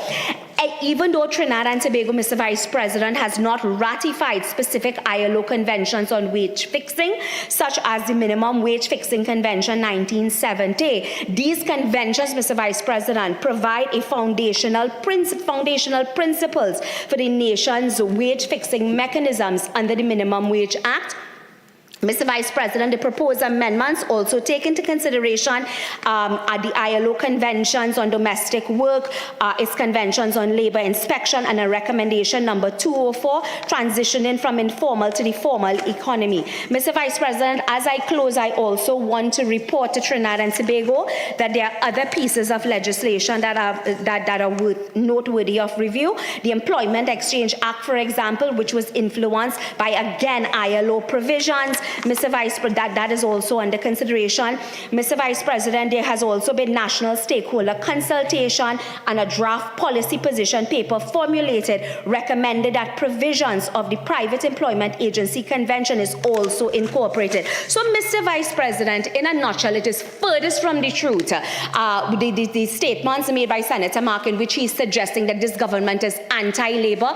I wish to again report to the Senate and the public and the people of Trinidad and Tobago that we will continue to do what is necessary as a government legislatively to protect our workforce, our labor force. Thank you, Mr. President, Mr. Vice President. Senator Dr. Paul Richards. Thank you, Mr. Vice President. Thank you for the opportunity to bring this motion in the adjournment on the need for the government, the need to strengthen the approach to campaign finance legislation in preparation for the general election due by 2025 in Trinidad and Tobago. Mr. Vice President, allow me to start with a quotation from a court case, Jacobus versus Alaska. And I quote, "A failure to regulate the arena of campaign finance allows the influence of wealthy individuals and corporations to drown out the voices of individual citizens, causing the public to become disillusioned with and mistrustful of the political system." I bring this motion because I remember in the 11th Parliament with then Attorney General Faris Harari, now Minister of Local Government and Rural Development, making a promise in this August chamber that the government was going to bring campaign finance reform legislation before the end of that session. Never materialized. We are a year and a half or so off the 12th Parliament. And I know, to be fair, that the Honourable Prime Minister has convened a committee or a council looking at comprehensive constitutional reform, which may include amendments to the Representation of the People Act. But I'm not sure that, given the time frame, this will be prioritized in the suite of other pieces of legislation that may be contained in that consideration. So I'm worried, and I'm worried for several reasons. In the Election Law Journal, Volume 5, Number 1, 2006, in an article titled "Campaign Finance Laws and Political Efficacy, Evidence from States" by David Primo and Geoffrey Milo, and also the Learning from Political Finance Reform, How to Respond to Today's Policy Challenges. It's a joint article by Yukido Hamada and Kushabu Agwaral, 2020. It states political finance regulations must adapt and adjust to political, economic, and societal changes. Money is a necessary component of any democracy. It enables political participation, campaigning, and representation. However, if not effectively regulated, it can undermine the integrity of political processes and institutions and jeopardize the quality of democracy. Therefore, regulations related to funding of political parties and election campaigns, commonly known as political finance, are a critical way to promote integrity, transparency, and accountability of any democracy. The article goes on to state that most recently the COVID-19 pandemic has affected funding of election campaigns significantly across the world because of the fact that more people have become digitally competent, more people get their information online. The government, a couple of years ago, was speaking continuously of Cambridge Analytica and its potential impact on the 2010 election, I do believe it is. However, I have not seen any move to protect the population from what has been described as micro-targeting, and misinformation during that campaign. And this is 2 elections on, going to a 3rd one. Is it that we're going to remain sitting ducks and think of what has happened in the digital arena since then? We now have the onset of AI, which can take a representation of my voice and put it and to say things I have not said. I'm listening to songs now from Michael Jackson that he never sang. Never sang. Perfect renditions. They can take your image and likeness, put it on an ad. Is the population going to be protected from that, or are we going to have a reaction when the democratic process is compromised? Are we going to wait for it to hit us in the face and then say, well, let's deal with it now after it's compromised our democratic processes? Some of the reports have indicated there are ways to deal with this. Mainstreaming political finance regulations into overall anti-corruption frameworks, supporting the implementation of existing political finance regulations and monitoring their performance, harnessing digital technologies to ensure transparency, accountability, and political finance, and designing targeted political finance measures to encourage the inclusion of underrepresented groups in politics to equal the playing field. Because that's the only way democracy flourishes. Or is it that we like the paradigm of having the power of 2 main political parties? Maybe we do. Another article spoke to good practices and issues for further review. And a lot of emphasis has been placed on digital technologies in the elections context. Democratic primary candidate Bernie Sanders, we're all familiar with the name, managed to attract over US $210 million in donations, 54% of which came from small individual donors. Most of these donors made contributions online that may have not been tracked.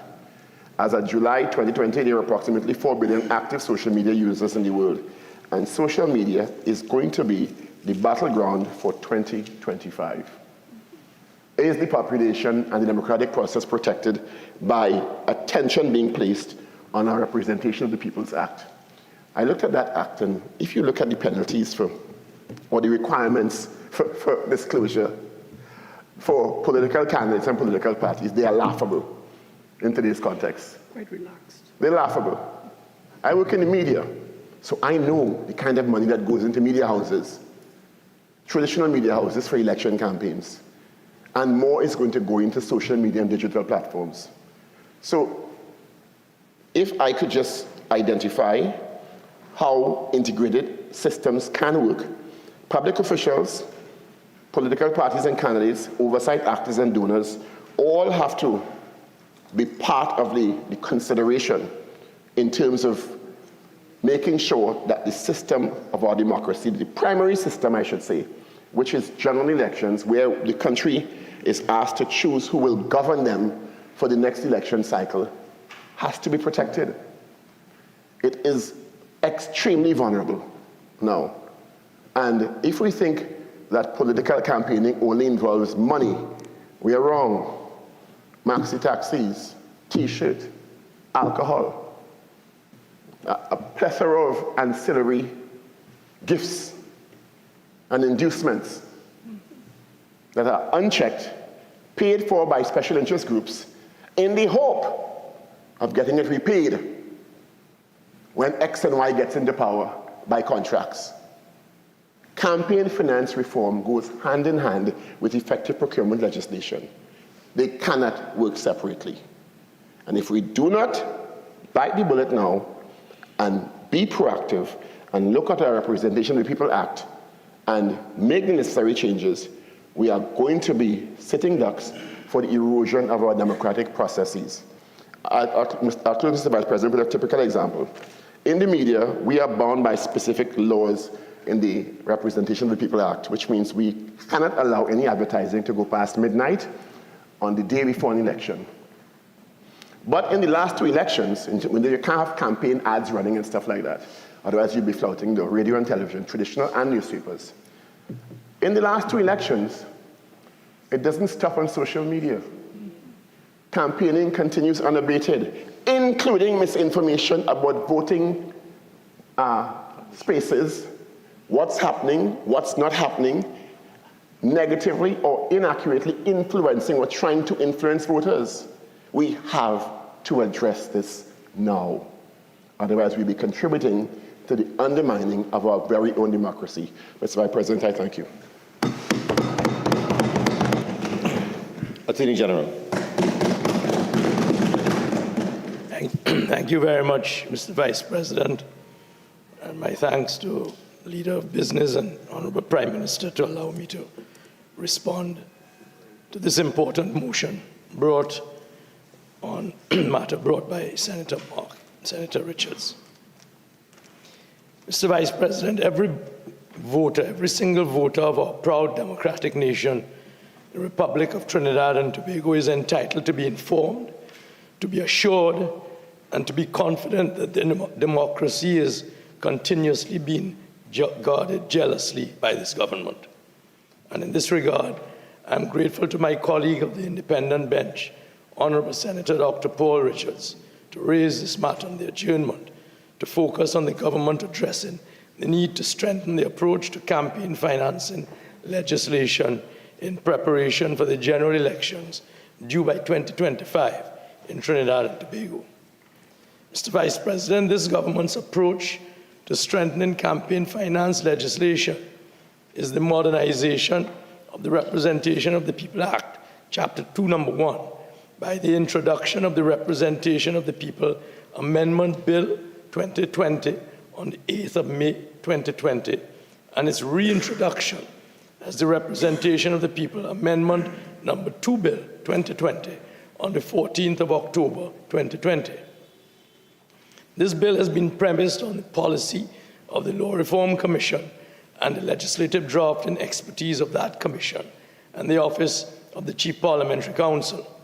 The bill seeks to align our law with international standards of egalitarianism in elections, accountability, and transparency amongst all participants to an election. This government's work will ultimately transform the landscape within which independent candidates, political parties, and their own candidates perform during future elections. Permit me, Mr. President, to expound a bit on the work undertaken so far. The Senate will recall that campaign finance encompasses a broad range of issues: party and candidate registration, accessibility to diverse media platforms, such as that just spoken of by Senator Richards, equitable access to advertising, as well as equitable access to funding and accountability for same. Reform also targets illicit sources of funding, corruption, lack of transparency, and misapplication of funding, and to improve the public's trust in the state's electoral process.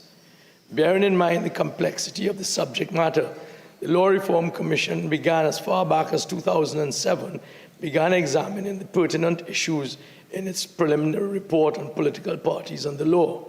The Commission recommended that the law should mandate that all political parties be registered.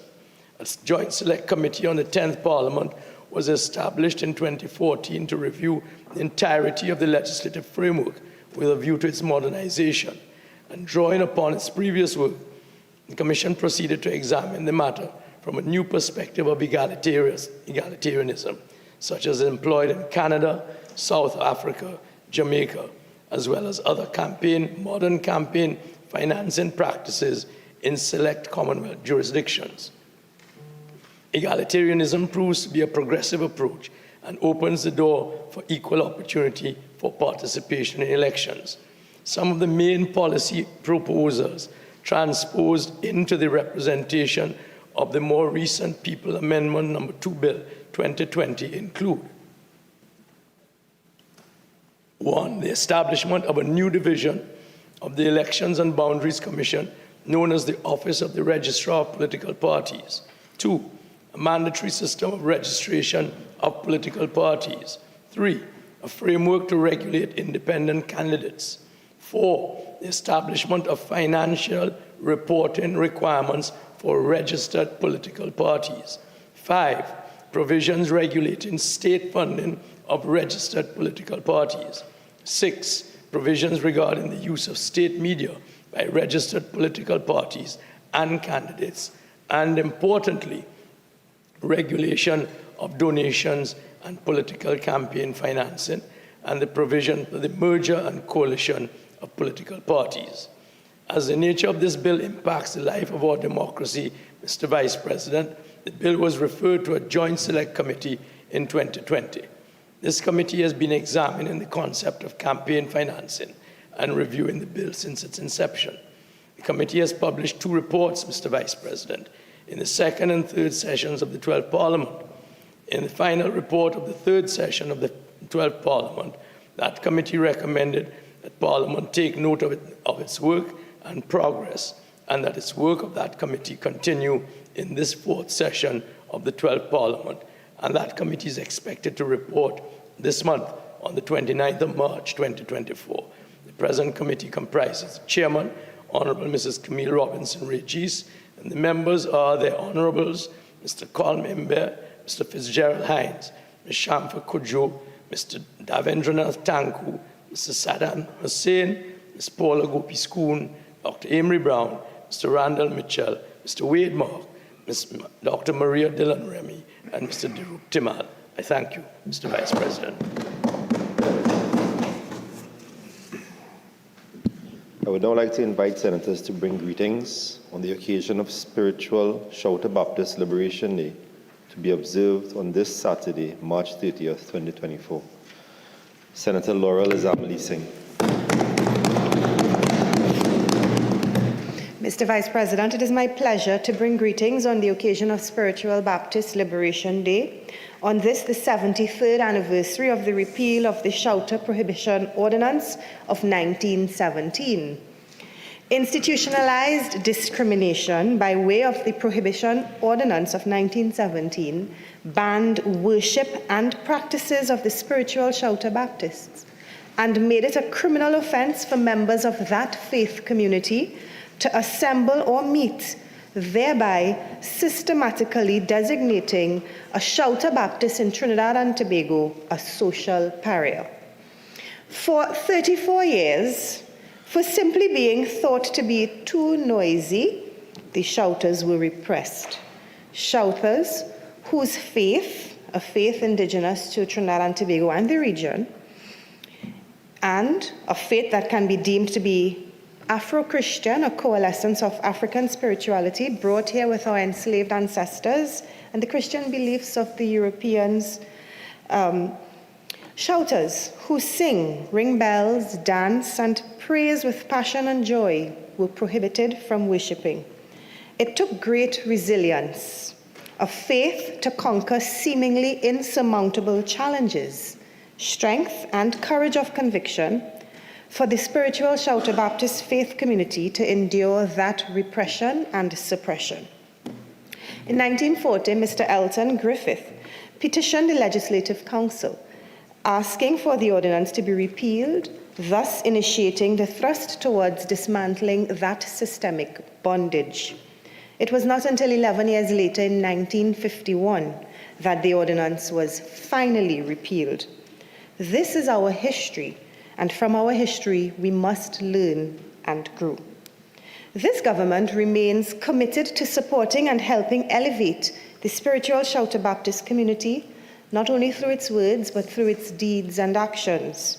In 2020, the Cabinet considered granting $20 million to the TT dollars to the Baptist community, and $10 million would have been disbursed. The Baptist community has banded together, and now, in March of 2024, the administrative complex and parking area has been constructed in Couva and will be formally opened in a matter of weeks. Our Honourable Prime Minister, just 4 days ago, has advised that the balance of the initial $20 million grant will be disbursed soon so that work can continue and so that the Baptist Cathedral can be built. Permit me, Mr. Vice President, to compliment and thank Patriarch and the members of the Baptist faith who, over this weekend, have pledged as good and responsible patriotic citizens to return to the streets of Trinidad and Tobago with a clear and focused mission to not only profess and proclaim their beliefs, but also, and equally important, to evangelize and support those vulnerable persons, especially young males, who may lean towards a life of crime. I acknowledge and salute the members of that faith community for their steadfastness and their willingness to join the government and other citizens to stand in the gap to make the change and to help repair the social tapestry of our beloved nation. It is no secret, Mr. Vice President, that a fundamental way of life in Trinidad and Tobago is and must be the freedom to worship and the right to engage in the religious practice of our choice. Ours is a country that is diverse in many respects, and so, as this faith community celebrates, our entire country celebrates. For as we have evolved as the post-colonial Trinbagonian civilization, and as Senator Teemal pointed out to me at Diwali Nagar last year, our religious celebrations have become national festivals which we all partake in and which define us as a people. Mr. Vice President, it is my hope that as one people and one nation, that as we move towards fulfilling Vision 2030, as we build this new society envisioned by this government, that we too, like our Shouter Baptist brothers and sisters, will persevere through trying times, and that perhaps, knowing their story and in their honor, we will be more tolerant, disciplined, and respectful of each other. On behalf of the government bench, I extend warmest compliments to the entire national community, and I say happy worshiping to the spiritual Shouter Baptist faith community. Thank you. Senator Mark. Yes, thank you. Thank you, Mr. Vice President. Mr. Vice President, on behalf of the opposition, United National Congress, on behalf of the Honorable Leader of the Opposition, incoming Prime Minister of Trinidad and Tobago, we bring to the Baptist community warmest greetings on the 28th anniversary of the Spiritual Shouter Baptist Liberation Day. Mr. Vice President, it is very clear that in Psalm 30, verse 5, it reads, "Weeping may endure it for a day, for a night, but joy cometh in the morning." And the Baptist community wept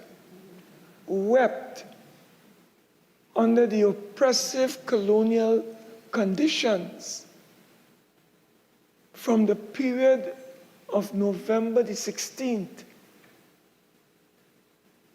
1917, when they were prohibited from practicing their faith, praying to their gods in song and in different rituals, until through their struggles, through their leadership under the esteemed Dr. Elton Griffith, through the role of Albert Gomes, who we tend to forget, played a very critical role in having that vicious prohibition ordinance removed and dumped in the rubbish heap of history in 1951.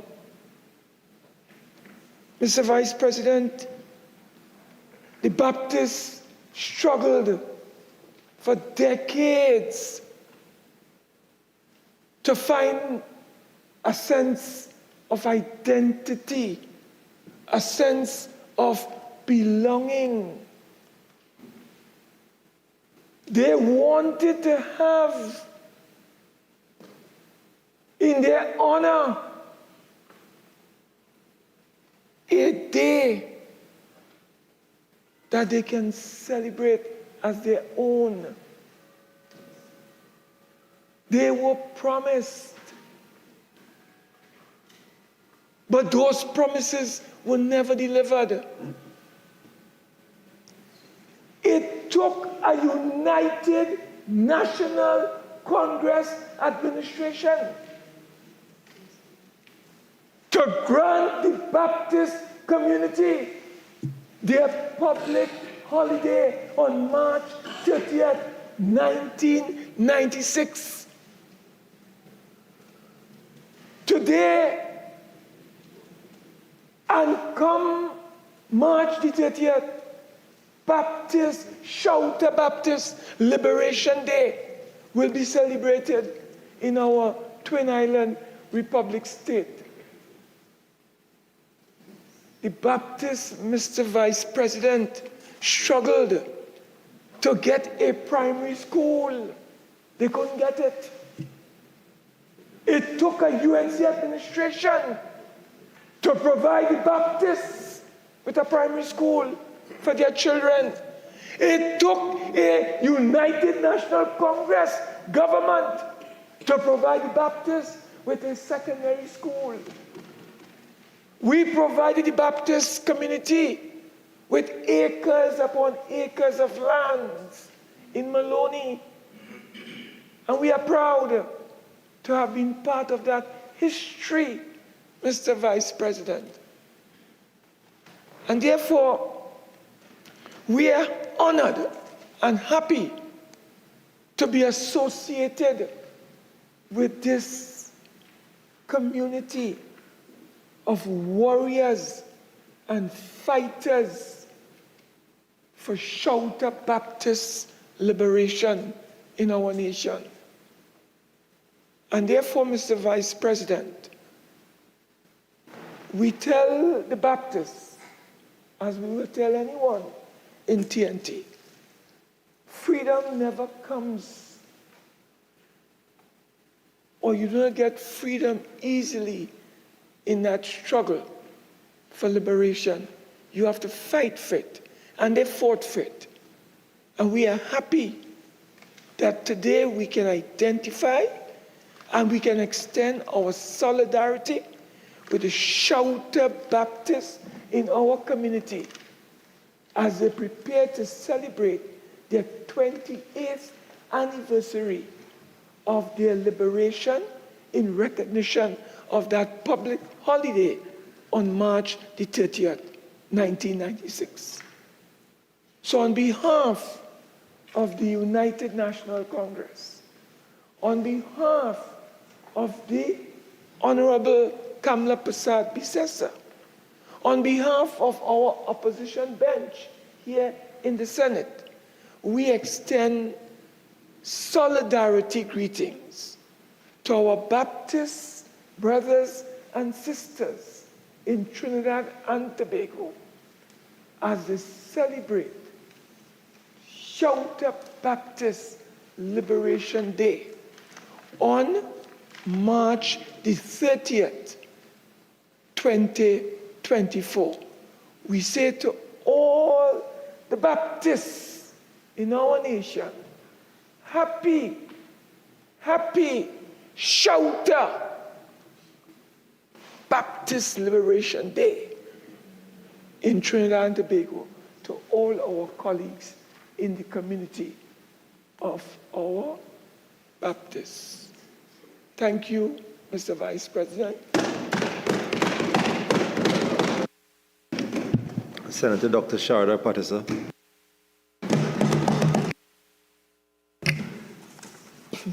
Thank you, Mr. Vice President, for the opportunity to bring, on behalf of the independent bench, greetings to the Spiritual Shouter Baptists in commemoration of Spiritual Shouter Baptist Liberation Day. This observance marks the repeal of the 1917 Shouters Prohibition Ordinance, which took place on the 30th of March 1951. But it would take over 40 years before this would be placed in the public imagination in the form of a national holiday. It would still take time for the community to be destigmatized, and to some extent this is still an ongoing project. Today, as I bring these greetings, I would like us all to consider that entrenched in our spiritual practices are our legacies that are linked to our histories, the histories of our communities, our cultures. Faiths are one of the ways through which we live in this world. Most of us can identify with this, even if you're not someone who practices a particular faith. Faiths give us lenses through which we see the world, and therefore, by their very nature, are part of our personal and collective identities. We are empowered by our faiths. And spiritual practices, from the act of lighting a candle to kneeling for prayer, is an act of grounding our attention in ourselves, in the space that we occupy. For our experience of life is not only intellectual but sensory. Therefore, the freedom to practice is a vital part of our existence. This freedom is empowering. The freedom to practice, both through mind and body, holds communities together. And therefore, this freedom impacts every aspect of our life. So today, as we as a nation observe the Spiritual Shouter Baptist Liberation Day, we observe the resilience of the community, and we recognize the importance of this fundamental human right to self-actualization, to self-empowerment, which is essential to any healthy society. So I extend on behalf of the independent bench warm wishes to the Spiritual Shouter Baptist community and continued growth to them.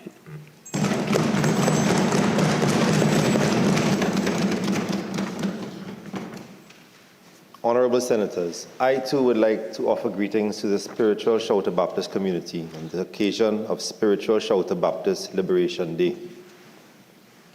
Members of this chamber will be acutely aware that freedom walks hand in hand with conscience, impartiality, discipline, tolerance, and production, which are important elements of our democracy. The members of the Spiritual Shouter Baptist in 1951 fought for those freedoms and the basic freedom of worship and the dignified enjoyment of their religion. Trinidad and Tobago remains the only country in the world to celebrate this day by way of a public holiday. This is because the Spiritual Shouter Baptist faith is unique, it is native to Trinidad and Tobago. Honorable members of this faith, the members of this faith have demonstrated that we must safeguard the fairness and inclusiveness that exists in our country and never take it for granted the rights and freedoms of all citizens as enshrined in our wonderful Constitution. Let the bells of freedom continue to ring loudly throughout the nation as we send greetings of peace and love to the members of this community. I therefore take this opportunity on behalf of the Parliament to extend greetings to the spiritual Shouter Baptist community.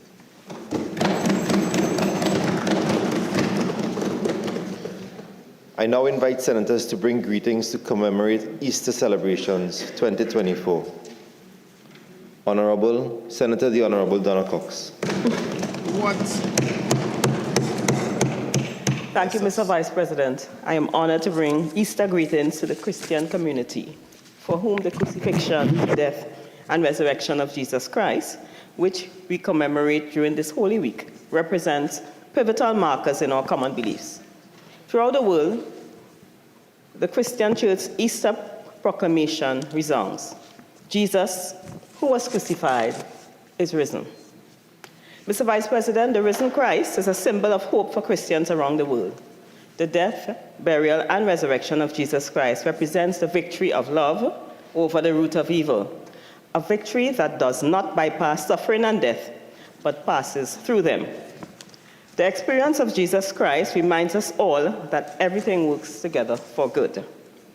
The Easter story is filled with lessons not only for the Christian community, but for all of Trinidad and Tobago. Additionally, the traditional symbols of the Easter message, the message of God's profound love for all humanity, represents new life and helps us to remember that even when we are faced with personal challenges, and although we might be tempted to despair, we must keep within our hearts this message of new life and allow it to direct our path. We must ourselves be the physical embodiment of this grace and hope. Easter is a time of introspection and selflessness. We can be like those who welcome Jesus one day, singing Hosanna, and shouting, "Crucify him," a few days later. We can be like the scribes and Pharisees who feared that their positions of leadership were being threatened and therefore organized protesters to demand Jesus' unjust crucifixion and death. We can be like Pontius Pilate and wash our hands in the face of clear injustice. Or we can be like the soldiers who blindly follow the instructions of their leaders, perpetuating evil and inflicting violence on the innocent. But, Mr. Vice President, there are alternatives. We can be like Simon, who helped Jesus carry his cross and helped lift the burdens of our fellow men. We can be like Elizabeth, who wiped the face of Jesus and helped to bring relief to those who are suffering. We can be like John, who accepted the role of caregiver for Jesus' mother, and we can become a caring and compassionate society. We can be like Joseph, who offered his resources to house a crucified Christ, and we can pledge to donate more of our time, talent, and resources to those in need. More than that, Mr. Vice President, we can be the ones to roll away the stone from the tombs of poverty and hopelessness that some persons experience. We can proclaim he is risen through gestures of peace. We can sing our alleluias through the acts of reconciliation and broken relationships. And we can proclaim his victory through acts of compassion towards those in need, through acts of justice among situations of inequality, and by speaking truth in the midst of misinformation. All of us are called to be Easter people, to be people of God, to be people of hope. On behalf of all of us on this side, and all of us in the People's National Movement, I offer our prayerful support to the Christian community and invite all of Trinidad and Tobago to join in the Easter proclamation. Jesus Christ is risen from the dead. And may we always remember God's abundant love for us, how he has offered his son Jesus Christ as the only acceptable sacrifice for our redemption.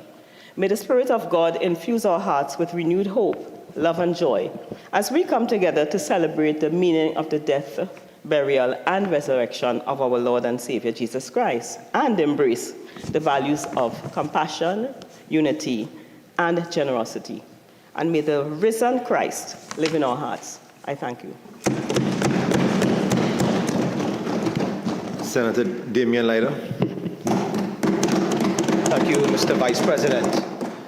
And as I rise on behalf of the United National Congress to give greetings on this very auspicious occasion for the Christian faith. This weekend, this nation we all celebrate the death and resurrection of our Lord and Savior, Jesus Christ. It was 1 Peter 2:24 that described Jesus as, and I quote, "who himself bore our sin in his own body on the tree, that we, having died to sins, might live for righteousness, by whose stripes you," meaning all of us here, "were healed." The placement at Easter is determined by the spring equinox, which is a symbol of the beginning of spring in the north and autumn in the south, and the first preceding full moon, which was on March 19th of this year. Good Friday, which we celebrate as a national holiday in Trinidad and Tobago, commemorates the crucifixion of Jesus Christ by the Roman Empire.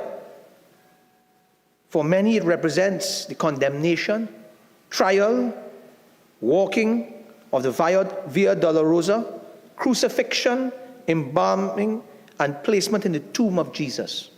In fact, Mr. President, as the former composer and songwriter Sandy Patty once sang, and I quote, "Down the Via Dolorosa in Jerusalem that day, the soldiers tried to clear the narrow street, but the crowd pressed in to see the man condemned to die on Calvary. Down the Via Dolorosa, called the way of suffering, like a lamb came the Messiah, Christ the King. But he chose to walk the road out of his love for you and me, down the Via Dolorosa, all the way to Calvary." Mr. Vice President, Glorious Saturday, or Holy and Great Saturday, represents the time Christ spent resting in the tomb post-crucifixion. For the Catholic faith and for the Christian faith in general, this day commemorates Christ's triumphant descent to dead, knowing it would be just for a short time. Then came Easter Sunday, Mr. Vice President, the feast of which all the Catholic calendar surrounds, and which represents the greatest moment of triumph in the Christian faith. On this third day, Jesus Christ becomes a risen Savior, ascending from the grave and defeating death. Because of this, we are afforded salvation from sin and protection from the eternal damnation. The testimony of Jesus' conquering of sin and of the grave stands as an inspiration for all of us today in our daily struggles. And we know today, Mr. Vice President, of these daily struggles we speak of. All citizens, many citizens in this country. The struggles with sin, Mr. Vice President. And the grace we are afforded because of his sacrifice grants us the necessary buoyancy in navigating our lives in this fallen world. Mr. Vice President, 1 Corinthians 15 states it best, and I quote, "O death, where is thy sting? O grave, where is thy victory? The sting of death is sin, and the strength of sin is the law. But thanks be to God, which giveth us the victory through our Lord Jesus Christ. Therefore, my beloved brethren, be ye steadfast, unmovable, always abounding in the work of the Lord. For as much as ye know that our labor is not in vain in the Lord." For Catholics and Christians in general, we engage, but mainly for Catholics, we engage in 40 days of fasting and regular attendance to Mass, which forms what is known as the Lenten season. As part of the Lenten season, Catholics fast from indulgences, whether it be meat, sweets, food altogether, or otherwise. Mr. Vice President, this is a practice of faith for standing in solidarity with Christ and sharing in suffering as he did greatly for us. These holy habits strengthens one's bond with the Heavenly Father, promotes good biblical virtue, and fortifies the bond between brethren inside and outside of one's local fellowship.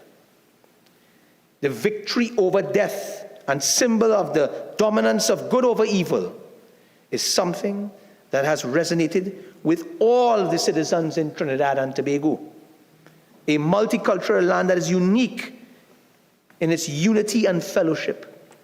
Trinidad and Tobago, regardless of its religious plurality, has embraced Easter in its traditions, as we have all other religions. So whether it be kite flying throughout the length and breadth of Trinidad and Tobago, or the universal appeal for those sumptuous hot cross buns, the time of Easter and its central messages of unity and grace finds itself within the hearts and souls of all of us throughout the length and breadth of Trinidad and Tobago. Mr. Vice President, we in the United National Congress are proud to serve diligently such a nation that loves and celebrates each other's religion, regardless of where we go on a Sunday morning. Mr. Vice President, on behalf of the opposition bench here today, all strong 6 members of the opposition bench, on behalf of the great leader of the United National Congress, Mrs. Kamala Persad-Bissessar, and on behalf of our great party, the next government of Trinidad and Tobago, the United National Congress, Mr. President, I wish you and your family, as well as I wish the government bench and your families, and a very strong independent bench and their families.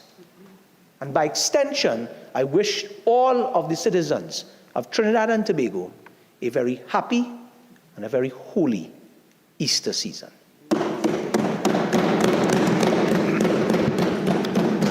Senator Dr. Maria Dillon-Remy.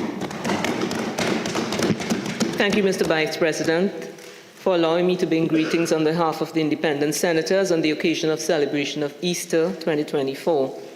On Friday, March the 30th, the death of Jesus Christ will be celebrated, called Good Friday, recognizing that though the death of Christ was a very gruesome and painful one, the day is seen as a good day because Christ gave up his life as a sacrifice for the sins of the whole world. Quoting from John 3:16, God so loved the world that he gave his Son, that whoever believes in him shall not perish but have eternal life. The cross is a symbol of sacrificial love. Mr. Vice President, can we learn from that act of sacrifice for the sake of a good cause?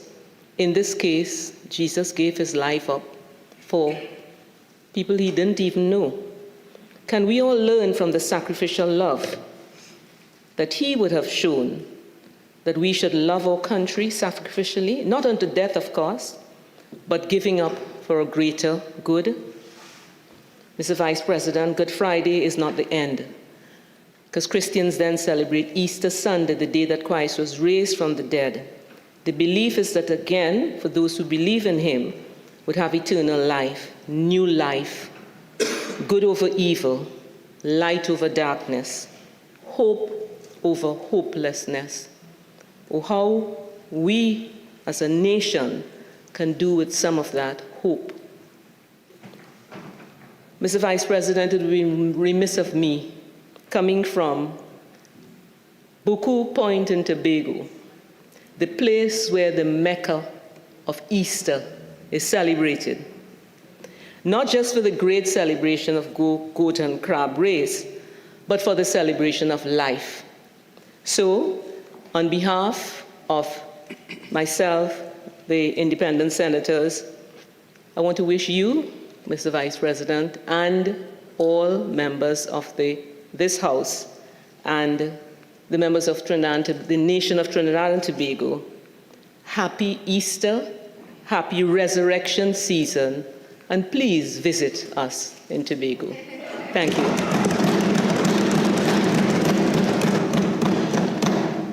Honorable Senators, I would like to join with those who have spoken before me in bringing a short greetings to members of the Christian community and the nation on the celebration of Easter 2024.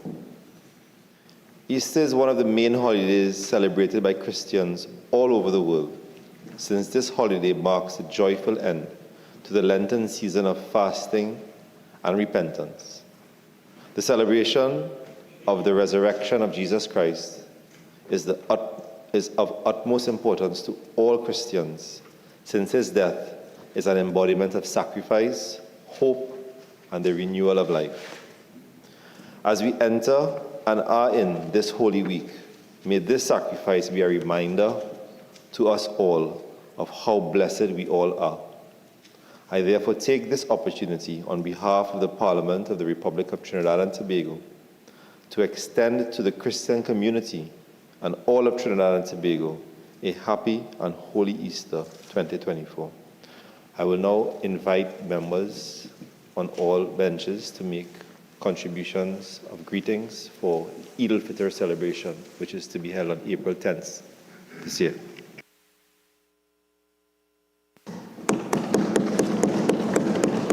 Senator the Honorable Hasselbacher.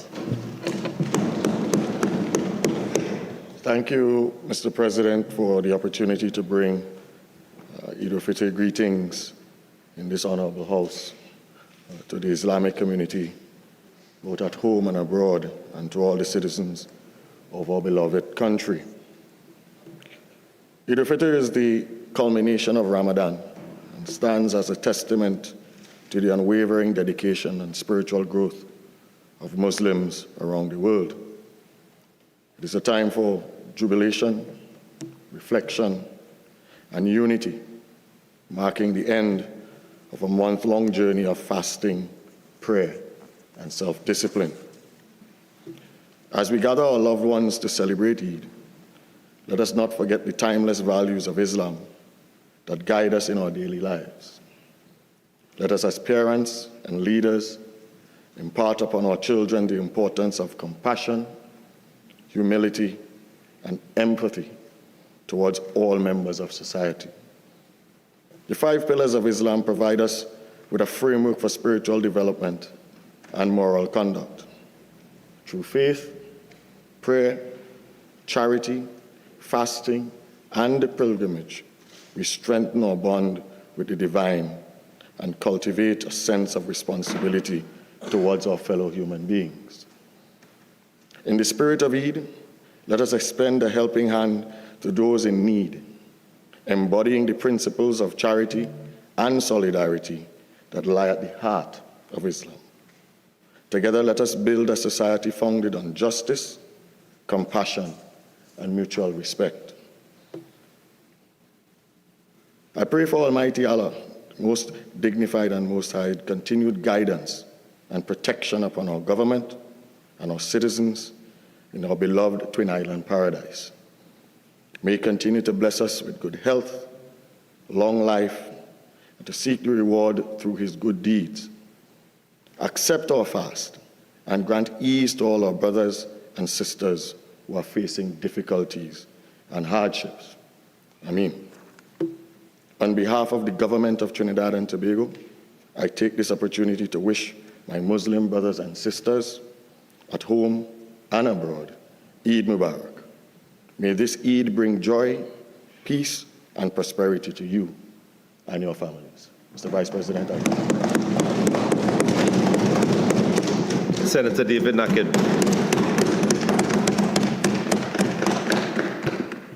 In the name of God, most gracious, most merciful, I bring greetings on behalf of the United National Congress to the entire Islamic community of Trinidad and Tobago, by extension, the people of Trinidad and Tobago, our Islamic community in the diaspora, and our suffering brothers and sisters in Palestine. So I give greetings to Almighty Allah in the words of our holy book. Bismillahir Rahmanir Rahim. Alhamdulillah, alladhi lam yushhid ahadan hina fatara as-samawati wal ard Walla takad muhinan balan nasamat. Lam yusharak el ilahiyya. Walam yuzahal fil waqdaniya. Kalatil an sunnah haigati sifati. Wa uklu an kulli marifati. Wa tawara til jabarabi ribatu lihaibati.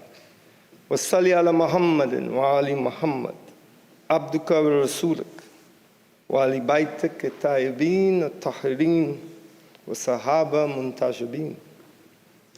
And it means, in the name of God, most gracious, most merciful, all praise belongs to Allah, who none witnessed when he fashioned the heavens and the earth, and who took no helper when he created the spirits. He has no associate in divinity, and no support in unity. Tongues fall silent before the limits of describing him. Intellects fail before the core of knowing him. And all tyrants fall low due to his mightiness. And may his blessings be upon his messenger, his servant, and his distinguished family, and most pure companions. In this blessed month, that Almighty God exalted, magnified, and he did this by making what is normally lawful in us in other months and days, he made it unlawful in this month and in these days, so we could experience the pangs of hunger, the dryness of thirst, as an encouragement to empathy and an inspiration to action. For those made hungry, those in mankind made hungry and thirsty by the stringencies and bondage of oppression. For in our book, Almighty Allah said in his holy book, O ye who believe, be thou with the oppressed, and be not with the oppressors. And even in this month of reflection and serenity, we ready our minds, our bodies, our spirits, for the greatest jihad, which is the struggle, the triumph of self over the soul. For surely the soul commands to evil, except as my Lord hath mercy.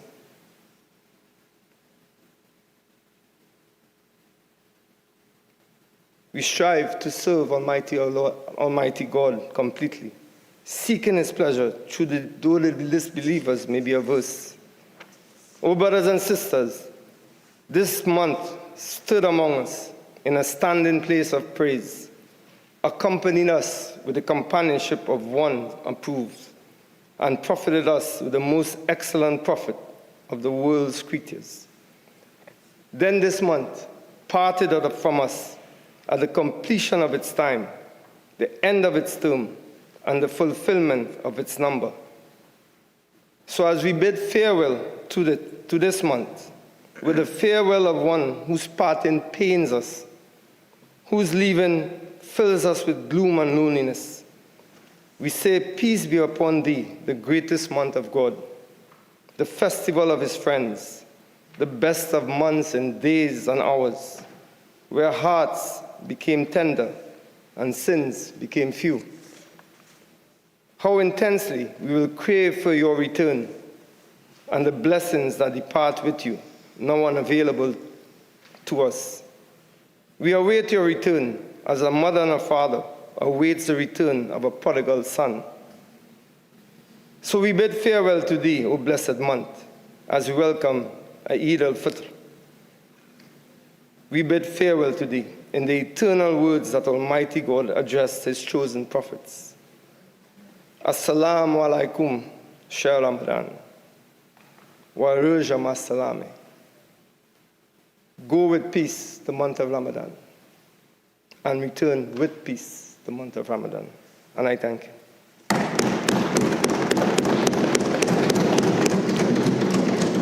Senator Suniti Maharaj. Thank you, Mr. Vice President, for allowing me to bring greetings to our Muslim sisters and brothers on the impending occasion of Eid Mubarak, Eid ul-Fitr. Assalamu alaikum, peace be unto you and yours. The Muslim community, as we all know, are currently observing the month of Ramadan, a period of abstinence from all material pleasures. It's also a period of reflection, of prayer, of self-centering. And in this period of abstinence, especially of food, we get the merest hint of the hunger of others. The deprivation for 12 hours of food and water. We might just imagine what millions are going through with no prospect of food, having had that experience for months. I refer specifically to the people of Palestine.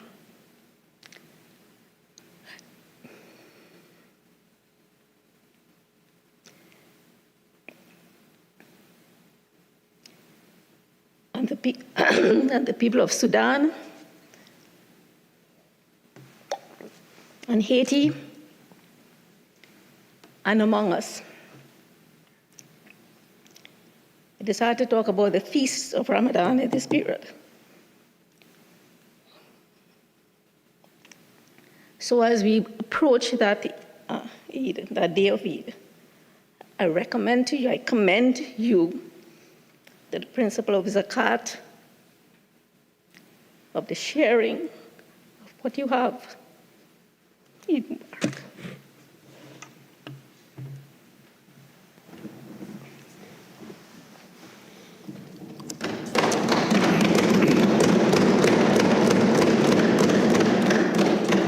Thank you, Member, for that heartfelt greetings. Assalamu alaikum, and honorable senators, it is my privilege to join with those who have spoken before me in bringing greetings to the members of the Muslim community and the citizens of Trinidad and Tobago on the occasion of Eid al-Fitr. It is weird for me to give this greeting because Eid is of 15 days away, and we are in the heart of the month. It is a month which is considered one of the holiest months in the calendar of the Muslim calendar. The other months being that of the Dhul Hijjah, which is when we make the pilgrimage to Mecca. In this month, we experience a level of personal abstinence and ceticism that allows us to feel the pinch and the pain of what is amongst us that we don't see, but what we must feel. My heart connects with Senator Maraj in all the places that she may have called out as it applies to individuals and human beings to feel that empathy and the physical pain and to understand what it is to go without. The truest blessing from Ramadan is to attain, and the biggest goal in the month of Ramadan is to attain taqwa. Taqwa is God consciousness. If it is, we all seek to become truly conscious of God around us in every single day and in every single way that we approach our lives, our nation and our community and our world as a whole will bear no evil. It is to walk, talk, pray, eat, share, and move as if God sees us in every single thing that we do. And if it is we recognize that power that is over our heads, we may be able to achieve a greater level of humanity. I commend the Muslim brothers and sisters, and I give reverence to their current plight and the current situation. But it is not a plight of hardship, but it is a plight of joy. For we sacrifice for the attainment of the goal of becoming a higher connection with God. The Muslim community, albeit 10 to 12% of this land, has made an indemnable contribution to the society that we live in. And I would like to extend on behalf of the Parliament, on behalf of myself, my family, pending Eid al-Fitr greetings, and may the remaining of the holy month of Ramadan be observed and may we as a nation and a society benefit from the lessons of the holy month of Ramadan. Honorable Senators,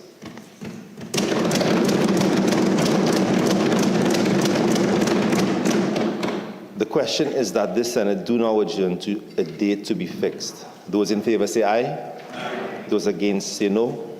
I think the ayes have it. This Senate now stands adjourned to a date to be fixed.